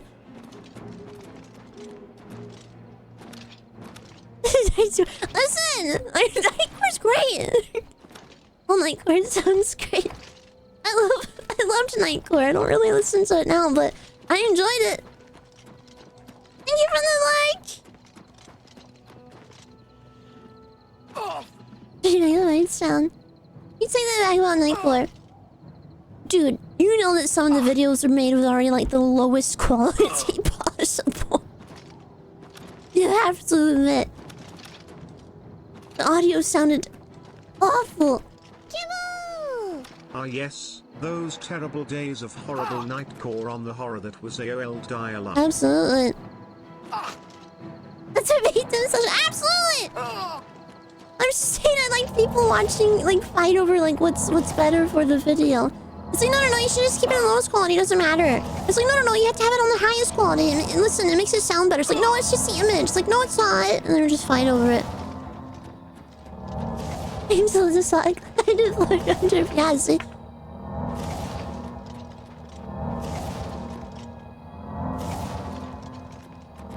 I would watch all of my anime in like the lowest quality possible because the internet was so bad in parts on YouTube.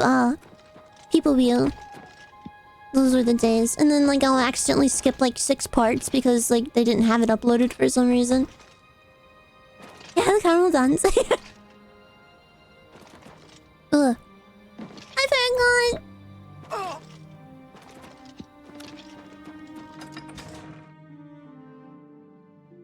Is old? Is that old? It's not that long ago. Dude, what are Gen Z people gonna say 10 years from now, and everyone's gonna reply old to them? Like everything's been handed to them. Chat, did you know? I had no idea. Did you know? They remade the Razr smartphone, but it's a flip. I had no idea, and it has the original colors of it. Like, I feel like I can't swap off with Samsung, but like I can't believe it.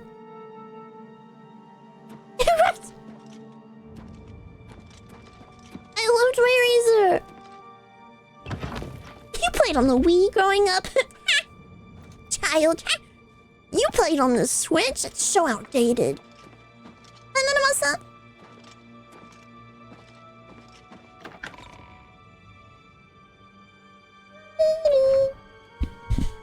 Welcome in. You are like a dove. The accident has been staged and If it's one phone, kids in the future. Well done. You have more than earned your reward and bonus.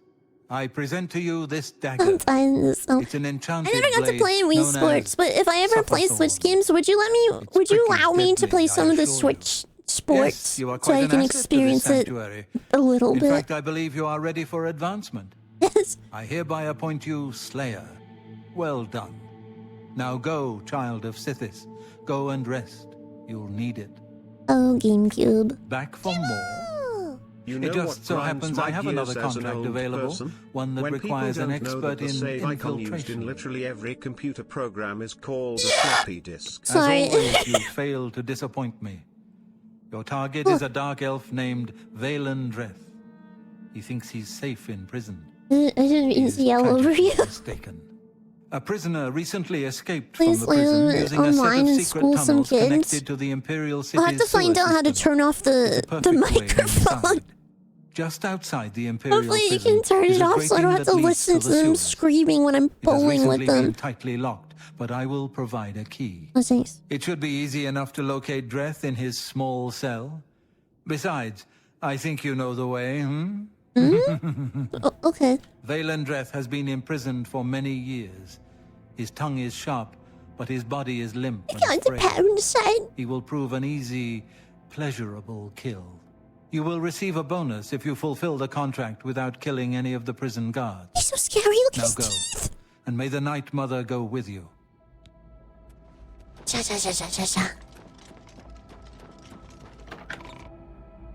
I told you they were going to die in here.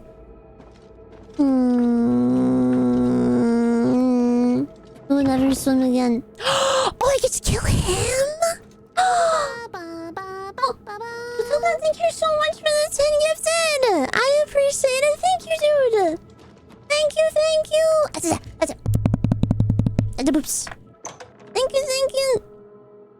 Are you? I see. Also, welcome back, Killer. It's nice to see you go back after crashing out. I think we were literally asking about you earlier. It's like, does the Diet Coke guy come back? It's like, I don't think so. There you are.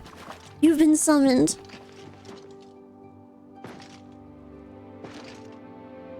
You scared him? I'm the Diet Coke guy now.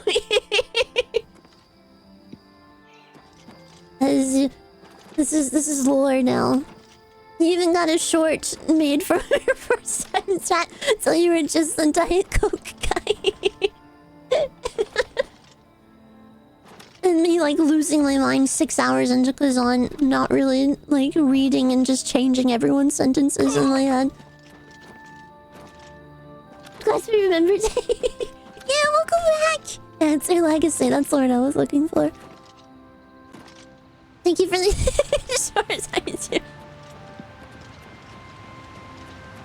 You also say message like maybe have a person's name sounds so either you get stars. Payphones. I liked the physical wall phones, dude. I thought they're really fun. My dad had the you know those phones with the wheel on it. I forgot what they're called. The wheel with the numbers. That was this one. Are you alive? Oh, not anymore. Yeah, Rory, there it is. Yeah. Whoa.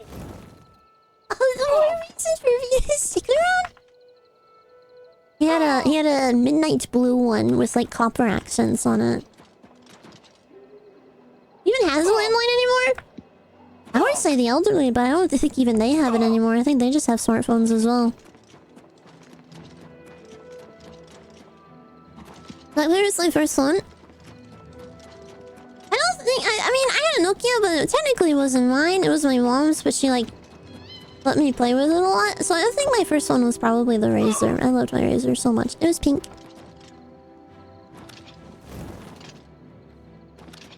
I don't know how to use them yet. Basically. Some of their phones, yeah. And it's like a really old iPhone. Probably like filled with like viruses and like the storage is too full and everything. My name has been carved into stream history, so now you'll never be rid of me, evil owl. This is fine. Are you the landline? Yeah. Not landlines were nice. Ouch. That's so scary! Please! No, go away! No! No, don't hurt me, please! Oh, okay, they're dead. Oh my god! Please! Never take me down! The painting! And he's like 5'2"! This on your pants.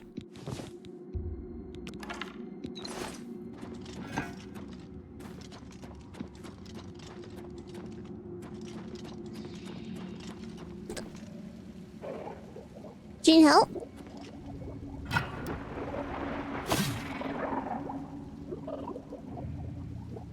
There you go.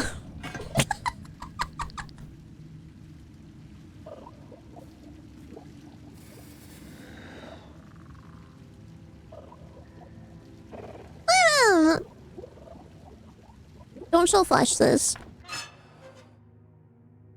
I can't keep getting away with this.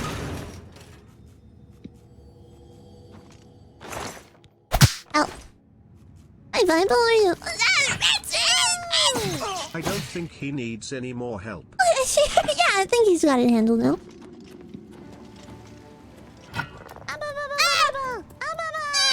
May I run? Ivy, thank you so much for the 3 months in advance. I appreciate it. Back in the water you go. Happy 8 months! It's back. Welcome in. He's on these scowy ones. Oh. I don't think I'm cut out to be an adventurer. Can I go in a circle? Crap!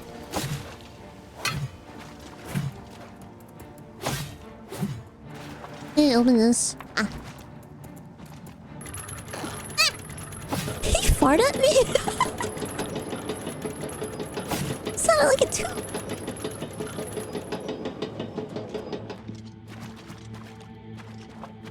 Sounded just like a toot. Oh wait, do the sound alerts work now? Or is the browser source still offline? Did you find anything about that virus?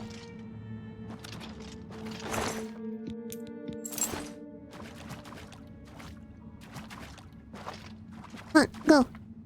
Hi, Dad. How are you? Oh my god, I'm stuck. I'm gonna fucking crash out. Please!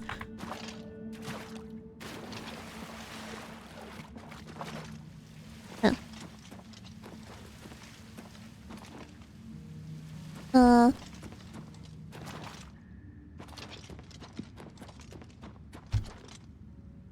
Let's see. Hi, Tristan!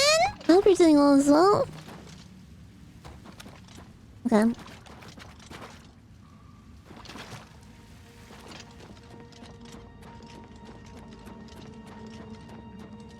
How do I? Don't crash out, please! I can't see.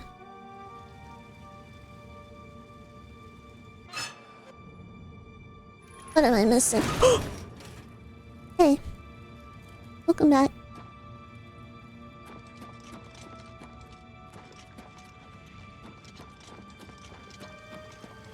Chat, your fan is back. Make sure you say hi to them.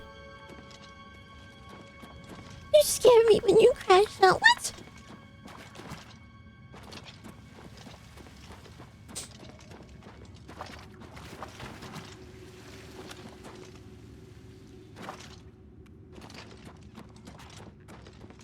Oh, door. I'm stupid.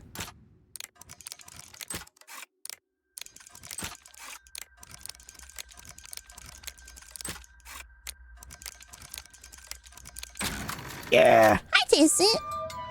Kibble. They tried to put me in a psych ward the way I straight jack in it. Yeah. I play a lot of blackjack.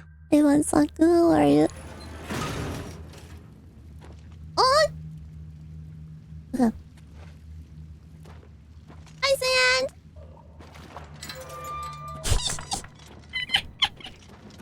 Oh! What a bunch of jokesters.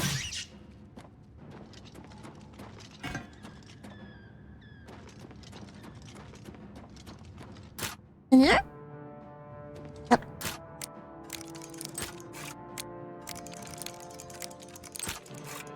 Hi, Grayson. Saved it. I don't know. I kind of got ummed last time I saved him. My duty, but it's a waste of time. What are we guarding? Cold stone and.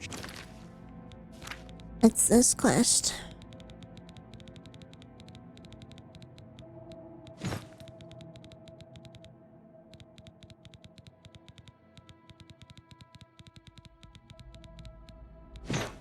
shot. I'm not disagreeing with you, believe me. Those assassins got what they wanted. The Emperor is dead. Dude. They got no reason to come back. Please. That's exactly what Get I'm rid of your saying. torch. But will the captain listen? No. We must have a presence. The prison must remain secure. Yeah, what a laugh, huh? Just who are we keeping secure? Dreth? Since that other... Your presence here will not be tolerated. I'd better cut down on the ale. Starting to see things, I am. There's no point. He's following me. I'm not gonna make him stay behind. He's my buddy.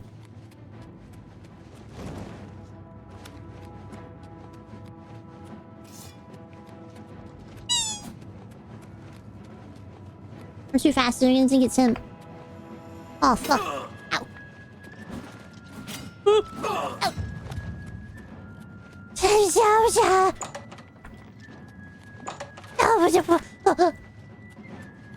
I'm too fast.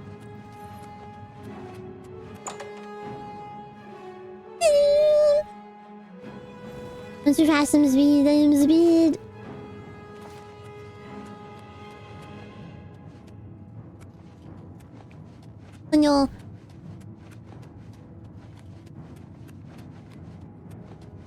Well, well.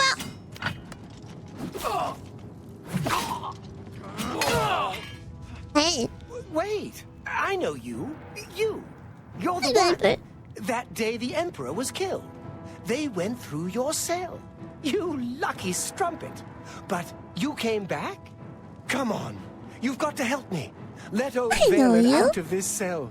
You've got your freedom, now give me mine. What do you say, huh? Come on, friend. Say nothing. What's the matter with you, huh? You some kind of mute or something? I saw you escape. Now you're crazy enough to come back? Look out!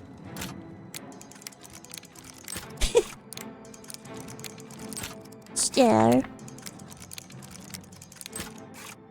Once I open this door, here, touch.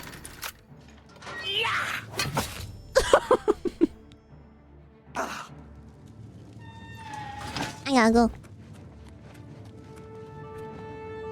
Oh no! Oh no! Oh no! Oh no! I think I gotta go.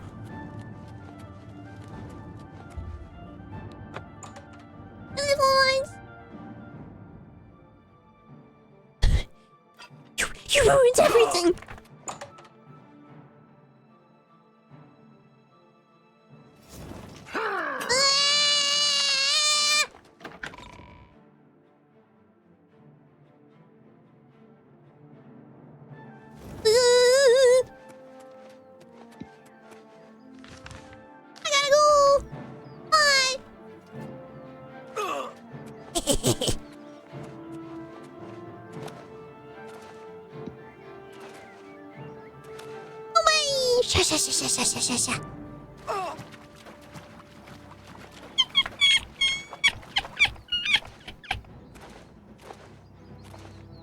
Yeah, I get some tasty foods.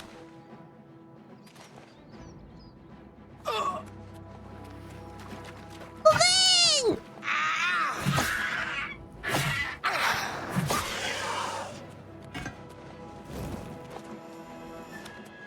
They'll never know. They have no idea.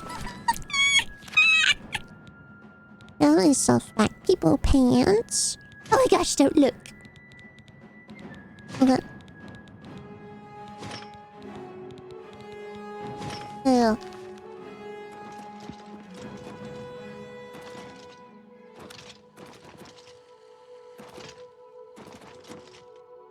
Freedom! Oh, you can look now. It's fine.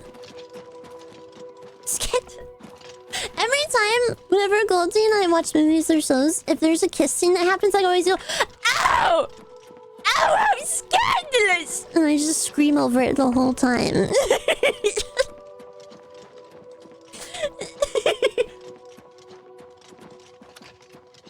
Ow! She yells at me. And she laughs. She was happy to her. Ow! I found my gloves.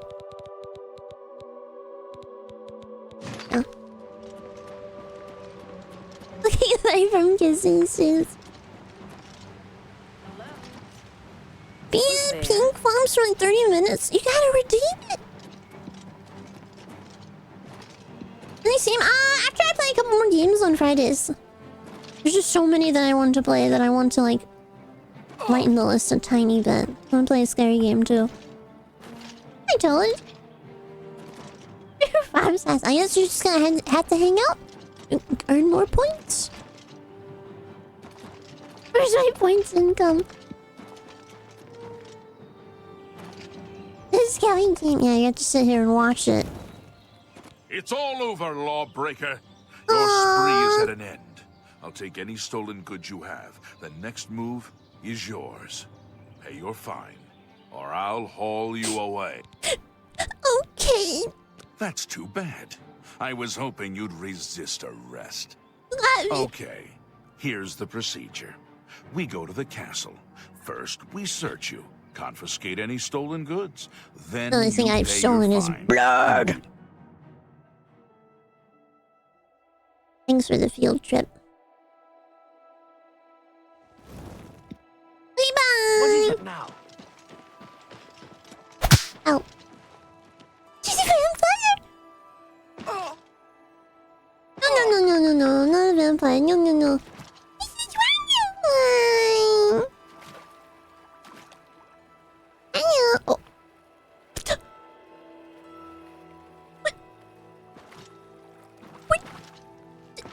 You look like someone who's comfortable.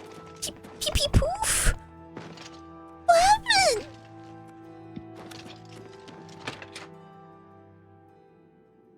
Where'd he go?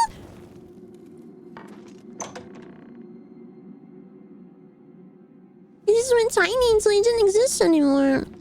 Well, you're gonna get killed if you follow me, dude. Huh?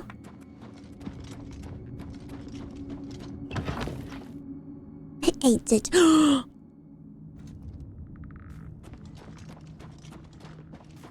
cool with that. I've heard so much about you. Welcome to our family.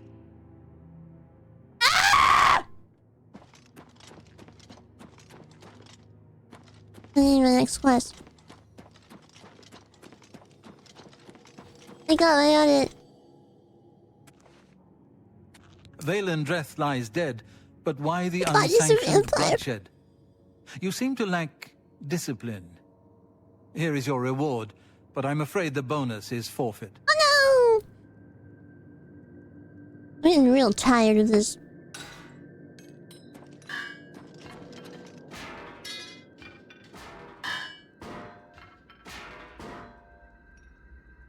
Thank you for waking up. I have a special contract that needs fulfillment. In truth, I don't wish to offer it to any other family member. I've come to rely on your abilities. Thanks. You know me. We're usually called upon to take a life, but not this time. This contract requires us to stage the assassination of a marked man. Are you ready? I'm ready.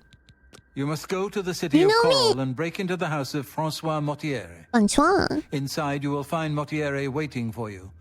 Do not kill him. You see, Francois Mortier is a marked man. He owes a considerable sum to the wrong kind of people, so they have sent an enforcer to kill him. Here. You will use this specially poisoned knife to stage Mortier's death in the enforcer's presence. Mortier himself will provide more details. This is an unusual contract. Mortier had to make a special arrangement with us before it was approved. I trust in your professionalism. The knife I gave you has been coated with a rare poison called Lango wine. You need only cut Mortier once, and he will appear to die. Be seeing you. Don't accidentally poke yourself with it, or you're gonna collapse. Noted.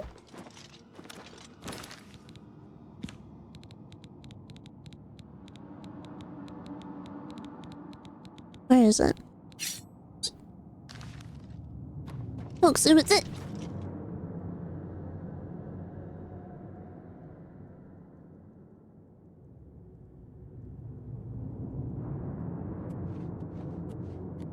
I've heard so much about you. Welcome to our family.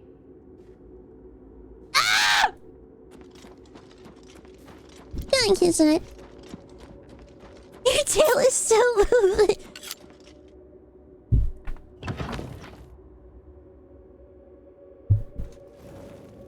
Come on, buddy, let's go. Okay. Transfer my suit! Yeah, later with words, yeah. What can I say? Nothing. Come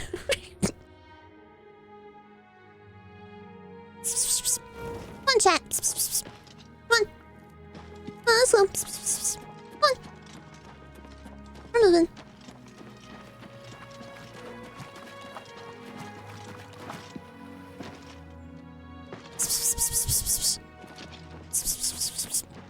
Can I get some restaurant, dude? Happy almost weekend. I had a pee.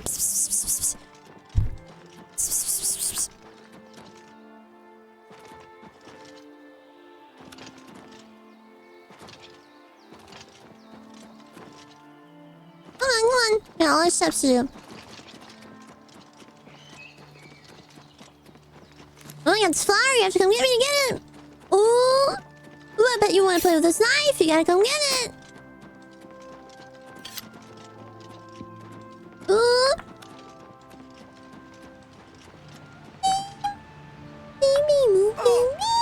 Wait.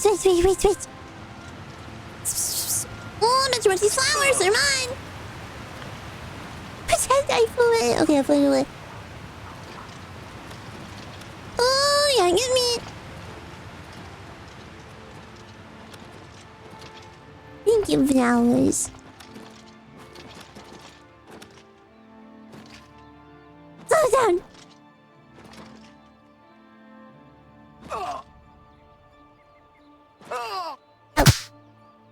Oh, ow again. Okay, I think I have time for a soda break.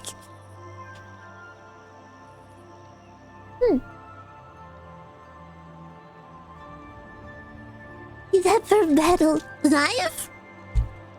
Oh, here I go!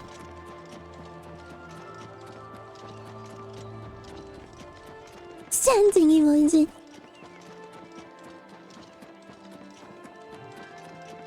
Wait. I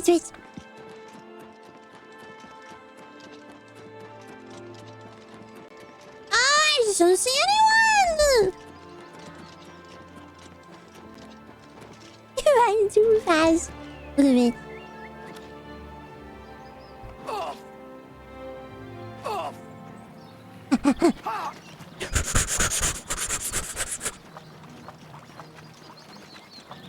Oh, I'm running.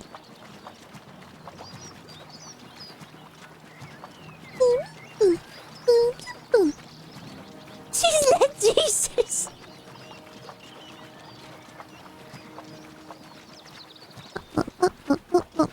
This game's beautiful, dude.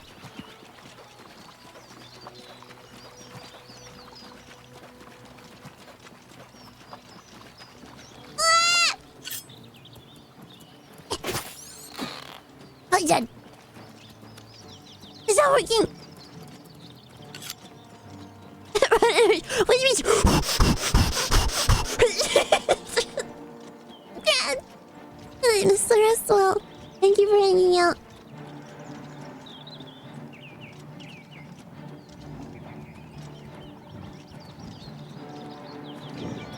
This is a poison. I'm sure it's fine. I just hit a shell. Burns your house. Oh, see, I'm on a light throw right now. Look. See? Everything's fine. Until it isn't.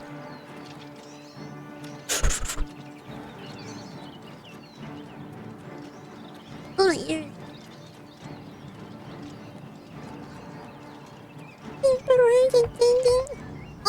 I'm so scary.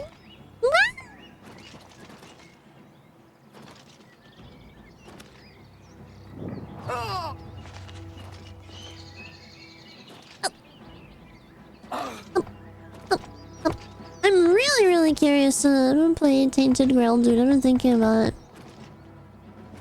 I've just seen a lot of good reviews of it. Hopefully it's fun.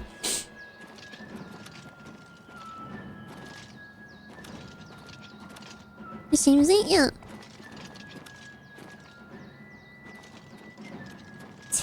I don't know if I'm playing it. Ooh, puppies! That's fun, yeah.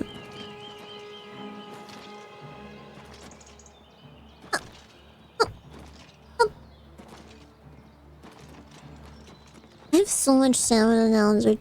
Can I land on the deer? Fuck.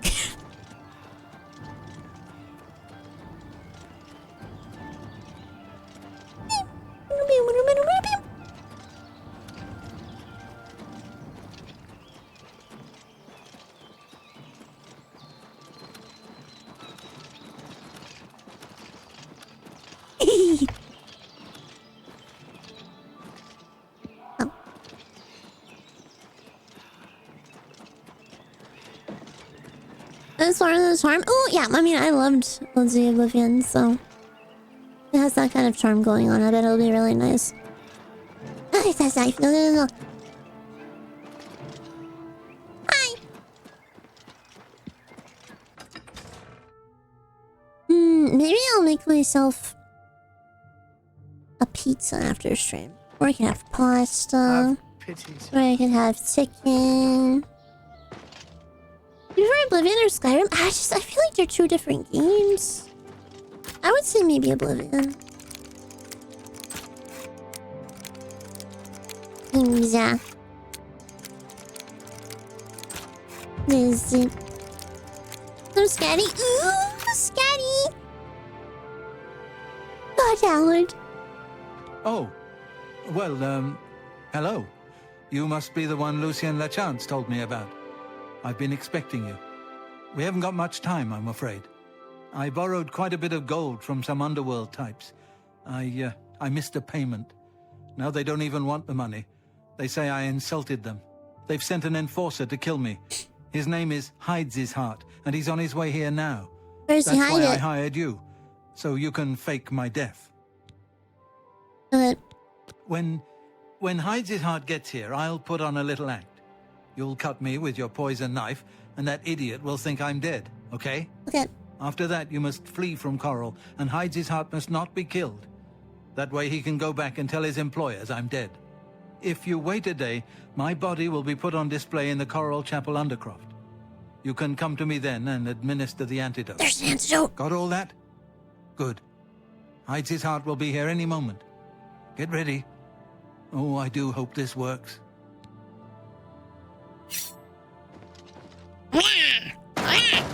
Motieri, I know you're in there. My employers are most displeased.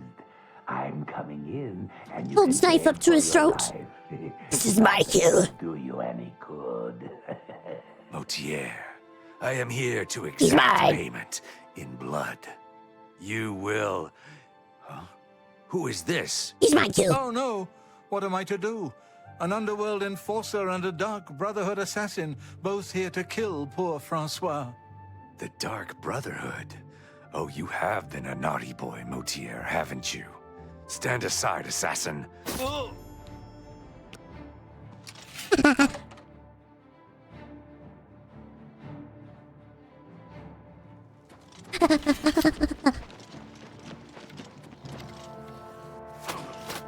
Well, it's not my fault if he dies.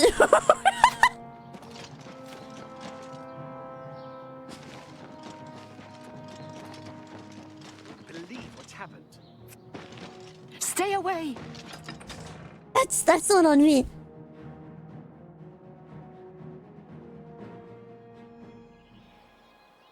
Oh, he lived. Have to wait a day? Easy.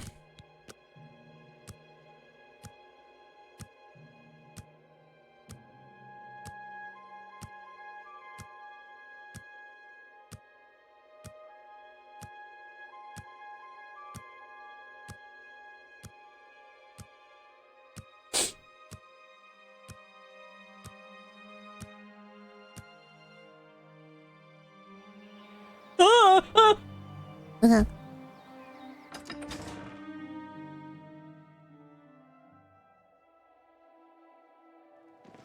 Hi, how are you?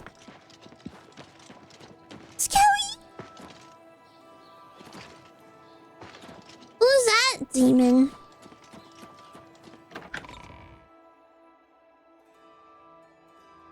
I don't know this class I need to pee. I'm here to see the body of my friend. Please, excuse me. I hate it. Oh, you got too soon. I'm sorry. Goodbye, friend. It was nice seeing you. Zombie! Zombie! Oh, I'm a bit stiff, but quite fine otherwise. Ah, yes, the Undercroft. My family members are buried here, you know. Which leads me to something I may have failed to mention before. No longer my ancestors will see my revival as a desecration of their tomb. This Undercroft is, well, quite cursed. Any desecration will cause my ancestors to rise from their graves and defend their resting place. I can hear them coming as we speak. You must protect me. Escort me to the Grey Mare where I can buy passage out of Coral. Ah, here they come. Oh, my Aunt Margaret. You're looking the worse for wear. You kidding me? Think of the full 8%. Ugh.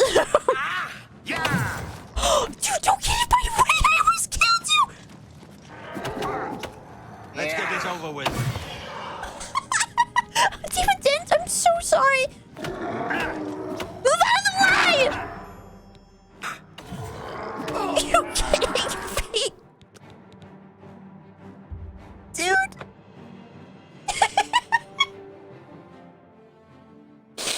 I will come in.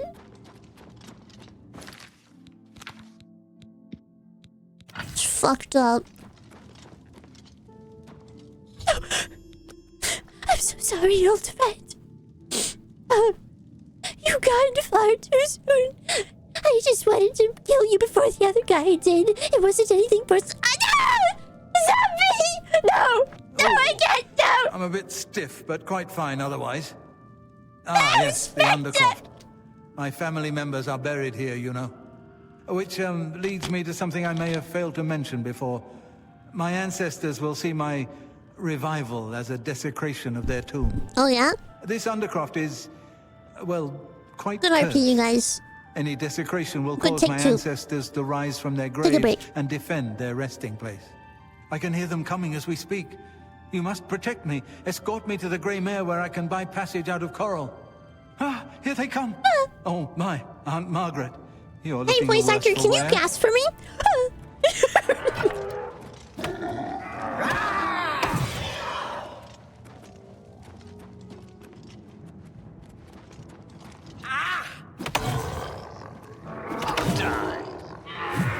Please be careful. I don't want to kill you.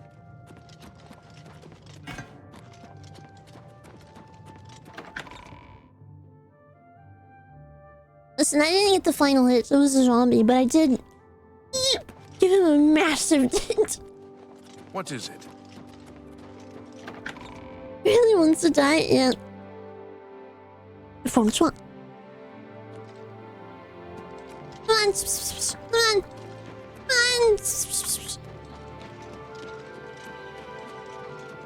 Blind man just reviving the dead.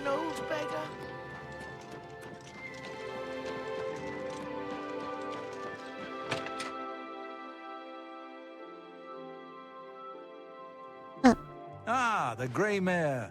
Coral's finest repository of wine, women, and song. Sakura, thank you so much for the raid! Done the front lines, chat, pull out your knives! Welcome, raiders! Welcome! My name is Maya. I am Famsk! And also Twin Kitty Cat. We're just hanging out playing some Oblivion today. I hope VR chat was good. Welcome in! Hope everyone enjoyed stream. Good work on stream today. Welcome! Ah, the Grey Mare. Thank you so much! From here, I will be able to arrange for transportation out of Cyrodiil. Welcome. Thank you for the follows. I appreciate it. Francois is forever in your debt. We're just kind of kicking back and playing some Oblivion today, just doing silly Dark Brotherhood stuff. Hope you had a fun time. VR chat's so fun. I look forward to eventually streaming it. Very silly. Yeah, good luck on stream. I hope everyone had fun. Happy almost weekend. yeah. Oh yeah. Yeah, we're just kicking back and gaming. You look like a bright one. Oh, thank you. My brain's massive. Oh, thank you so much for the 5 gifted. I appreciate it. Thank you. Thank you. Oh, everyone. Oh, thank you for the kind words. I appreciate it. Let's see on there. Yeah, I'm very excited to try it out at some point. Oh, thank you. You're far too kind. Thank you. Thank you for the follow. I appreciate it. Let's go, chat. We're schmoovin'. Let's go. We gotta get going. Thank you for the follow. I appreciate it. Welcome. Let's get moving faster. Faster. Every time I say faster, I can only think of the repo nights nowadays, dude. Faster. Thank you for the follow. Welcome.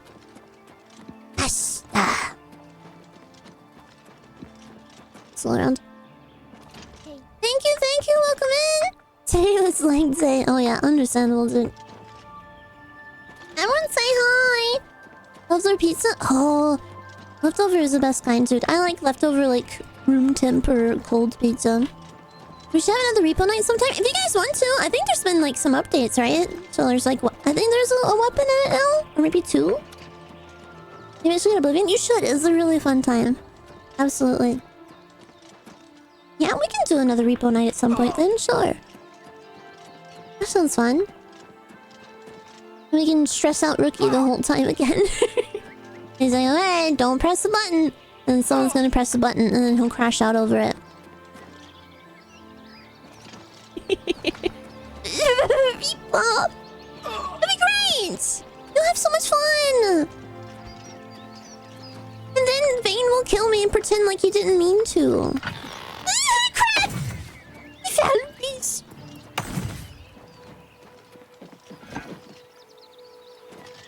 It's a lawyer at this point. Oh, Scout. I know, I got it. I get him. He said, he can't hurt you anymore? I'm Jesus. Not his accident, of course.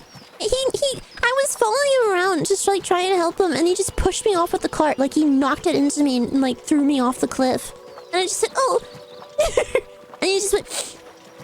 He just walked away. Alright, thank you for the gifted. I appreciate it. Wait, where's my crow? The crow.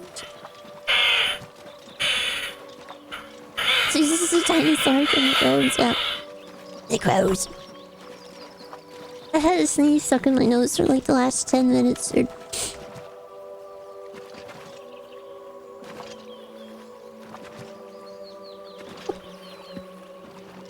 Me and a friend were hiding under something from the old man with the gun, and I picked up my friend and threw him across the room and got him shot.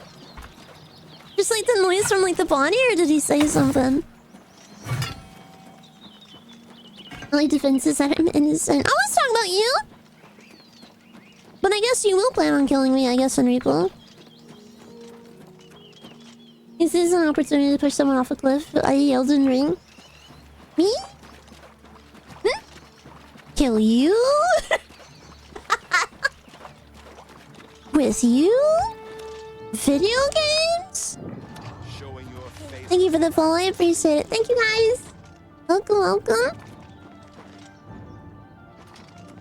Oh, I'm so beautiful.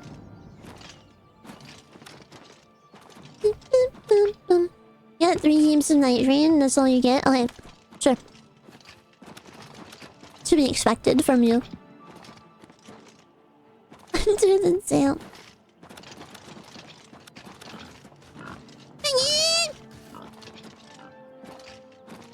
What's that mean? What do you mean? Thank you for the follow, I appreciate it. Welcome. I want to say hello, give flower.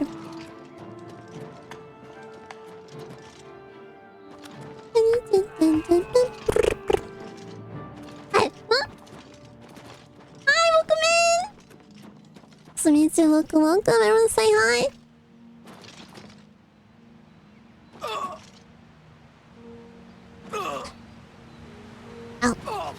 Ow. Honestly, I swear. Don't you dare.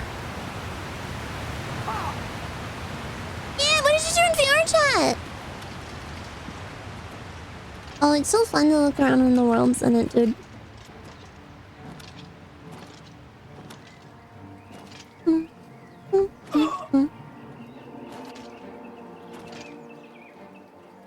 Is happening wiggle? Oh, it sounds.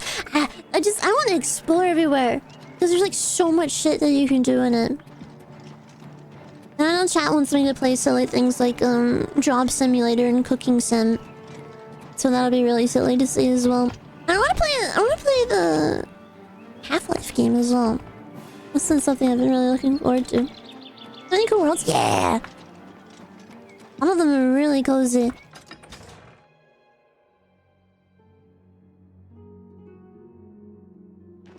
There. Alex, yeah, I've been really wanting to play Alex.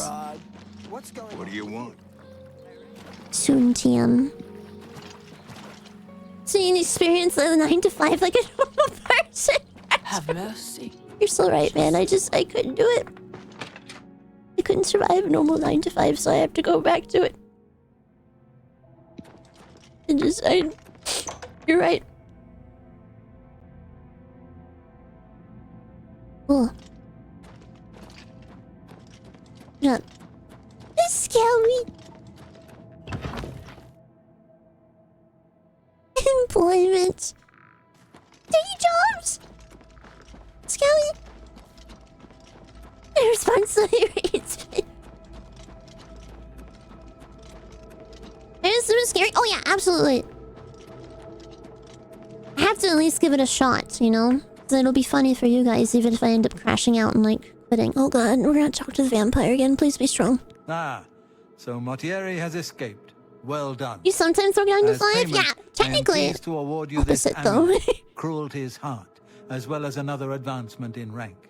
I hereby bestow upon you the title of Eliminator. Your blood is cold, your heart hard. You exemplify everything the Dark Brotherhood stands for. I present to you now this key. It unlocks the well behind the abandoned house above. Use it to gain hidden, quick access to this I'll get to it at some sanctuary. point. I just have so many other games that are on priority for me. Well now, you are an ambitious one, aren't you? I'm afraid I have no more contracts for you. Our time working together has come to an end. He said being bald. Was he Instead, bald? You must report to He was, Ochiba wasn't it? here in the sanctuary. She will be providing all your contracts from now on, Okay. and is waiting for you as we speak. Before you go, however, This angle is I not intend it to for- make good on an offer I made some time ago. As a vampire, I may pass my gift on to others as I see This is a fit. bug, is it? You have served me well, and I choose now to extend that gift to you. Shall I use my dark powers and turn you into a vampire? Please! Yes, I can understand your trepidation. For it is not every day one is invited to join the ranks of the undead, eh? If you ever change your mind, fear Your not. powers! My offer will always be open. Beautiful, I Simply appreciate it. return and speak to me about the dark gift, and we can proceed. Yum, Famsk! Be seeing you. So friendly. Bye, smile. I am honored by your presence. How can Ochiva be of assistance? Ah, greetings. I have been waiting for you. As Vicente surely told you, your time working with him has come to an end. From now on, you will receive all assignments directly from me. In fact, your next contract is available now. In the Imperial City, there lives a high elf who must be removed from existence. Finding this person may prove challenging. Are you interested? Absolutely. I knew you wouldn't be able to resist. Your target is a why are you high scared of high elf elves? named Phalion. He lives somewhere in the Imperial City and fancies long walks. Unfortunately, that's all we know. We don't know which district he calls home, which establishments he frequents, or anything about his schedule. This contract will require a bit of detective work. I suggest you speak to your fellow brothers and sisters and see if they can offer any advice. Ah, yes, there is one more thing. The Imperial City is also home to an Imperial Legion captain named Adamus Philida. Do you know who that is? No. Say nothing. Heed my words. Philida has dedicated his life to eradicating the Dark Brotherhood. He will not tolerate our operations within the Imperial City. When that happens, he tends to make our lives uncomfortable. Let's not give the good I mean, we captain could summon any the reason to detectives go if you poking want around in to. our I don't know how many blurb detectives are in here right If now, possible, do away with failing in someplace out of the way. Definitely indoors with no other people around. A secure location with no witnesses. This will make it look like a simple murder. Philida will be none the wiser, and you'll receive a nice bonus. Now go, and may Sithis go though. We have a with you. few detectives. Okay, bye.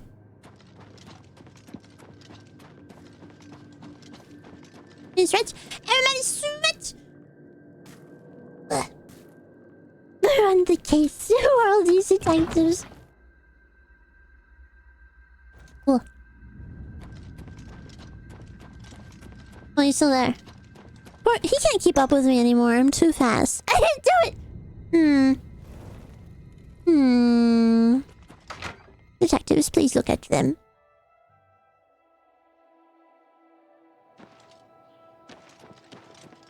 Well. I'm curious indeed.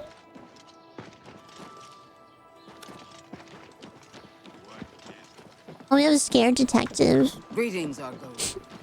Webster, oh, so innocent. Innocent being, little puppy. They didn't take that food, they said they were hungry too, that's fucked.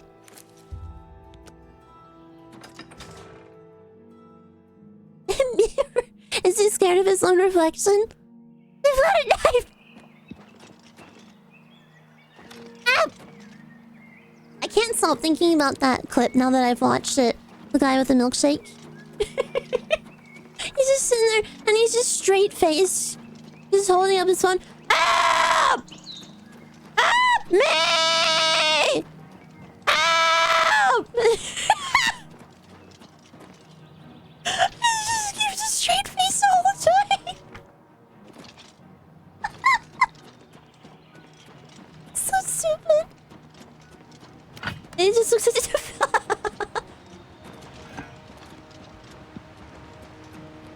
oh my god.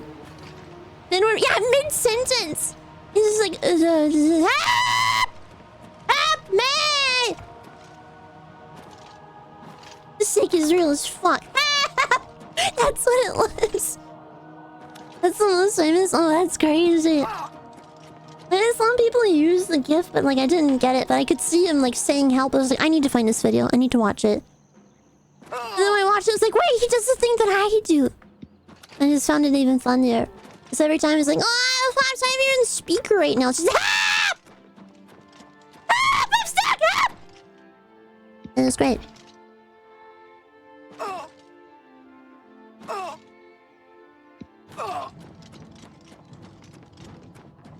Especially, yeah, he uses neutral the whole time. It's great. And, oh, I'm sorry, not for you. Sorry about that.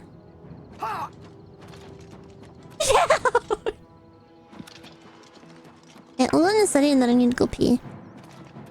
Do you guys just want the ambiance in the background, or do you want me to turn on the BRB thing? Yeah, take care! Ambiance, scary. BRB, please. Do you want... Okay, yeah, I can do that. Piggy! Hi, Piggy. Sorry.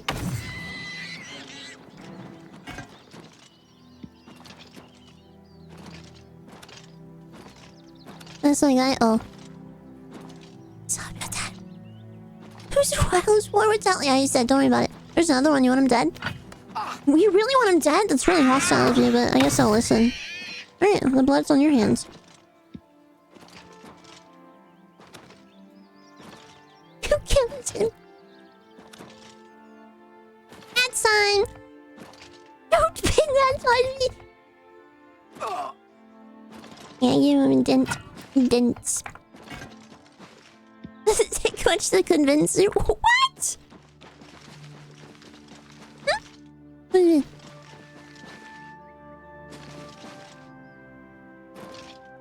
I don't know what you mean.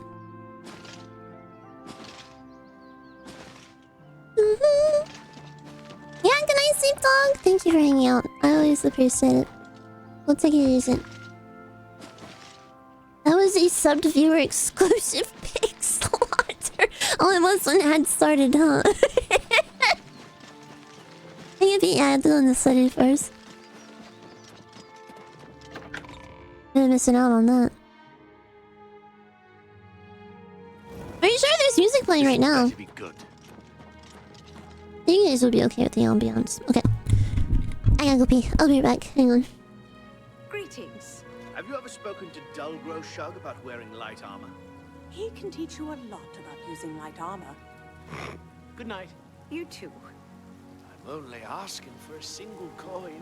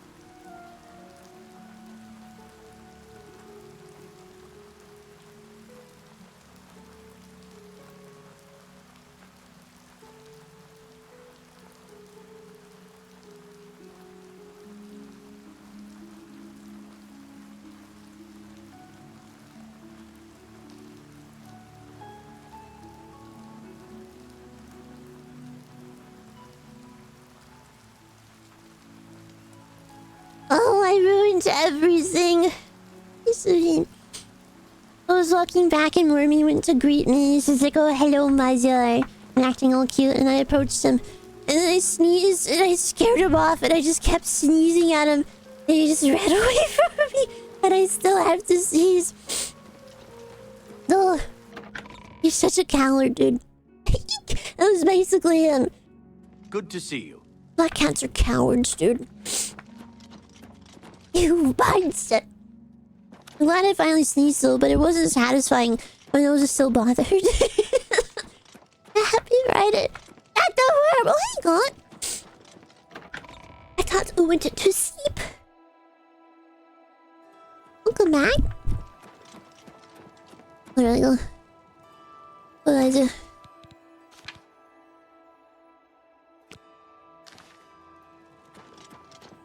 Where is it? Hi. Hey. Oh, my nose. So, what, dude? I'm sorry. Hi, Clark. Ah, my nose! Hang on, I gotta blow my nose. Let me grab a tissue.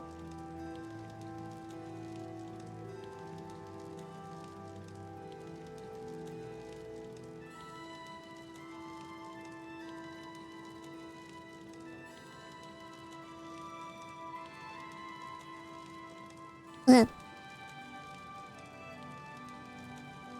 Okay. Alright, where is it? It's the only way. Let's see if I can freaking lurking playing games and I'm freaking repeating messages. I'm the worst saddies. I'm pleading. Let's complete it afterwards, man. Is this guy sleeping right now? Where is it?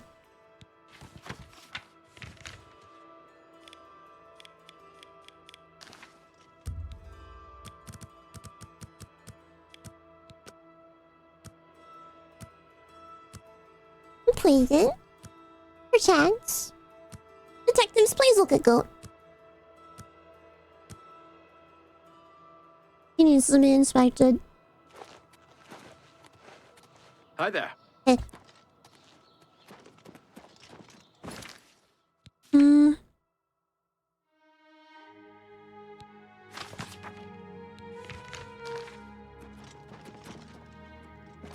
The song? Oh!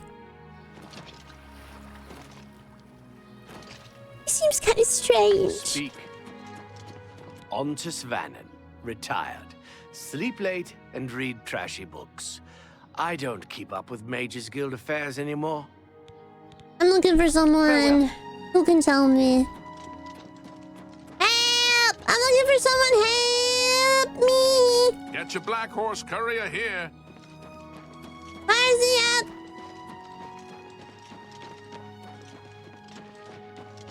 You look tired, my friend. I hope you're holding up all right.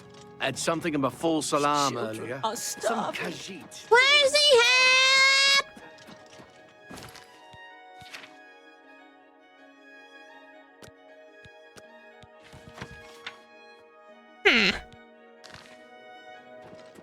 This gamer thing. Does anyone know where he usually hangs out? Like someone who can tell me in game?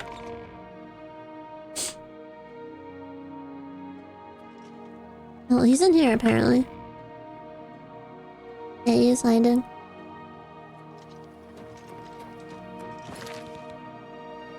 A Phalian. He's a high elf. Welcome to the what kind of... Tell me. Phalian? Yes, I know who he is. But I'm really not in the habit of discussing such things with strangers. So he's just in the plaza somewhere. Can we be friends instead? Yes. Thank that. For me? Thanks. Phalian, you say? Why, yes, I know who he is. Rather distasteful fellow, actually. I believe he lives at the Tiber Septim Hotel. That's in the Talos Plaza district here in the Imperial City. I'd ask around there if I were you. That for me? Goodbye. Please, come again. Oh yes, that's Sultan. Thank you for hanging out.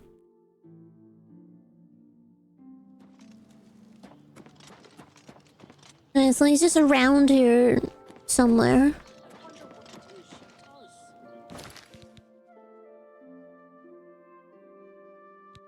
At the hotel.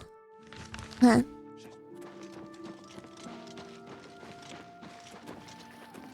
This had better be good. Well, thank you for the gifted! I appreciate it!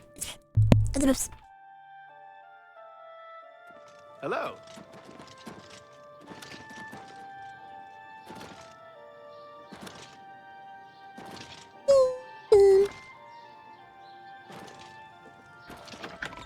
Informing you, rat. was interested in money. You have my ear, citizen. Come on. There's some water.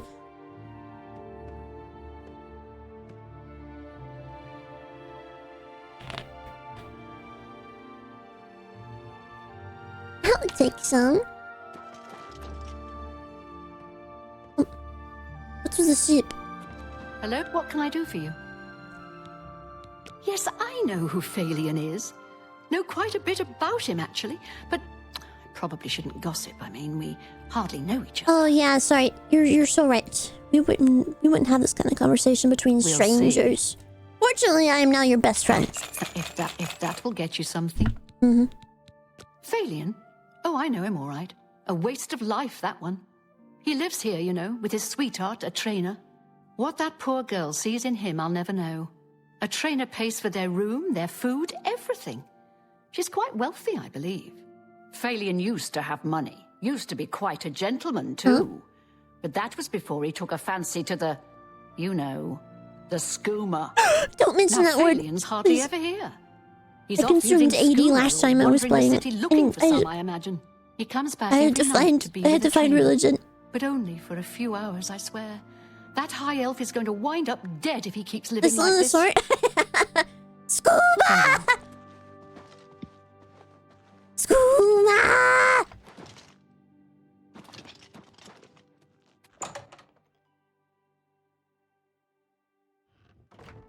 Anna!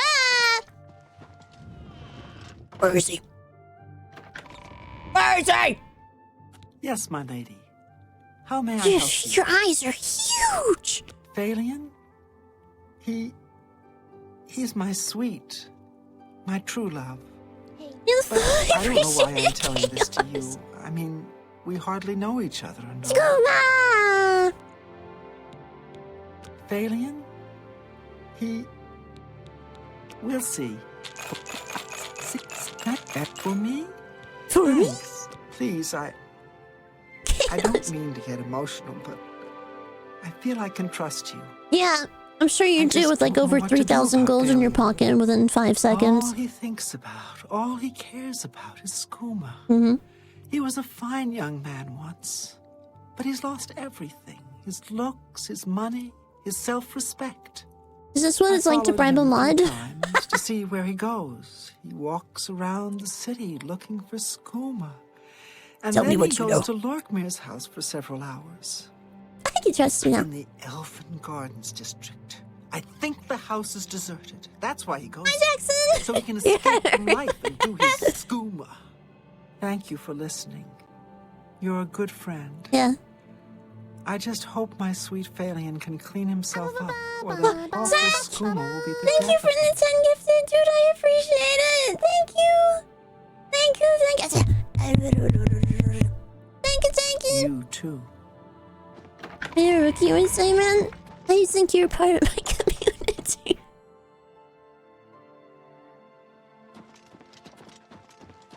Hi there. Hi, Sven.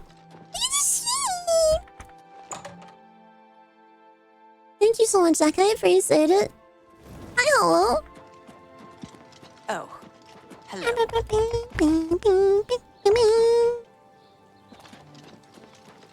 Zippy. I love Zeep. Hey, whoa! You shouldn't sneak up on people like that. Oh, wait, it's you. What? What do you want? Friend? Wait. You're not my friend. If you were my friend, you'd give me something. Like, you know, skooma. Phalion? Hey, that's my name. Yeah, I'm Phalion.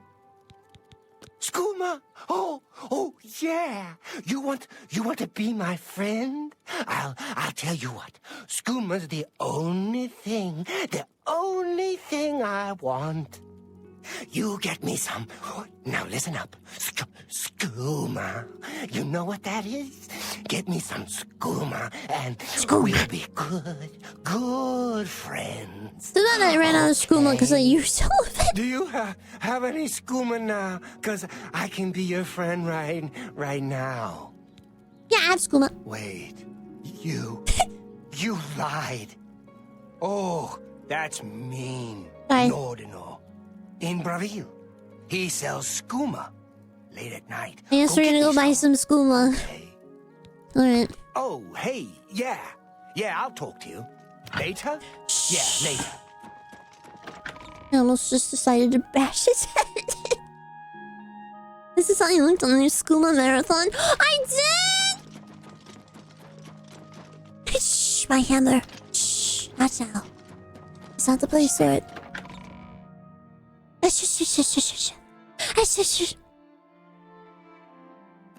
You have my ear, citizen. I sure hope so.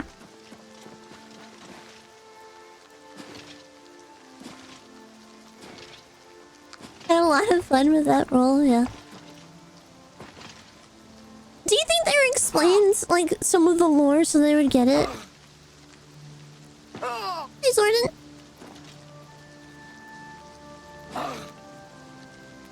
Where's Scuba? Scuba. The next zero is mine. You can have it. You should have held on to it. Look at these graphics. People rain. I thought it was lightning.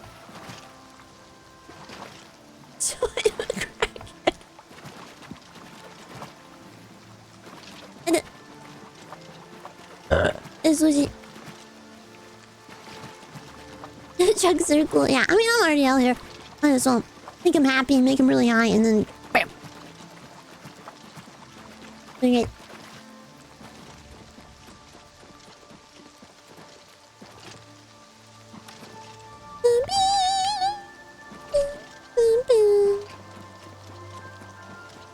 Skooma. Oh, excuse me, wrong way. Sorry, wrong house. Sorry, excuse me, sorry, excuse me, sorry. Oh, hell yeah, Jordan, that sounds really nice.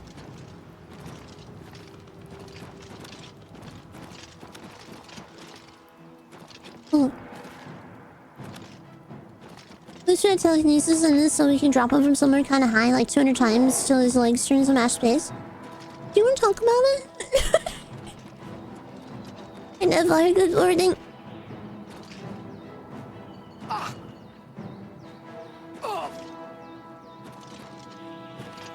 Zim was back. Oh, okay. Break.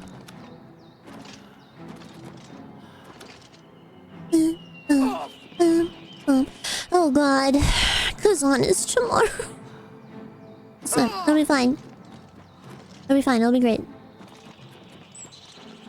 How you feeling? I'm doing a lot better. I was definitely a little bit more nervous, but we just kind of sat around and like watched videos for 3 hours, so it helped a lot. I'm definitely feeling a lot less panicked now.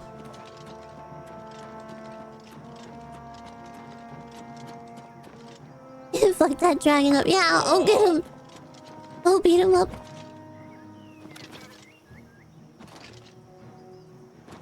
Okay, now let's wait till night time. Maybe he's there. We'll see.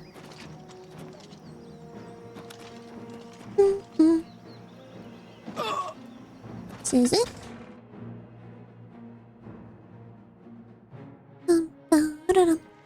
You look like someone who's comfortable in heavy armor.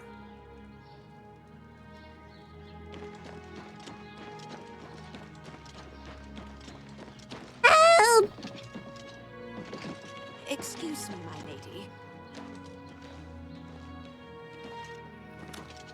Yeah, good night, Fly.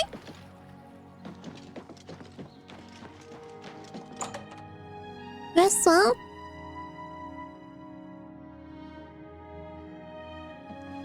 How goes it? You're a fit one. Been running Thank you so much for the 6 months in advance. Holy shit. Thank you so much. Happy 2 months. I hope you continue to enjoy the E-months. Thank you. It's you. Hi. What's new with you? What do you want? I want scuba. I heard there were some goblins around here. Bye. I guess I have to wait till nighttime. Thank you. Oh, itchy. Come. You've got the hands of a smith. Must have spent some time repairing your gear. Oh, You don't even know.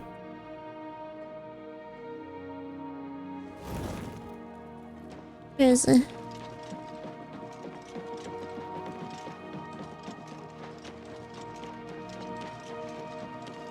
A lot of fun. Well, it's fun to go. Elders, thank you. Mayor Flower. Thank you, thank you. Happy 3 months. Busier smith in Tamriel than Tadros Hellas. Tadros is a fine smith. I thought he was supposed to be here at night. Is he sleeping? Not very good business to just go to bed at 10 p.m. What's going on? Hey! Aren't you supposed to be a drug dealer? What are you doing to sleep at 11 p.m.? Hey!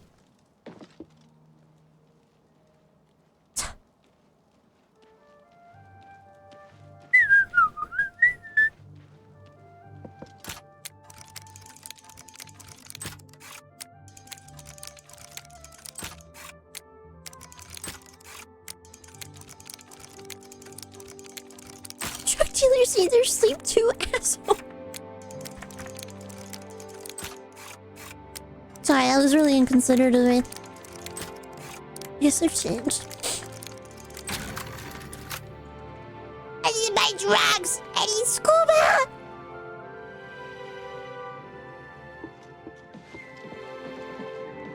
Sorry, friend. It looks like you've wandered into a restricted area. You've got to leave.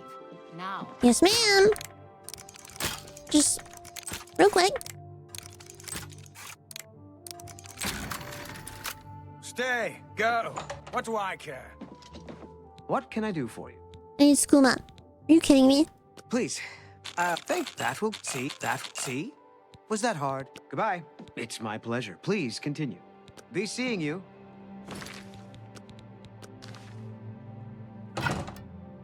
Making this difficult. Ah! I need your scuba. Oh, he doesn't actually die. He just goes unconscious. Why didn't you tell me? A pleasure to speak with you. Bye. Okay. Stop right there, criminal scum. Yeah. That's too bad. Okay.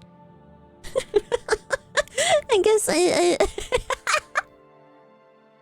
pleasure to speak with you. It's you. Hi. Okay, so you're so right. Hi, Dark, how are you? Kill him. How about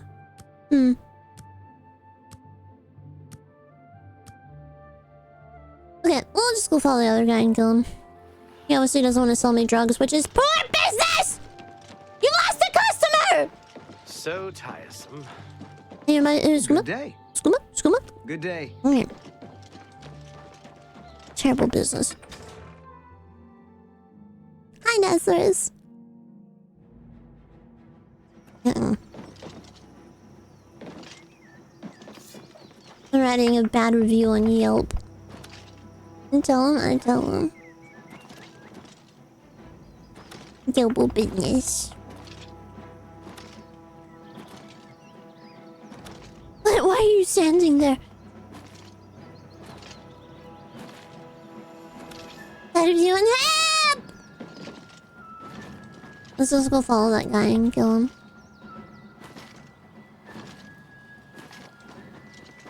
Who the hell are you about something? Where else can I give him bad reviews? You do it everywhere.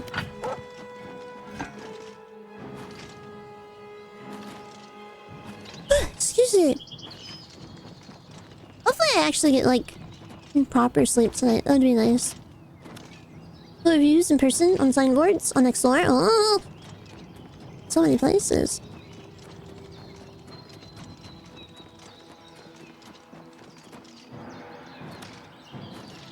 In-person reviews sound so funny. You suck. Your business is bad. You just see people walking by. Hey, this guy sucks. He won't sell me drugs. What a terrible business. You won't sell me skooma. Where's the So I don't know this lizard. Please. What's the vents? Yeah. Whoa! Oh my god, it's wild horses! Cute.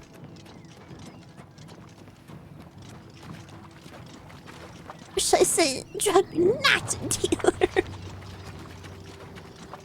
This guy was. Thank goodness, well. This is good dress. Sweet. Everyone say goodnight. Wines. I love wine so pretty. Again. I had a lot of fun hanging out with everybody today. I missed hanging out with everybody yesterday. But it was really good for me to rest because I was definitely I think I would have been far too anxious, honestly. But it's a lot better today.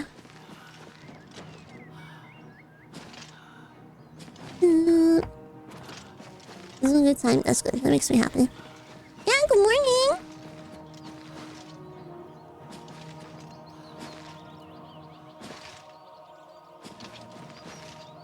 I'm just glad I got it kind of sorted really fast. Hopefully sorted anyway. That's what we're looking at right now. This had better be good. Right, so yeah. For an old beggar? Oh, you gotta click, yeah. My doctor's really good to me. It's just nice to, like, know that you can have a doctor you can trust and you can sit down and just talk about everything, you know? Not to feel like you're...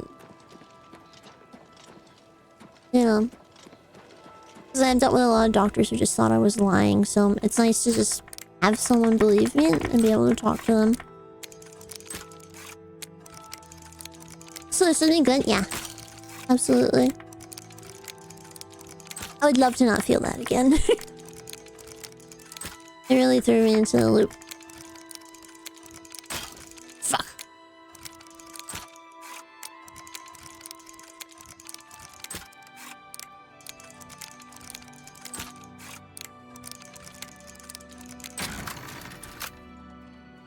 He's in a house. This should be fine. Is he upstairs?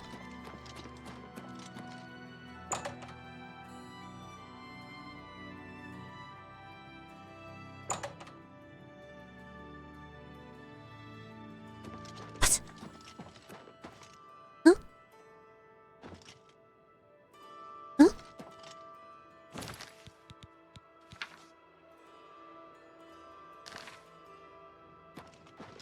During certain hours? Why is it saying he's here? It's so weird.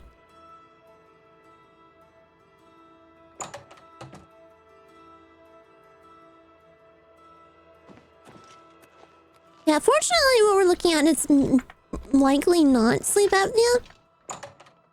It's just my larynx and my vocal cords getting pissed off, so hopefully this medicine will just make it easy to deal with. Where is he?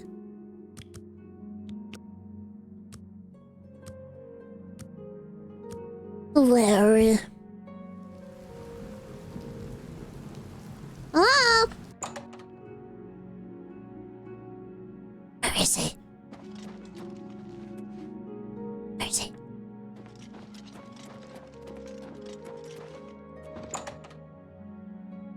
Yeah, for sure. Let me wait until the morning, because I saw him during the day.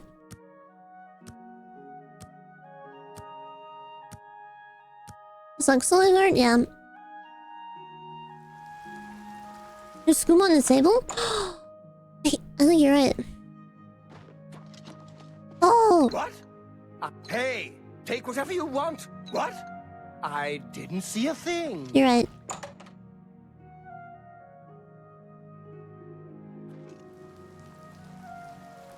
Now I have to find him again. Am I in the plaza? No, I'm in the gardens. What?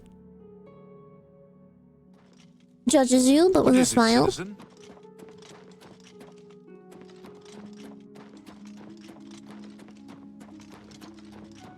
Where is it?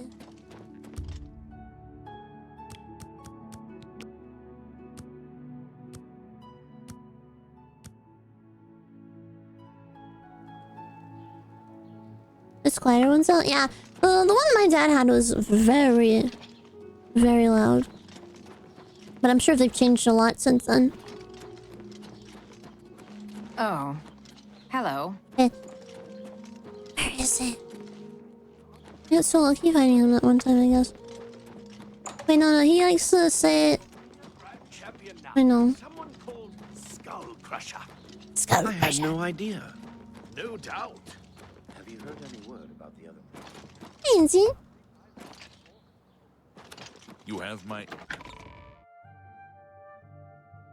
Hi, Matsu, how are you? Summer sucks, yeah.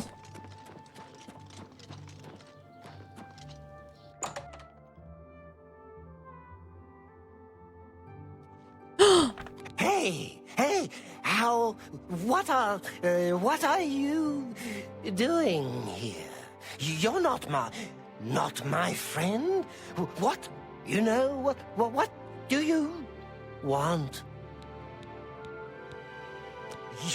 You're kind of weird, you know that? But that's okay. I like crazy people. I like crazy people. And skooma. Shh. Skooma! Oh, yeah! You want to be my friend? I'll tell you what. Skooma's the only thing I want. In the whole wide You world? get me some. Now listen up. Skooma. Do you have any skooma now? Yeah. You have skooma? Oh, my friend. Yeah, you're my friend now. Thank you. Oh, yeah. Thank you. Hey, now that we're friends, you want to come with me to my special place? Oh. It's not, very far. Of course. If you want, come to Lockmir's house. Oh, he's cooked. I go there every day. Every He's day. deep in the sauce. He From doesn't 11 know in the that I morning already. till 5 at night. I just go and relax. He doesn't know. Lockmir ain't around no more. I use his house. Here's a Where are key you? for you. You come whenever you want. Okay then. Oh yeah, his house is in the Yeah? Elven Gardens district. Oh. So yeah, maybe I'll see you there. Yeah. My new friend. Goodbye, my friend. Oh hey, yeah, I'll talk to you later. Ow!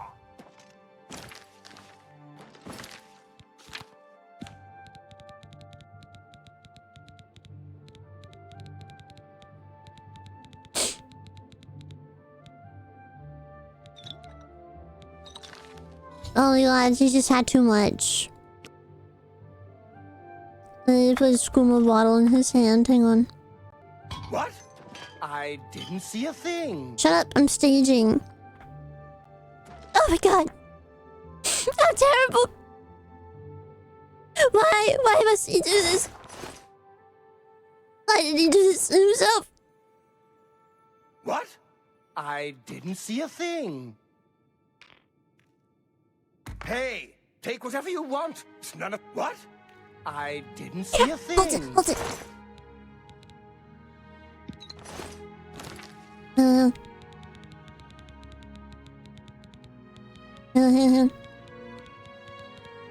Where's my skooma?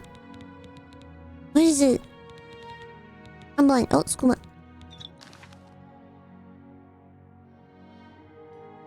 There we go. Don't mind the massive crater in his skull. Sign of tragic scuba overdose. His skull head. His skull collapsed on itself.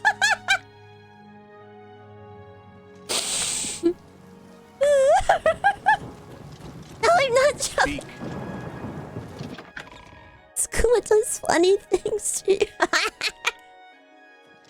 Oh, it's so tragic.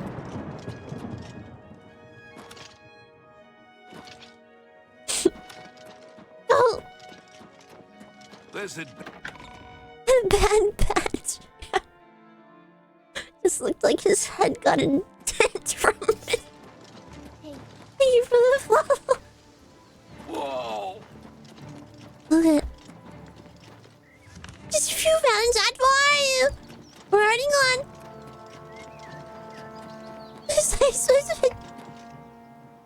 The skull hurting Jerusalem. School content. Hi, Black Metal, how are you? Welcome. Can I see him as well? With some good ass. What scuba does to a man? Quick, put on a hat. No one will notice your dent if you put on a hat. Whenever they release, chat, do you want me to, like, make little, like, zero wits emotes, like the cowboy hat, but of the Fomsk in the Man I Love Fomsk MILF hat, too? So you can put it on other emotes? Yeah? Yeah? Yes? Okay.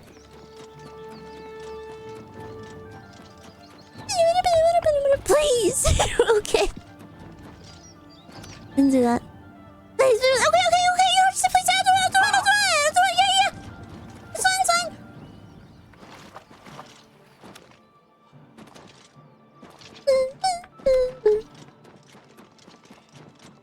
We're zooming through the Dark Brotherhood, dude. This is why you make... Oh, stop. Hello? Who's there? Stop it. Dude, now you can't right now. You have to wait until they're out. They're so nice. I do my best. What was speed? Stop it. These are such brats, dude.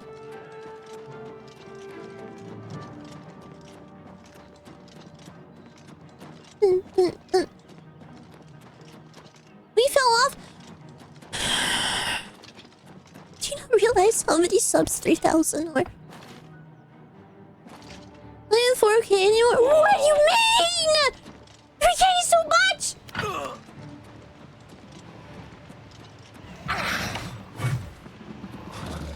Ow. Ow. Kills you. It's like 3K. You're still right.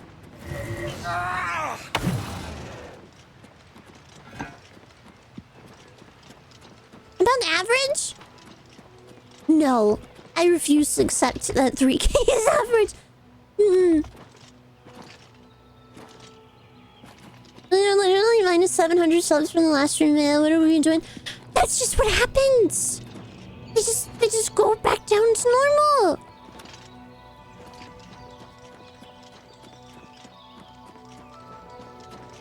Hello, average. You're insane.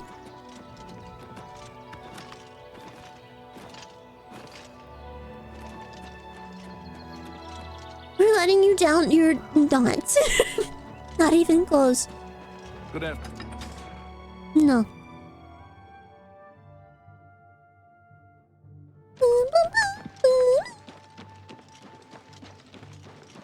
Well met. I haven't time for fools. Safe travels. Where's the guy that serenades people? Can't wait until September. Oh, maybe they won't do one. It's a possibility. Greetings to you. Oh, remind me, I'm just going in this abandoned house.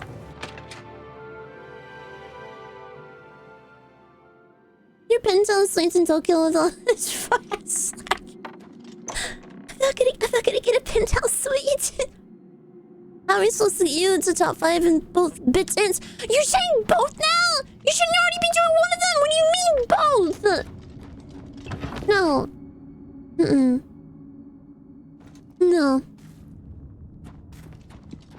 Why not? Because it's a lot.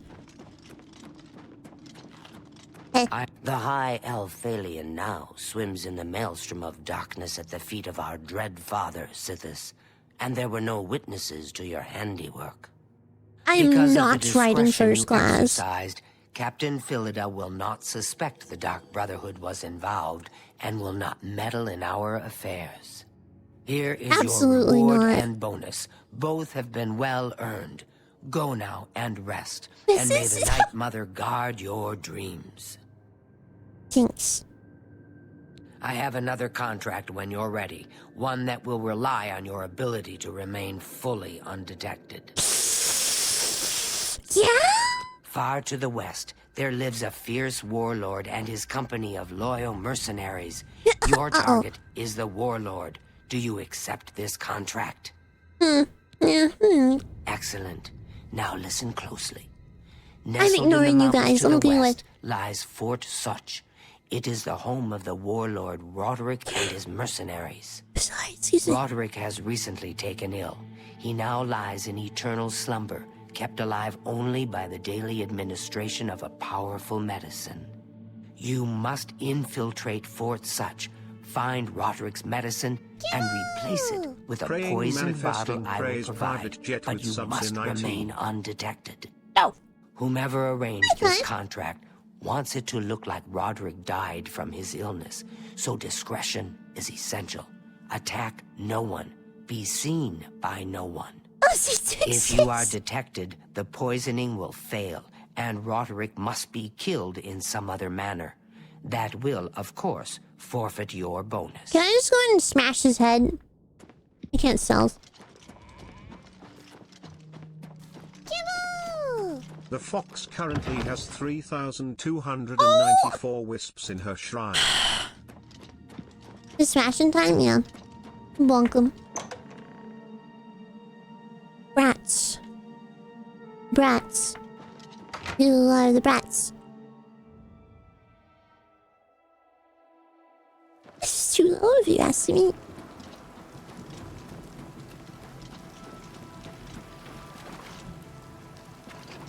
Brats. Oh, I'm so excited for you guys to hear the summer museums.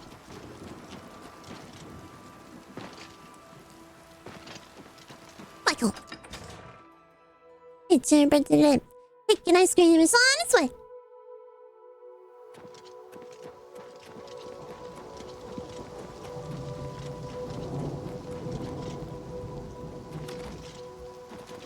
Fun? What?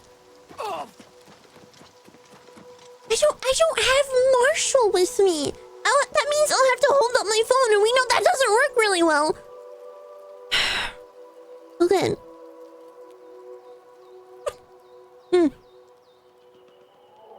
Hang on.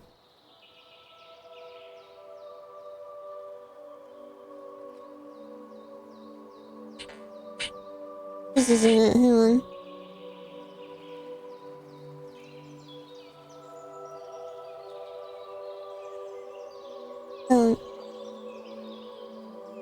Is it this one? How am I gonna... Okay, I have my pop socket hooked to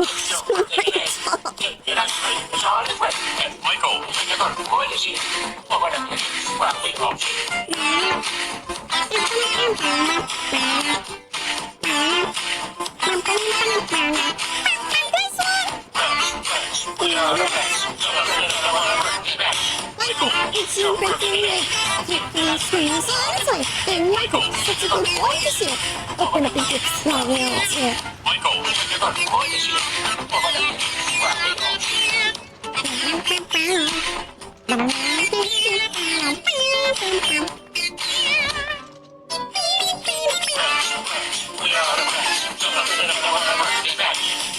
it's your birthday today. Take the screens on its way.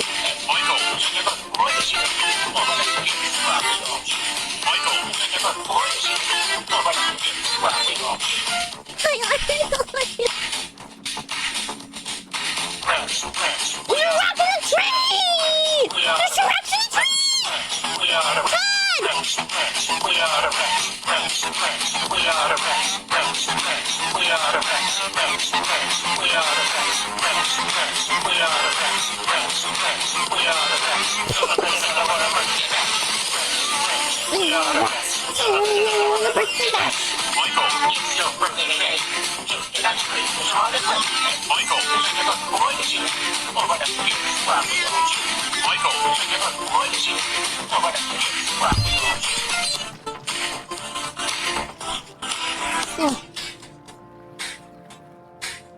So shout out to my shirt and my pop socket.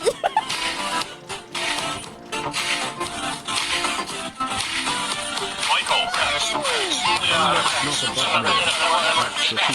To get in the tree, I'm Rocky!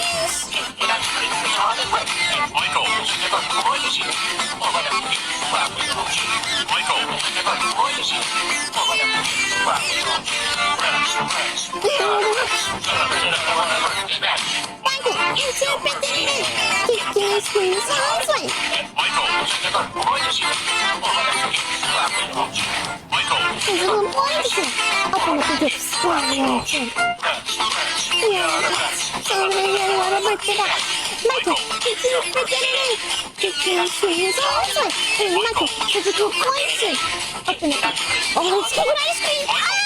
I'm so used to birthday Oblivion, dude. I'm not used to the original at all.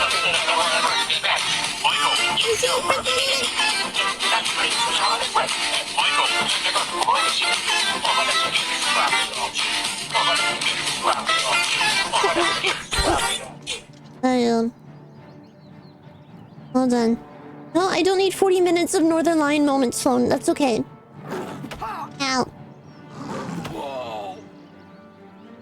I'm into the Spidey's dance version. Ow.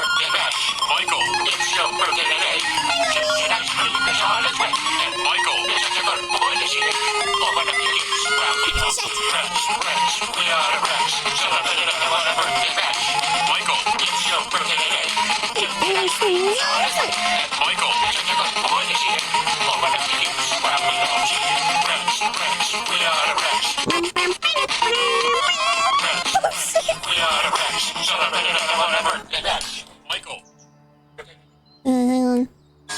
Ah, stop it! Let me see. Let me see.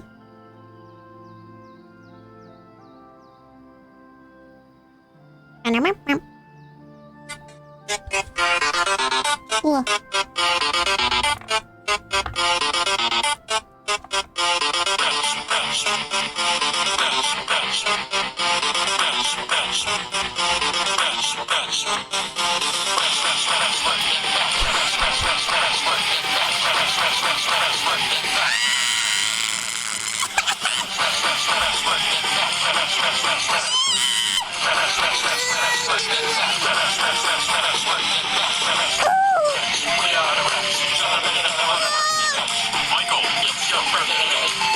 There's too many! There's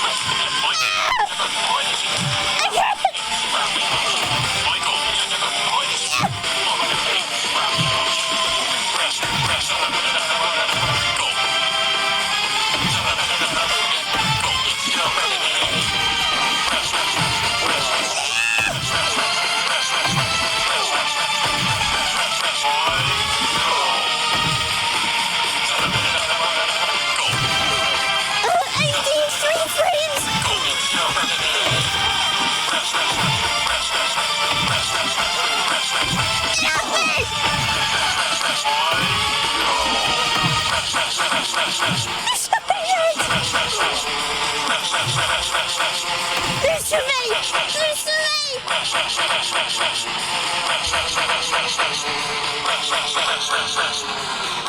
Ah! 2 pieces right away! It's a birthday. Can I just sing this one? This one. The rats won. They won. We should play your guys' theme song instead. Here you go. This one's Antoine the Dummies!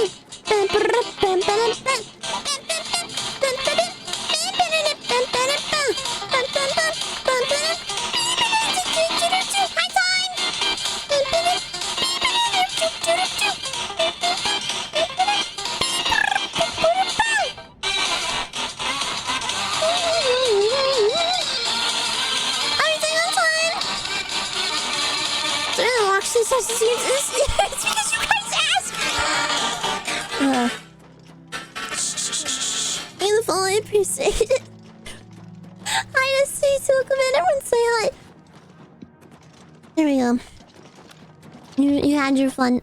No more rats, no more dummies. Morning!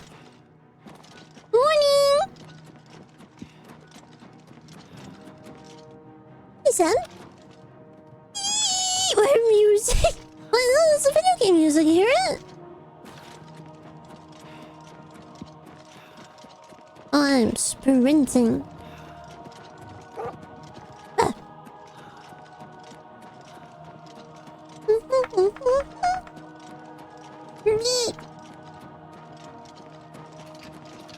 It's 3:44?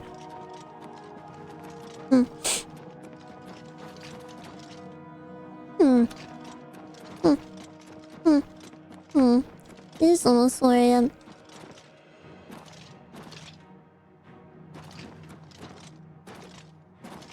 Yeah, this is you. What? There's something? I mean, it's so 44 a.m. How would that matter? Something to do at 3 a.m.? We're like 4 a.m. Curious. Curious indeed. You've been streaming for 6 minutes. You're saying we, like, speed ran watching Babish? 2.5 hours of Babish?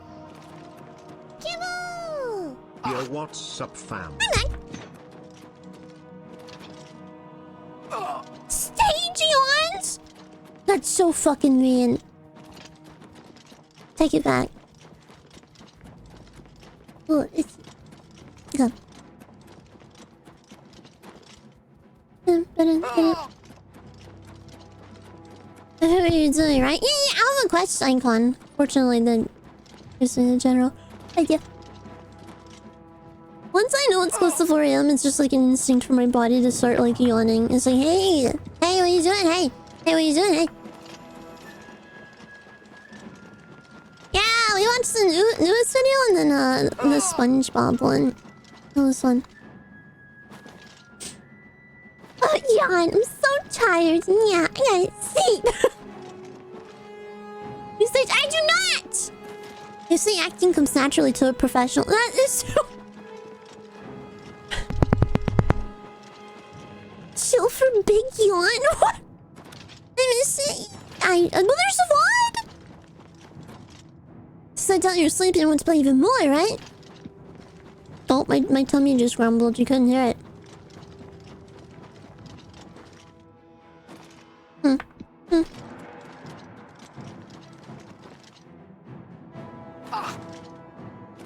Sunny music. Oh my gosh, this is just like Night Train. You guys want to know a cool trick? I'm being attacked.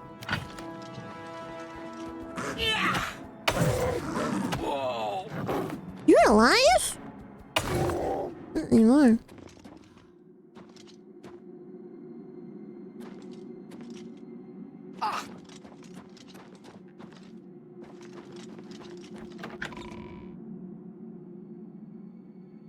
Whose skull needs crossing? To arms! To arms! Let's do them the old-fashioned way. Can you open that for me? Appreciate it. Can you...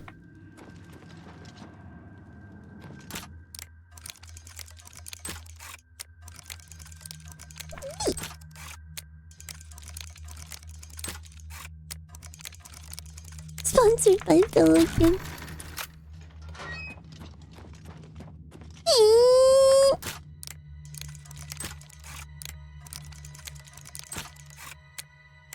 Bonus one is... If it's a fight you want, it's a fight you'll get. If it's a fight you want. Really, it's just stellar work.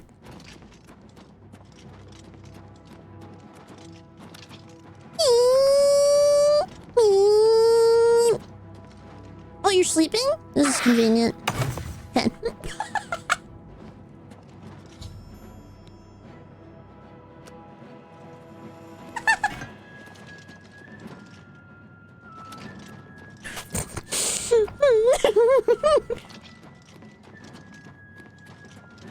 I say, oh, good work, Lizard. Although your methods of killing are just exotic, not quite what we want. All of them just we end up finding them with dents in their skulls.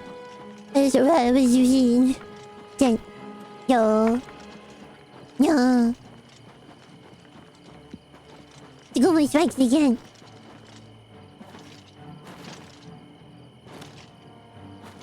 Oh. Yes, he said.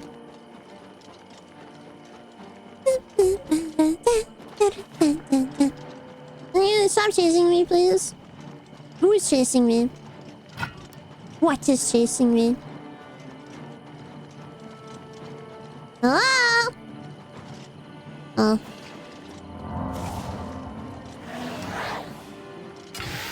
Don't feel bad. No one lives forever. Ouch. Hold on.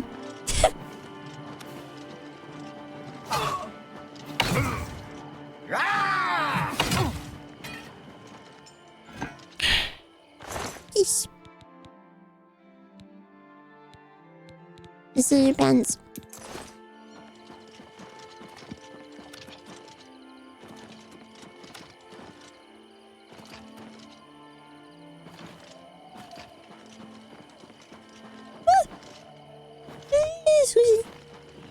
Alright, our ad snooze.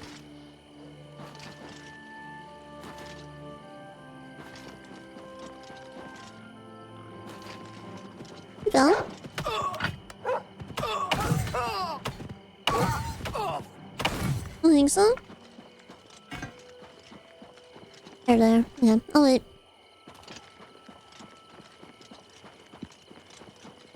I don't know what possibly could happen after 3 minutes from now.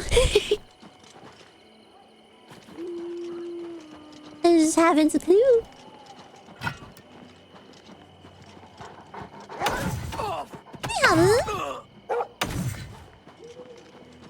Why do you say that? I don't know.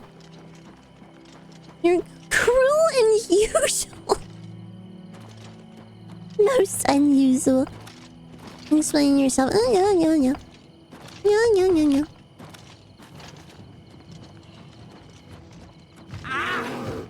an odd one, you know that, Saber? I hear that almost every day, so it like has to be true, right?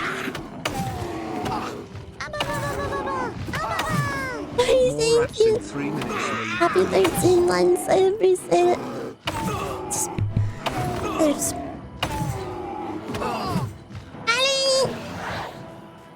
Yeah! I have so much HP now, I'm just so strong.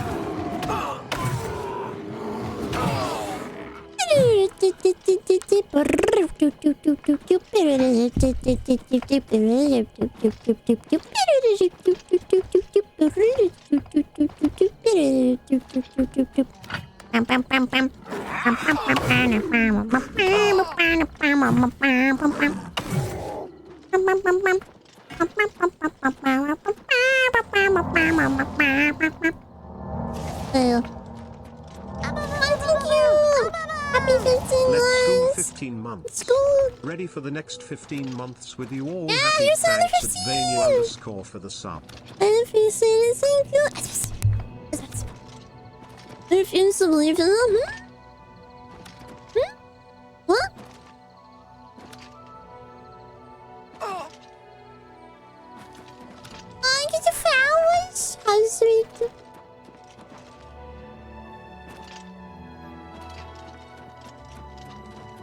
Why are you giving me that look? Oh, that is beautiful, dude. How are you, Quan?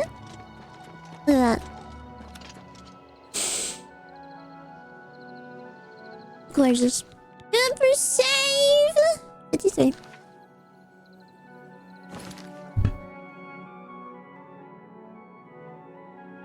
Thumb swapping. I haven't done the DLC yet, but I will soon, yeah. Yeah, only in the original playthrough we did.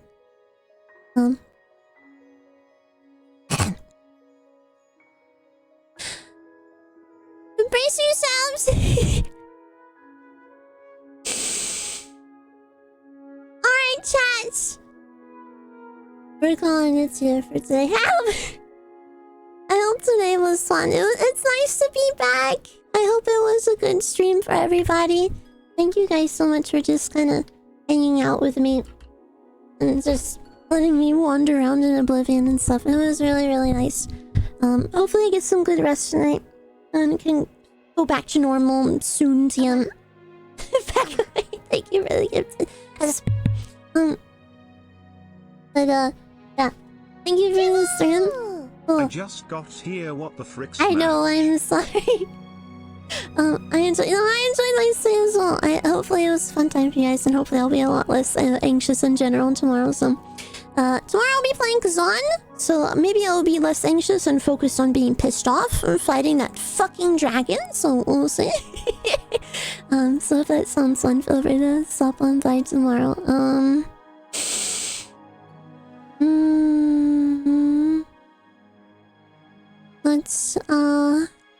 Let's go say hi to Flash Sea. You do that. Let's see. Okay. Raid 1. Feel free to make your own raid message as well. Raid 2. Feel free to check out my Poggers Twitter and Discord. Check out my merch. Go to the gamer subs. You guys know what to do with all that fun stuff. I'm gonna take my medicine. I'm gonna eat and then I'll take my medicine. And I'm just gonna take it easy for a little bit and get some rest. And hopefully, like, actually get a full night of sleep rather than just waking up, like, every half hour to hour. So, thank you guys again for hanging out with me. And I really missed hanging out with everyone yesterday. And hopefully, I don't have to deal with this shit anymore. So, I can just go back to being normal and being crazy. But thank you guys again. I always really appreciate you guys taking the time to spend time with me, and I look forward to a fun day tomorrow. It's Friday! It's gonna be the weekend, dude! Good work, everybody! If it's nighttime and you need to get some rest, please go get some rest.